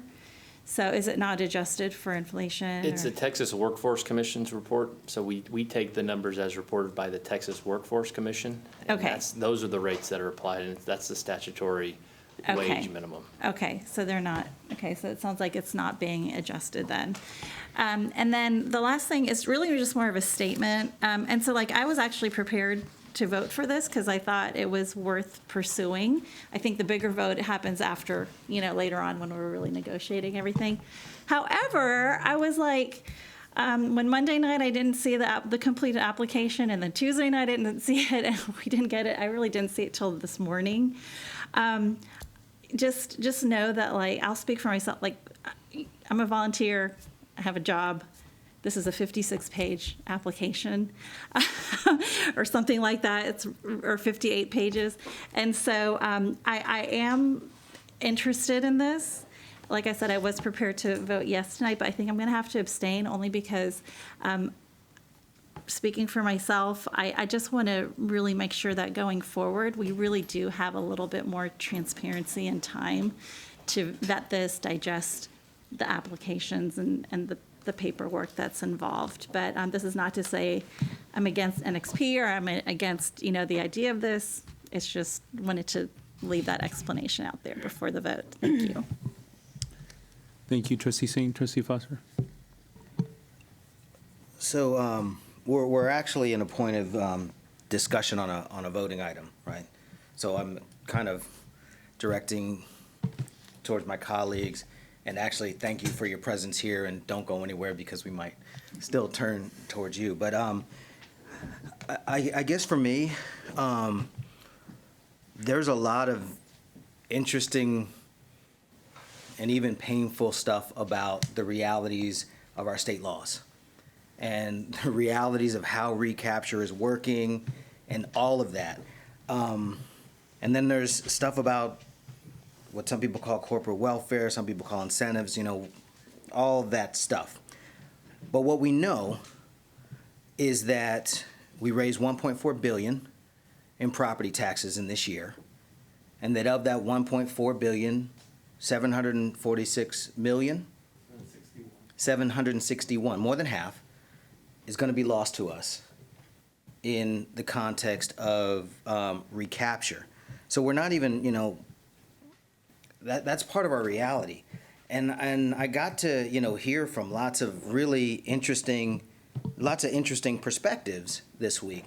And among them was our recapture should go through the roof, and that's fine because there's kids elsewhere that need stuff.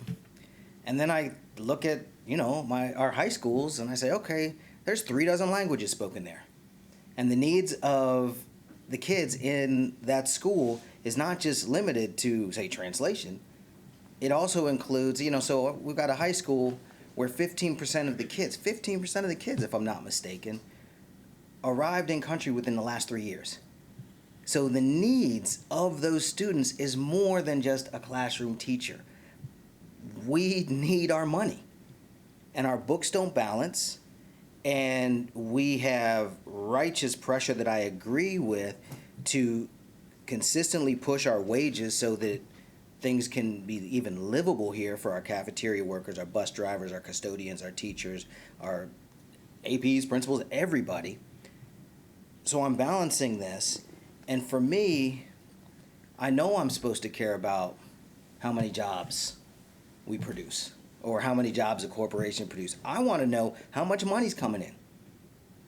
End of the day, and I know that's crass, but my trustee responsibility, there's a fiduciary responsibility related to the financial health of our district. Because if we don't have a financially healthy district, we can't do anything else.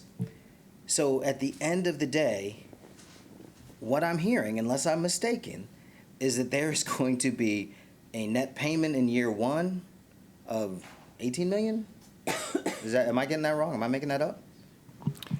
I would have to look at the schedule. I think I think the proposal is that the facility wouldn't be built and be on the tax rolls for a couple of years, but I believe that the first year, the combination of the pilot payment and your revenue protection agreement would be at that range, correct? So that money, and then a pilot payment for years, and somebody put it to me as blood money. I was like, I don't know about I want to go there.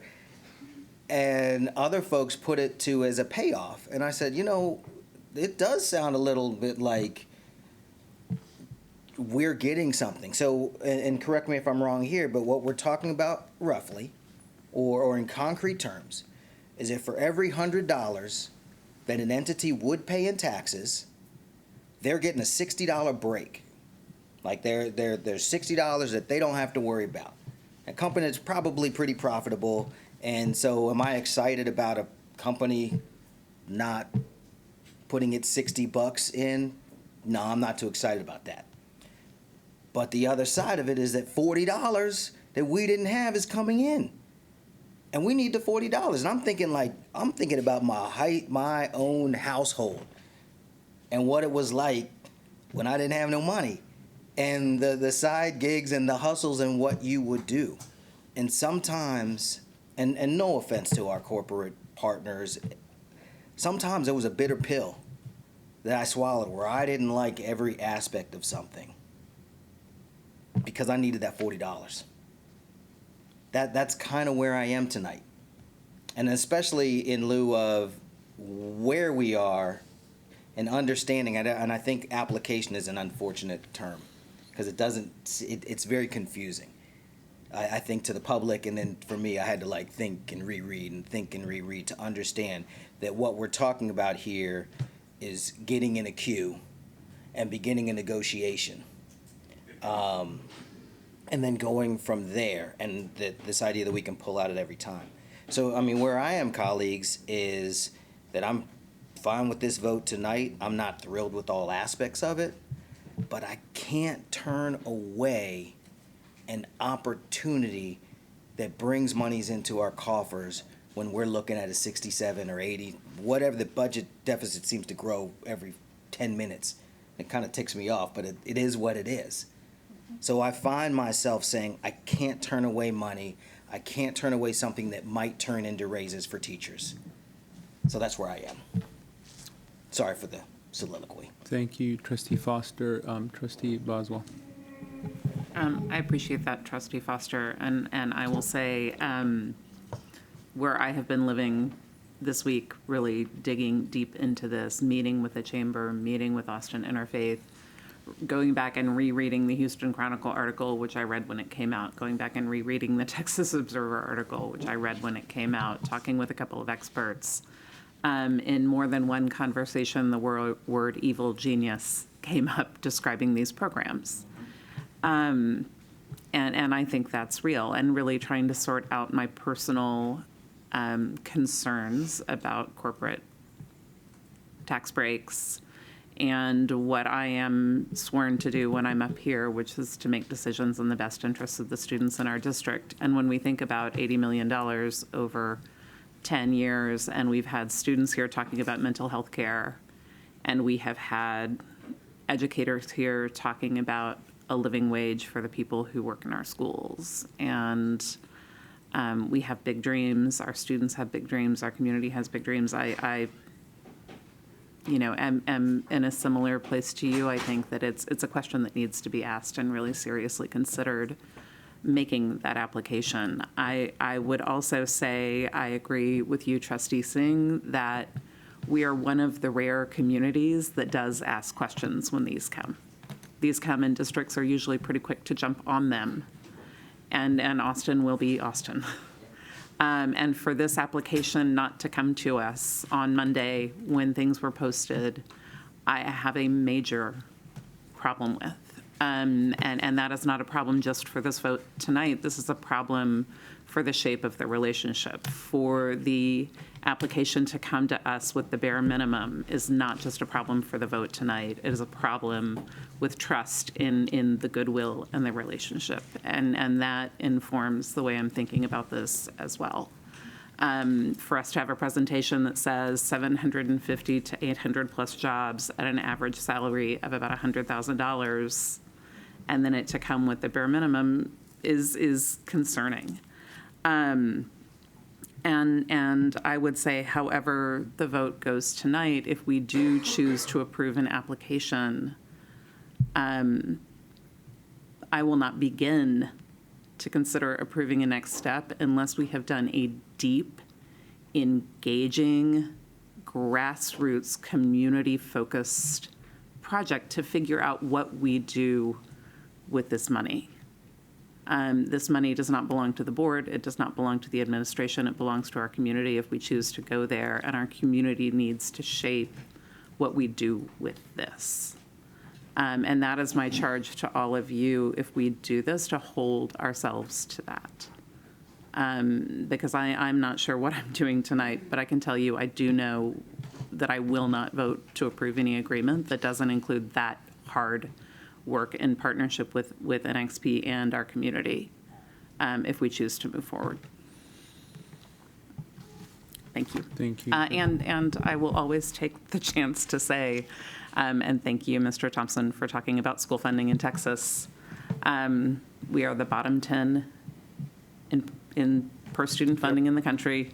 We fund $4,000 less than the national average, and we educate 10% of the students in the country.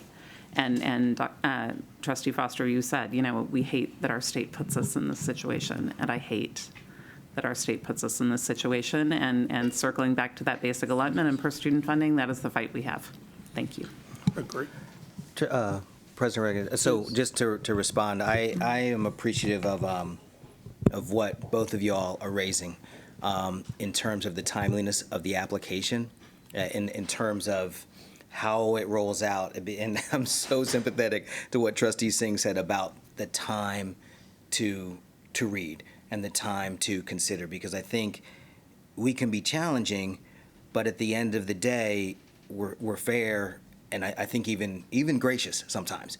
And yes, sometimes we're not always our best selves or whatever, but we try our best. But wow, in this city, and it was like when I was in DC too, in this city, if we don't have it available to us, you're gonna get quicker no's. And at that point, I might even still vote yes, but I'll be completely sympathetic with colleagues that vote no, or I might be convinced and vote no as well. So in line with that, and it was probably just my confusion, I didn't realize that the CHIPS Act was in committee in Congress. I thought it was passed. So I was like, was I not fresh enough that night? But that seemed like an important point. I think it was a late evening, and I may have mentioned, I believe it's in reconciliation. Okay, so that's pretty darn Right. close. Okay. Yeah. And then that's worthy of clarity, right? If it's in Right. reconciliation, we're almost And I there. believe that's where it is, and I would need to confirm that. And I also believe it's some certain dollar amount. Yep. So that it's going to be important for entities to get their applications So in I'll in a you know what? timely So way. I'll definitely, here's an example of extending that grace. I think it was 1 a.m. when we were talking about this in executive session. So I probably I might have missed it. But then also I'm not going to say disparity, but the difference between the presentation and then the numbers that didn't look quite the same, it's jarring. And it very well may be that in the art around this application process, that happens all the time. But at face value, for those of us who have never seen this before, it's jarring. So an act of graciousness maybe on our potential partners' part would be to like help us. That's just Jerry Maguire. Help us help you. Be transparent. Load us as much as we complain about our work. Load us with the information. Well, don't go crazy, but give us what we need. If this is a worthy project, give us what we need to make a good decision. And that's just a unsolicited commentary about this process. I'll shut up. And on one hand, I want to apologize because we're taking so much time for discussion. But on the other hand, this is a lot of money, and this is also a trend. This is like, what types of decisions do we make in our city and school district around these types of opportunities?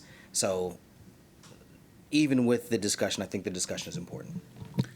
Thank you, Trustee Foster. I think I did make a commitment to the board that we would at least be out by 2:29 a.m., not 2:30. We still have 4 hours left. So one other, Trustee Zapata, do you have a question before I go to exec session? Not yet, no. So just one other point of clarity, just because I'm trying to remember, there was clarification points from the speakers. So out of respect for the Texas Open Meetings Act, I just wanted to make sure, I think there was some speaker that mentioned about meeting with Austin Interfaith, and I think Austin Interfaith reached out to colleagues, and I think some of them met with them. I know I met with them, but because of the Open Meetings Act, we can't talk to each other. And so, Trustee Boswell, I know you met with them and you disclosed that, so I just wanted to make sure for clarification purposes that there was an outreach to the board and that individual board members were able to try to see if they could schedule those meetings. So, and then if there are no other questions in open meeting, I'd like to go to exec session and spend a little bit of time there before we come back for a vote. And Christine, you have a comment? I would just say pursuant to Texas Government Code 551.071. Pursuant to Texas Code 551.071. Yeah, okay. So pursuant to Texas Government Code 551.071, we will now go into executive session at, the time is now 10:16 p.m.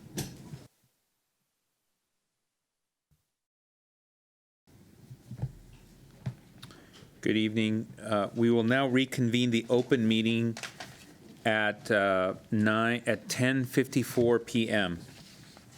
So trustees, we went into executive session to have a discussion on item 16.1.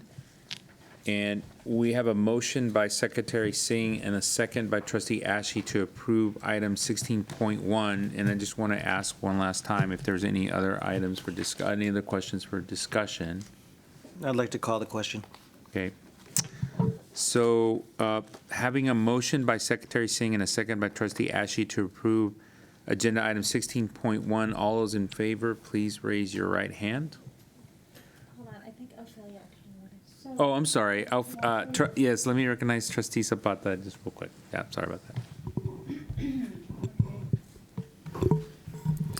I just wanted to say that I've worked for decades fighting for public schools, fighting for good jobs and living wages, and against corporate welfare. I also served as a member of the Travis County Appraisal Review Board, and I saw many ordinary homeowners steadily losing their homes because they could not pay their property taxes. Because their taxes rate would rise, and they were forced out of Austin and our school district. I don't like corporate welfare, and Chapter 313 is the biggest corporate welfare program in our state, costing us $1.2 billion a year. 1 to $2 billion a year. School districts should not be in the business of letting wealthy corporations off the hook of their school taxes. So I will not participate in this kind of work, and my vote will be no. Thank you. Thank you, trustee Zapata. Trustee Foster has called the question in. I'm just going to ask one last time if there's any other question. Okay, so having a motion by Secretary Singh and a second by trustee Ashe to approve agenda item 16.1, all those in favor, please raise your right hand.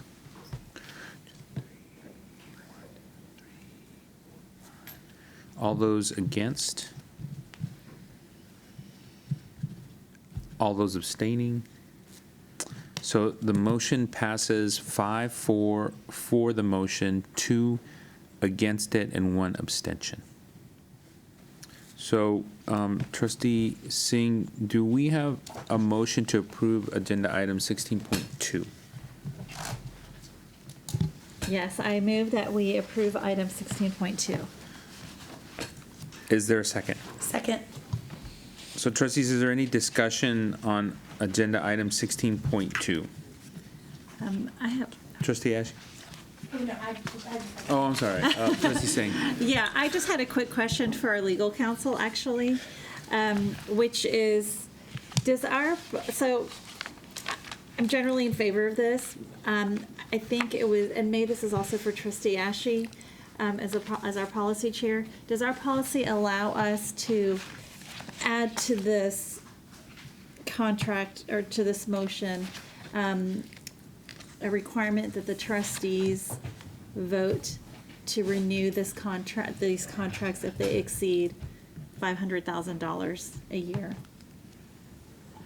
If they exceed $500,000, so you're voting to approve them. What your policy currently states is that you have certain exceptions to the requirement for approval. And one of the exceptions to a requirement for approval is that a contract has been voted on and approved and it contains renewal terms, right? So if what you're asking is, does your policy allow you to still vote on those renewals? That's right. It doesn't prohibit you from doing it. It just says you don't have to. So I think your expectation would be that this would not come back to you, and each year for renewal. Just if you're operating by default the way your policy is written. So if you'd like it to be different than that, then that's something you need to make clear. Okay, so would it be legal for me to just make a motion, a motion to amend this and saying that we would approve this, and for renewals, basically move that the board would be required to re-vote? Ask that the contracts be returned for a board vote for each renewal period. If it were to exceed a certain amount, like I'm thinking 500,000, or it could be, I don't know yet, but I just. You could move to amend the motion to approve with that contingency on it, yes. Okay. Because it's not, you're not changing the material terms of the contracts or the deals that are being struck here. Correct. You're It's only just talking because about these are special procedure. education external contract, like subcontracts, which Right. is an area that we are very So you under a could- lot of scrutiny for. Yeah, so what you could do would be to move to amend the motion, well, you made the motion, right? Yeah. Okay. Okay. So someone else so- can make them. Okay. So a trustee could move to amend the motion to approve these contracts as presented by saying that by saying that you would like to amend the motion to make clear that contracts included in this approval valued at over $500,000, if that's the Yeah. amount, be returned to the board for renewal each cycle. Yes. Each contract cycle. Yes. Could you please text that to me? I will text that to you. Yes, ma'am. And to trustee Lugo. Can I And just to trustee. ask for a point of clarification with that, Christine? So we're not voting tonight on changing our policy. We're No. just Correct. making a motion on this one particular contract on this one particular instance. That's right, because your policy doesn't, it Prohibit doesn't us from prohibit do- you yes. from It allows taking us. these items up. It's just in order to streamline business. You generally aren't going to vote on all the renewals. Yeah, got But it, if you want to do that, you just would got it. need to make it And clear. just to clarify, this is not it's not going to be a habit for all contracts. It's literally just because it's special education, and we know what a priority that is for us. Yeah. Which is okay. So I think I have the language. I think I have the language, but if you happen to text it, that's helpful. And then I have a question for my colleague. Is there a reason that we wanted to choose 500,000? Because I'm looking at the contracts, and the lowest one is $100,000, and those are the types of, so any contract currently, right, if it's a first-year contract, any contract that's over $100,000 would come to the board. So would we want to, in practice, at least keep that dollar amount the same? If not, if we wanted to go with 500,000, then I think really that would limit the annual vote to just 2 of those contracts. So trustee Lugo, let me ask for clarification, because this has been a discussion that's been going on with the board. So one, it's already current policy that any contract over $100,000 comes to the board. 2, we also had made a clarification that any contract with renewals totaling $100,000 or more would also be coming to the board. Or we were in discussions to change that. So I'm sorry, Paul. So in the policy committee, currently, we are discussing that. We're having, great. and we have the procurement teams coming to speak to us about it, because based on the different types of contracts, sometimes that's an issue, sometimes it's not. And so we wanted to have procurement specifically come and speak to us about making sure that our policy was effective and working for them and working for the district and working for our students. So there was still a lot of discussion around what that would look like. It could look like even a notification. That was something we had discussed, that if it was going to, that we as a board may just be interested in being notified of renewals of contracts as they came forward. There was a lot of discussion that was being had with Chief Ramos and the procurement team, which is why they're coming back to us in June. Thank you. And that just clarifies for me at this early hour that we had asked for just transparency beforehand, just to know whether a contract was going to be renewed and what the term of that renewal is, whether it's a 1 year, 2 year, 2 year, 3 year, 4 year, or 5 year. And that was one of the things that we had done as one particular transparency step. Sure. Dr. Elizalde, did you have a I comment? do. I have a clarification question just in terms of its impact. Chief Casas, can you come forward? Because I think you and I have the same question, just with regard to making sure that we stay in operational alignment with what you all are thinking. So Right, so I think right now the practice is that after 1 year that we have the option to renew the additional year. So are we saying that we want to monitor and limit spending, and once we hit 500,000, come back and get reapproved? Or at the end of the 1 year before we renew? Okay, Okay. Just the renewal. okay. Then we'll be okay, right? Yeah. We won't have to, okay. Yeah, just because The by the time- time the yes. invoices hit Yes. and our budget Okay. process, yeah. Just want to Thank make sure, so we can, yes, thanks. And may I answer Trustee Lugo's question? So yes, I would be amenable to a lower threshold. Okay. So, Oh, here it is.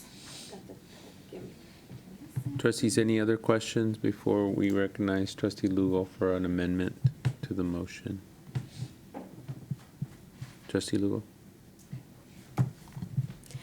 I move to amend the motion to approve the contracts in item 16.2 by clarifying that any of the contracts included in this motion valued at $100,000 or more will be brought back to the board for consideration for annual renewal and vote prior to that renewal. Is there a second? Second. Trustee Zapata seconded that. And is there, trustees, is there any discussion, trustee Ashe?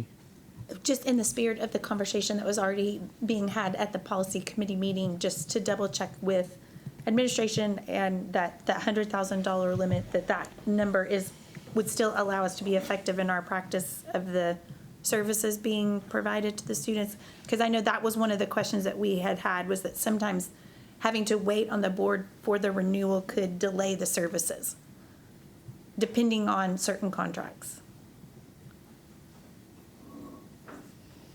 So I think it would depend on how it's worded. If it's saying that we have to limit spending to 100,000 and then it triggers renewal, or if we're saying we have, when we get a board approval up to a certain amount, if it exceeds the 100,000, then on the renewal basis, we bring it back, then we would be okay. That makes sense, versus saying you can only spend 100,000 before you can get it reapproved. So I think if I can help to clarify, at least what I think I put, is that the idea is if the contract price as presented tonight exceeds 100,000, then the idea would be that for those contracts at that value, before they would, when they are set to renew, they would be brought back for board consideration. So you spend what you spend under the contract. It's the timing and so say you're at a one-year term with an option for 3 years of additional renewals. When it's time for year 2, that's when I think the board, the spirit of the amendment is that the board would like to see that contract back before we enter into year 2. Is that? And it's limited. And it's limited just to these particular contracts, and all of the contracts are at 100,000 or more. So in that example, say vendor A has a annual budget of $150,000. Then our concern isn't whether they're at 120 or at $149,000. Our concern would be, like Ms. Casas, it looks like that contract, or y'all would tell us, this contract is up for renewal. It is part of agenda item 16.2 on May, so it's just these. Right, and I understand, I totally understand that, and I'm just, sometimes, like I said, for the clarification of the wording, just to ensure that we wouldn't have unintended consequences of delaying student services, particularly for SPED. So that's just what I'm wanting to make sure we have the wording correct, and that we put the administration in a position, or staff in a position, to continue to provide the services. That was the only thing I was checking on, because that was a question that has come up in our policy committee meeting as well. I would say the only thing for us would be that we just have to have really tight calendars and monitor when dollar amounts hit, and our budget procurement process, sometimes it doesn't get processed for 2 or 3, or I think it's like a 2-month delay, and so. You would track the the annual term. It's not the dollar amount. So like say that, sometimes state agencies say, hey, look, we're going to send this up the chain because we know in 6 months we need to extend the contract, or we want to follow through on a renewal. Other agencies, they have a much shorter runway. I mean, some agencies have like a 2-week turnaround. That's amazing. They're crazy. But so it's not the dollar amount. It's keeping track like every year when that particular contract is up for renewal. So just caloring. But if I understood correctly, those that didn't hit that dollar amount wouldn't have to come, we could automatically renew them? That's correct. And if I may, and I don't know if this is what. Hold on one second. Oh, I'm sorry. So Trustee Ashley, you're done with your questions. Trustee Wagner and then Trustee Singh. Could I offer a friendly amendment? Because I think a lot of our confusion here is around that dollar amount and that dollar threshold, where I think the spirit of what I hear board members asking for is that checkpoint prior to renewal to make sure that the contract is effective. So could we potentially amend the amendment to state that the board would like to review the renewal of contracts, all of the contracts within this agenda item, rather than getting into they're all over 100,000, so they're all included, because it effectively does the same thing. Okay, how do we put that into motion? Well, it's actually a lot easier if they all exceed 100,000, it makes it a lot easier. So you would just say, I move to amend the motion to approve the contracts in item 16.2 by clarifying that all of them will be brought back to the board for consideration and vote prior to renewal. Okay, so why don't we, Trustee Lugo, would you rescind your motion to amend and then make another motion to amend? I rescind my motion to amend. Okay. Got it. I move to amend the motion to approve the contracts in item 16.2 by clarifying that all of the contracts, and there are 7 vendor contracts listed in 16.2, that all of those contracts be brought back to the board for consideration and vote prior to annual renewal of the contract listed in 16.2. And Trustee Zapata, your second, Well, or your question? I need a second, first of all, before we have discussion. Okay. Second. So Trustee Wagner seconded, and then I recognize Trustee Zapata for a question. Okay, I know we're saying 16.2, but a lot of our agendas have 16.2. So could we be clear and say contracts for special education? That is part of the original motion from Secretary Singh, Oh. and yes, and it'll be specified. Oh, okay. Yeah. Thank you. So, any other questions on the motion to amend item 16.2, approval of contracts for special education contracted services? Hearing none, all those in favor of the motion to amend made by Trustee Lugo and seconded by Trustee Wagner, please raise your right hand. And the motion to amend passes by all those on the dais. So now we have an amended motion that was originally made by Secretary Singh with a second by Trustee Ashe to approve item 16.2, approval of contracts for special education contracted services with the amended language. All those in favor, please raise your right hand. And the motion passes by all those on the dais as amended. So thank you, trustees. Trustee Singh, do we have a motion to approve agenda item 16.3? Yes, I move that we approve item 16.3. Is there a second? Second?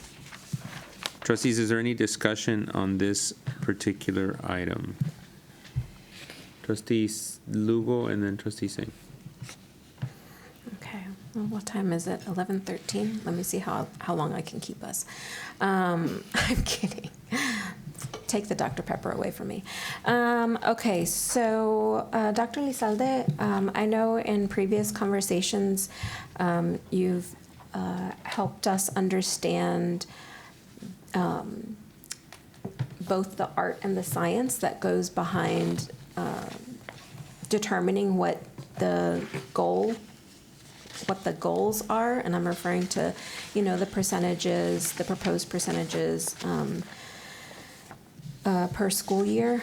And I also know that oftentimes, community members, parents, guardians, they may see the percentage number and they may think that somehow that means, so for example, if our goal measure is that students identified as economically disadvantaged demonstrate achievement on third grade state assessments in reading at the meets grade level, that if the goal for school year 22-23 is 31%, sometimes parents and community members can view that as we have low expectations, or that somehow that percentage reflects our belief of student capacity.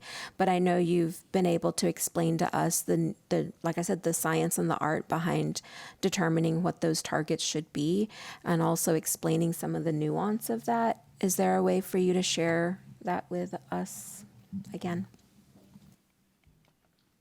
You want me to go through all of them again? No. Oh, No, just just the yes, the general. just the Okay. general, yes. So first, there was a period of time where in the state of Texas, some of us in this room, but very few, some of us in this room are old enough to remember, we would be told to set 90 as our targets. And this is all the way back to, I think Leslie may be the only one in here who's with me on this period of time. We were, you created your action plan, and all the way back to, TEAMS was probably the very first state assessment, or TABS. There was TABS, and then TEAMS, and then TOS, and then son of TOS, and whatever. So we were told to put 90 at, that was, everybody just put 90. It didn't matter who you were, it didn't matter where you were, it didn't matter what analysis you were doing, it was just put 90. And very few urban districts, very few diverse districts, if any, met that 90. And nothing happened. Everybody just put the 90, and it was following along the line. We have high expectations, but there was no monitoring. So then it became you need to embed within your district improvement plan, how you're going to get there. But there was no, and there hasn't been really a lot of direction about how you do that. Our experiences, certainly mine, are you do have to know where you are. You don't change the goalposts. And so, in fact, Austin ISD, and we did check with all other urban school districts, we have set the highest 5-year targets than any other school district that I can find utilizing what we call the 90-60-30 approach, which is 90% of our students should always be at least at approaches at a grade level. 60% of our students should be at the meets grade level, and 30% of our students should be at the exceeds. Or is it called exceeds? They change the terms on me often. Masters. It's because I don't like that term. I try to remove it. So what we did as a team is we looked at, we're not going to move those end posts. We need to get there. We need to monitor, and it doesn't mean every year we're going to hit the mark we're going to hit. It means every year we set the mark. If we get there, then we continue on our trajectory. If we don't get there, we make adjustments. We don't change the next year either. You don't change any of the goals during that 5 years. Given the fact that the pandemic caused some issues with learning, especially in standardized tests, and I use that because you all know, and I think we're actually in consensus on the fact that just the term learning loss in many ways is also a misnomer. It's a learning loss with regard to a standardized test. There were a lot of other skills that our kids did pick up on. That's not to say there aren't other effects from it, but just the idea that it's a unidimensional effect.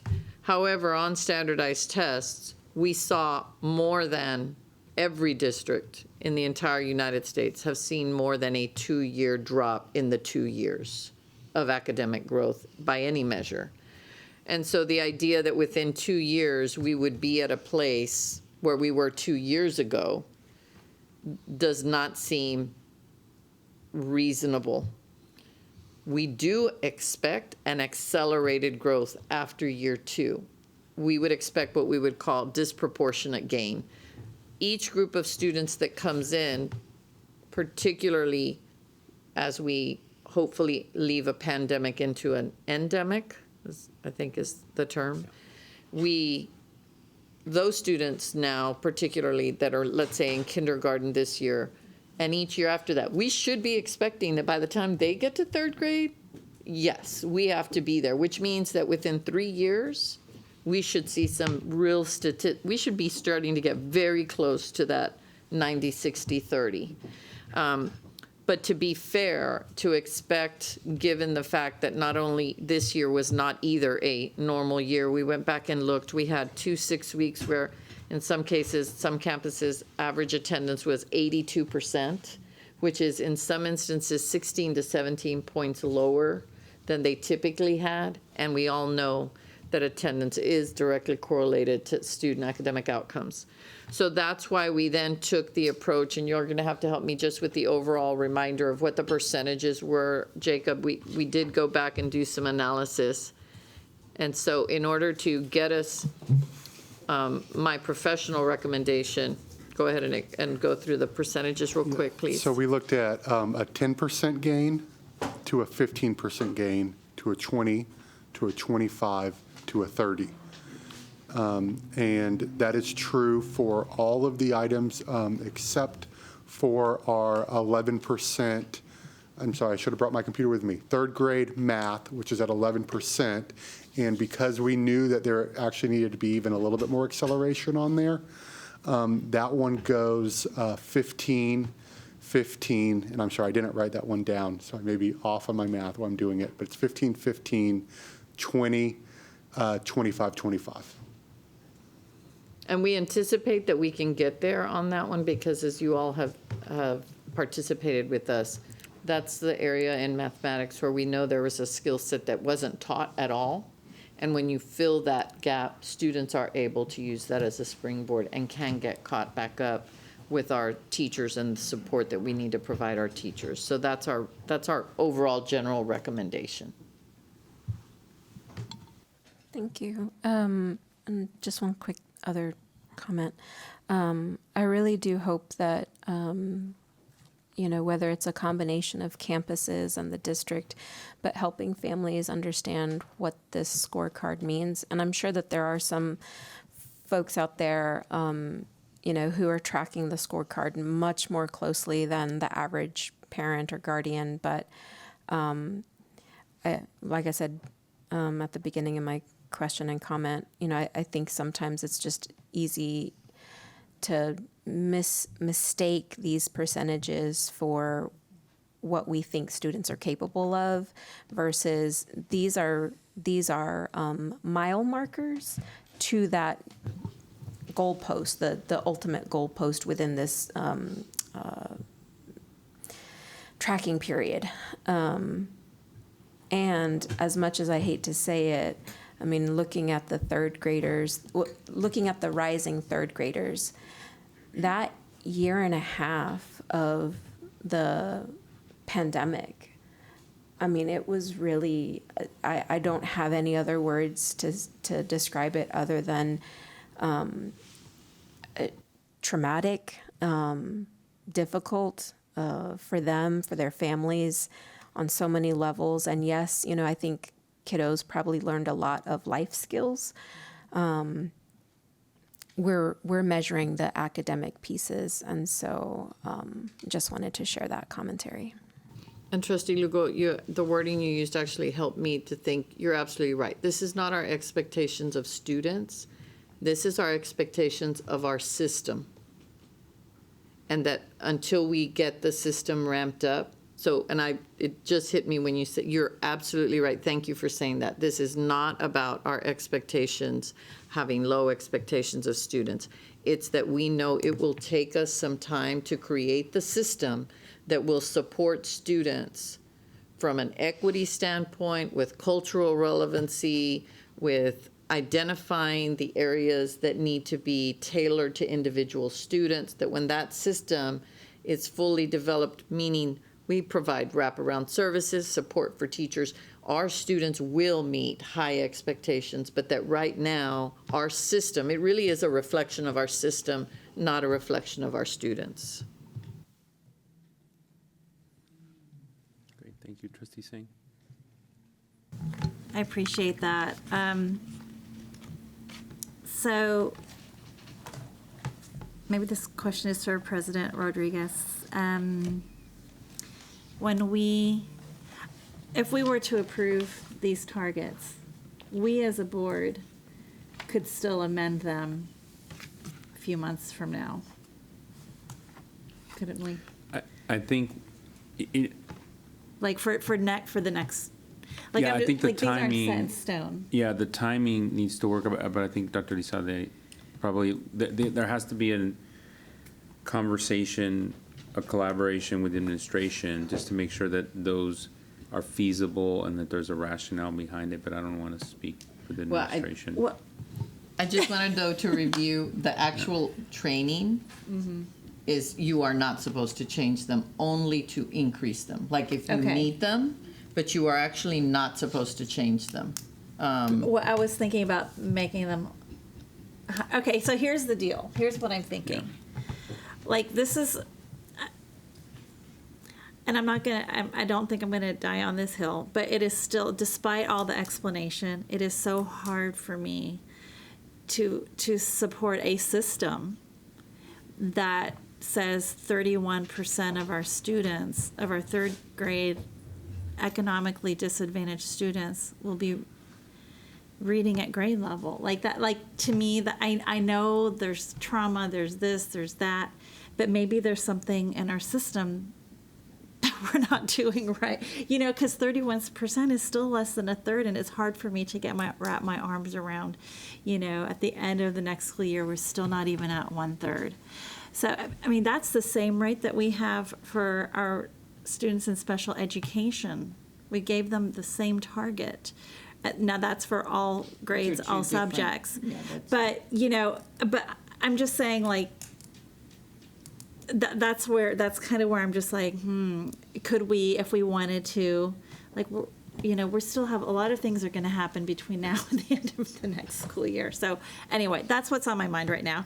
The other thing, but maybe that's just beside the point, maybe I'm the only one that's struggling with that. But the other thing that may be an issue is, going back to what I had mentioned earlier when we were talking about the survey, is we have all these TBDs in here. And so I just wanted to kind of open up that conversation to see if there was an appetite on the board to start a conversation on that and talk about how we're going to change those TBDs to actual numbers. Yeah. So I do still feel compelled that I don't want it to be left. Those aren't apples to apples from my viewpoint. The special ed is a compilation of multiple assessments. So I don't think it's accurate that that number is compared to third grade reading. The second point is where our second graders are currently that will be coming has to play a role in what our expectations of the system. Absolutely the system. I couldn't agree with you more. We might differ on other issues. I wouldn't disagree with you at all on the system. And it's not something that we will be able to, we're not going to be able to shift it immediately because it does take time, it does take people's involvement, it does take their active participation, it takes their feedback to tell us what they think is working on individual campuses. So I just don't, I'm not all of this trickles all the way down to a campus improvement plan, and I am very hesitant to put, and some campuses are going to be above that. This is an aggregation, and so again, knowing that we've got some campuses that have some, that were affected by the pandemic in a way that was far more traumatizing and affecting them versus others, which is why this is an aggregate, and the training. It doesn't mean you can't do it. You can certainly, it's the sheer will of the board that gives the direction. And the training is that that is what a 5-year strategic scorecard is that you create those targets, and the only time you make adjustments is when you meet them, and you can then accelerate them. But then when you even fall short, that's too bad. The system has to react then even faster to get you to the next level. So I think Ms. Casas might have some data, though, that she might want to share. Yeah, Trustee Singh, when you mentioned that the last time, I went back and I pulled the data specifically for third grade just to look at what did our data look like pre-pandemic. We know that in 2019 we were at 34, but what did we look like before that? And so in 2016, 2017, when STAR went into effect, for third grade reading economically disadvantaged students, they were at 32 in 16-17, 32 17-18, and then 34 in 18-19. So 31 doesn't seem unrealistic, knowing that pre-pandemic, when everything was normal, we were only at 32. And I know that's kind of hard, because that's the hard reality that we're all trying to bring to light, to say that we do have to do things drastically different. And it's not just a result of the pandemic, because this is even before the pandemic. So I just wanted to highlight that, because I thought that number really was helpful, important. and it's depressing. Yeah. And I'm wondering, do you happen to know what it was like for our I mean, never mind. I already know. So I think it's never at least mind. 22 point. Do you feel like our so I understand the catch up with COVID, and is it going to take longer? Like, have our non-economically disadvantaged students already almost caught up to where they were pre-pandemic, or are they lagging the same amount as our economically disadvantaged students? No, as we've looked at the data throughout the year, we do see that there are bigger gaps between our economically disadvantaged students and our non-economically disadvantaged students. And this year we'll have true baseline data, because we talked last year, kids were in and out, we had low participation. So end of the year data will be true baseline data that we'll know where we really are. And but I do anticipate this next year we will have some more accelerated. Okay. Yeah. All right. So I can understand all, this is, it's getting late, but this is a complex issue too. Yeah. If at the end of the year, we end up, as I understand it, if we end up at the end of the year with a score that's, 33, 34, then that's the time when Trustee Singh or any trustee would be able to make a motion or work with the administration or all of us together to move the expectations, those numbers up. The following year. For the following year. Yes. If we already meet, like if we say we're going to be at 31, and let's say we do come in like at 33, Yeah. then we could have a conversation. Well, then does the next year need to move up? So, and that's why I think it's important. We always do want to look, can we accelerate it? And that's part of the reason they tell you don't do that's why sticking with that term, the SMART goals, because what they do not, I mean, just like what they consider terrible is lowering. Yeah, absolutely. Thank you. I appreciate that. Yeah. And then I guess part B was, what do we do about the survey questions? The survey metrics. Yeah, so and I think that's will you just, let's say briefly, but will you just summarize the question you have for our colleagues? Because I think Yes. some of us, and I'll just speak for myself, I think that we're in a baseline year on a lot of this data, and that's why it says TBD, because we're in year 0, if you will, not even year 1. And that's, I thought, where the board was going, because these are new data points for the first time disaggregated across the scorecard. But if there's a number, then I think the question becomes like, what's the rationale or pathway to getting to that number? Mm-hmm. And so that's my understanding, but I want You to got make it. sure. I mean, you've identified kind of the crux of this, and and so now, I guess the conversation is, do we want to call this a baseline year, even for the survey stuff, or do we want to set a target? Like, for example, there's a report that came out by a group that surveys teachers every year, and they're like, right now, they're saying the national teacher satisfaction rate is like a little over 50%. So like, you could also just use like a national benchmark to derive your target, or you can use baseline measures, or you can use some combination. So if we wanted to actually set a target for this school year that we're in right now, we could refer to national data. But we don't have, I mean, like, we just haven't had this conversation, so I'm wanting to have the conversation. Well, I think, one, we've always, when it's come to the district scorecard, it's always been a team of 10, right, with the administration. And so I would probably ask Dr. Salde for her thoughts on this. When I think about doing a national benchmark, that is just so, like, not that we're special and unique, but we're a local school district. And it sounds more fair to the system and to our own employees that we have, if we're gonna do a number, that it be a hybrid of the national average and what the local reality is. But again, when you're looking at true baseline, those are just two different ways of doing it. And I think we need to just figure out what the will of the board is.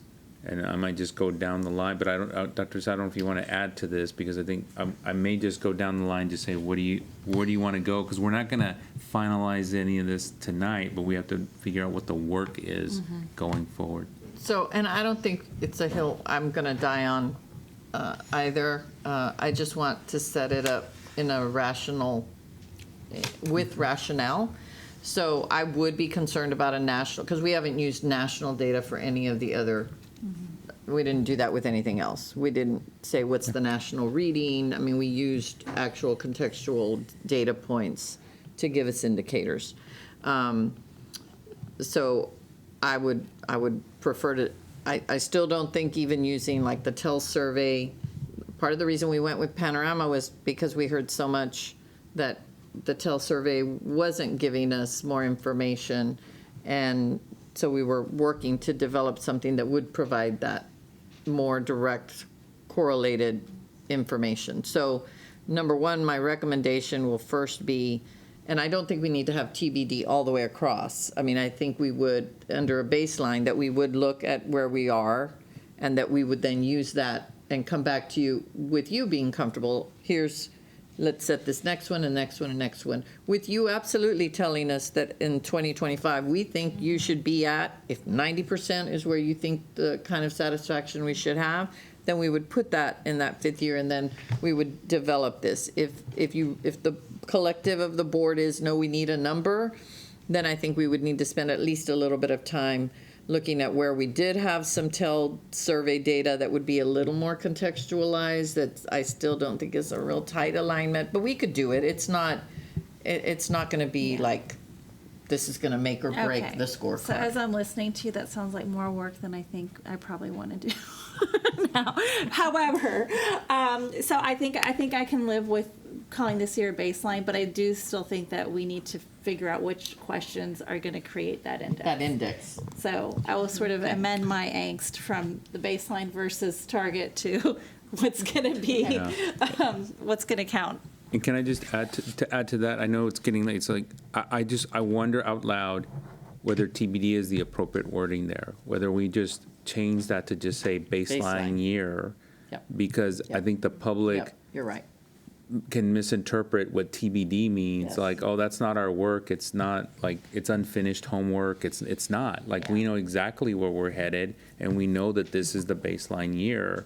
And that's what we need to explain to our community, not be in a defensive mode about TBD on any of this, because there's been some, as you have recognized and acknowledged, there's been a lot of work, and how much more additional work we need, I think, is a real big appropriate question. And if we spend more of our time on the survey and on the index of the survey, I think that helps the system move forward than the other one. I hope that makes sense. I don't know if trustees, if you're, I see a lot of heads, so, yeah.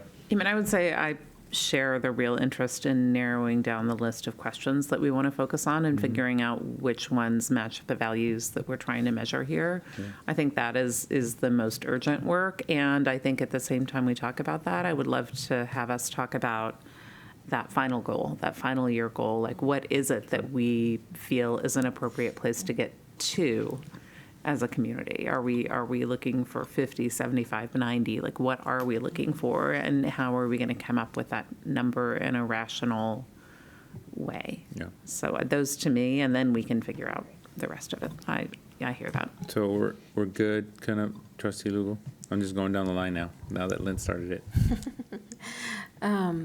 So when you talk about baseline, we're just referring to those measures. So line 11 through 14. 14. That's the only part that's baseline. Okay. And only for this year. Okay. And we would change, I'm sorry. Oh, no. We would change it to baseline, and we would use that and come back for you to give us direction to Trustee Boswell's point. There, I think we look at where, in a good system nationally, where should staff feel? Then that's that 2025. And then we work together collectively to say, how are we going to make sure we get there from where we are? And so what I'm hearing is Jacob will work on creating a quick mechanism. I don't know how you're going to do it, but you're going to do it. and okay, you work with him offline, where you all can just kind of say, this is my number 1, number 2, number 3, number 4, number 5 choice for this indicator, for this indicator, for this indicator, for this indicator. Then we can put those all together. We can kind of, who had number 1, who had number 2, give it an index, and then, hey, these were the 5 that were the most, okay, so this is what we think the board, none of us, just the board, thinks these are the ones for this, for question for 11, 12, 13, and 14. We'll bring that, and we can move forward. Dr. Elizalde, if I may, for 11, there may be a quicker answer for that one, because I was reminded when Trustee Singh brought up, well, what did we share earlier on these? And so I went back to go look at, well, what did we discuss in October and November? And so this is actually when we made the change on the survey, was between October and November. And in November, we discussed for 11 using participation rate. And so I think we're ready, if the board also wanted to provide feedback on that, to say that 11 is the teacher and staff participation rate on the surveys. And we can provide baseline data for that as well, because even though it was a different survey, we were surveying the same group. That's still an indicator of participation regardless of what the survey was. Right. The survey instrument changed, but the group who we were asking to complete a survey is the same group. So I can provide baseline. We can even suggest targets for that one going forward. Okay. And then for 12, 13, and 14, you'll work with Trustee Singh, we'll create a way to get the top 5 questions. So I'd create across. one feedback matrix for 12, one for 13, And one for 14. Yep, and we'll, thank you. Any questions? We're good. Trustee Lugo, we're good. Trustee Zapata? We're good. Good. I'm good. Trustee Wagner? Good. Okay. All right. So we are good. So Make sure you're on the same page on how you think we get the 5. so having a motion by Secretary Singh and a second by Trustee Zapata to approve item 16.3, all those in favor, please raise your right hand. And the motion passes by all those on the dais. Trustee Singh, can do you have a motion to approve item 16.4? Yeah, I move that we approve item 16.4. Oh, your mic, I'm sorry. I move that we approve item 16.4. Is there a second? Second. Trustees, is there any discussion on item 16.4? Trustee Lugo. I just have a Quick question. So, let me look for a key. Is there a key that says what happens after in progress? I know there's complete and not started, but I kind of struggle with in progress because it's like, well, that's true, but is there context? So, can y'all help me with that? So it's because most of these are process and take place, they're strategies and actions that actually take place throughout the whole school year. We did have a conversation that maybe that's what it needs to say, that it's actually starting August 27th and it goes through May of 2023. But we had already put this out, and we did talk about it when we had our meeting last Friday, but I didn't want to change anything that we had already put out. So it would be my expectation that our team, after having this conversation and with your approval, we will just go back though and put like, is this something that's taking place just August to December? Is it something that's August through May? And then, because we will be revisiting them throughout the year. As a matter of fact, like I said, there's some things that we stopped doing, some things we started doing. So we'll bring those back, and then we would start again with which ones are we keeping through next school year? Are they going to go through the whole school year, and so on? Okay, that's helpful. Thank you. Thank you. Trustee Singh. So I'm guessing, as this is a strategic plan that is lovely and detailed, the administration, you guys probably update this. Like, do you view this like as sort of an organic document? Oh, yeah, so go ahead, Jacob. I see you coming with, you still seem more bright-eyed than some of us up here, but, so we come together during executive leadership teams a couple of times, and each department is actually working on the ones that, there's overlap in some of these. They don't just rest in like one place. So each group will come and say, we're on target on this one. You know what we said we were gonna do? We haven't even gotten to that. That needs to be removed, and we'll put it on the parking lot and see if we can get to it next year. So it is organic, and it's constantly changing. Jacob? I was just going to say, we use it as a monitoring report for ourselves, as kind of a smart sheet, to where we go on there and you're seeing the actions and the owners and the timeline. But then we also provide our notes and our follow-up. And if we need to make an edit, then we make an edit and we document that. So for instance, we just recently edited because we had a staff member who left the district. So we went and changed who that collaborator was on the document, and then collaborator was updated to this person. So thank you. And so I think what I'm getting at is, the survey results. And, you're going to get star scores back this summer. So I'm going to assume. All of that, oh, yeah. Yeah, so I'm happy to approve this now with the expectation that it's going to get revisited and obviously There will be a respond. retreat. We had a retreat to even get here. And as the very first one, we used the equity action plan as the springboard that Dr. Holly brought us from all those thousands of people that she visited with. Okay. And like that even served as part of the conversation along with the scorecard formation. So now we would be visiting with the survey results, our state assessment data, our map data. Yes, ma'am. And we'll have a whole retreat. We take a whole day and a half. Okay. Okay. Any other questions? Trustee Buzzell. I would say I really appreciate the idea of some kind of dates and targets, which really gives us a chance to know kind of when to follow up, when not to bother you and leave you alone, kind of what, I think that would be helpful to have some kind of guide in the end process of just kind of what our window is to be watching these things. If that is manageable, and I appreciate the exploration of that, and I'm just saying that could be helpful. I'm not sure I'm following the date specificity. Talking about in progress, and you said you were, maybe thinking about giving windows of time that things we're working on. What I'm saying is that I can see utility in that. Oh, okay. Yes. Thank you. And we will be moving to that. Thank you. I see that seems valuable in the bridge between our roles. Thank you. Okay. Trustees, any other questions or discussions? If not, having a motion by Secretary Singh and a second by Trustee Ashe to approve Agenda Item 16.4, all those in favor, please raise your right hand. And the motion passes by all those on the dais. Trustees, we will now recess the open meeting at 11:49 p.m.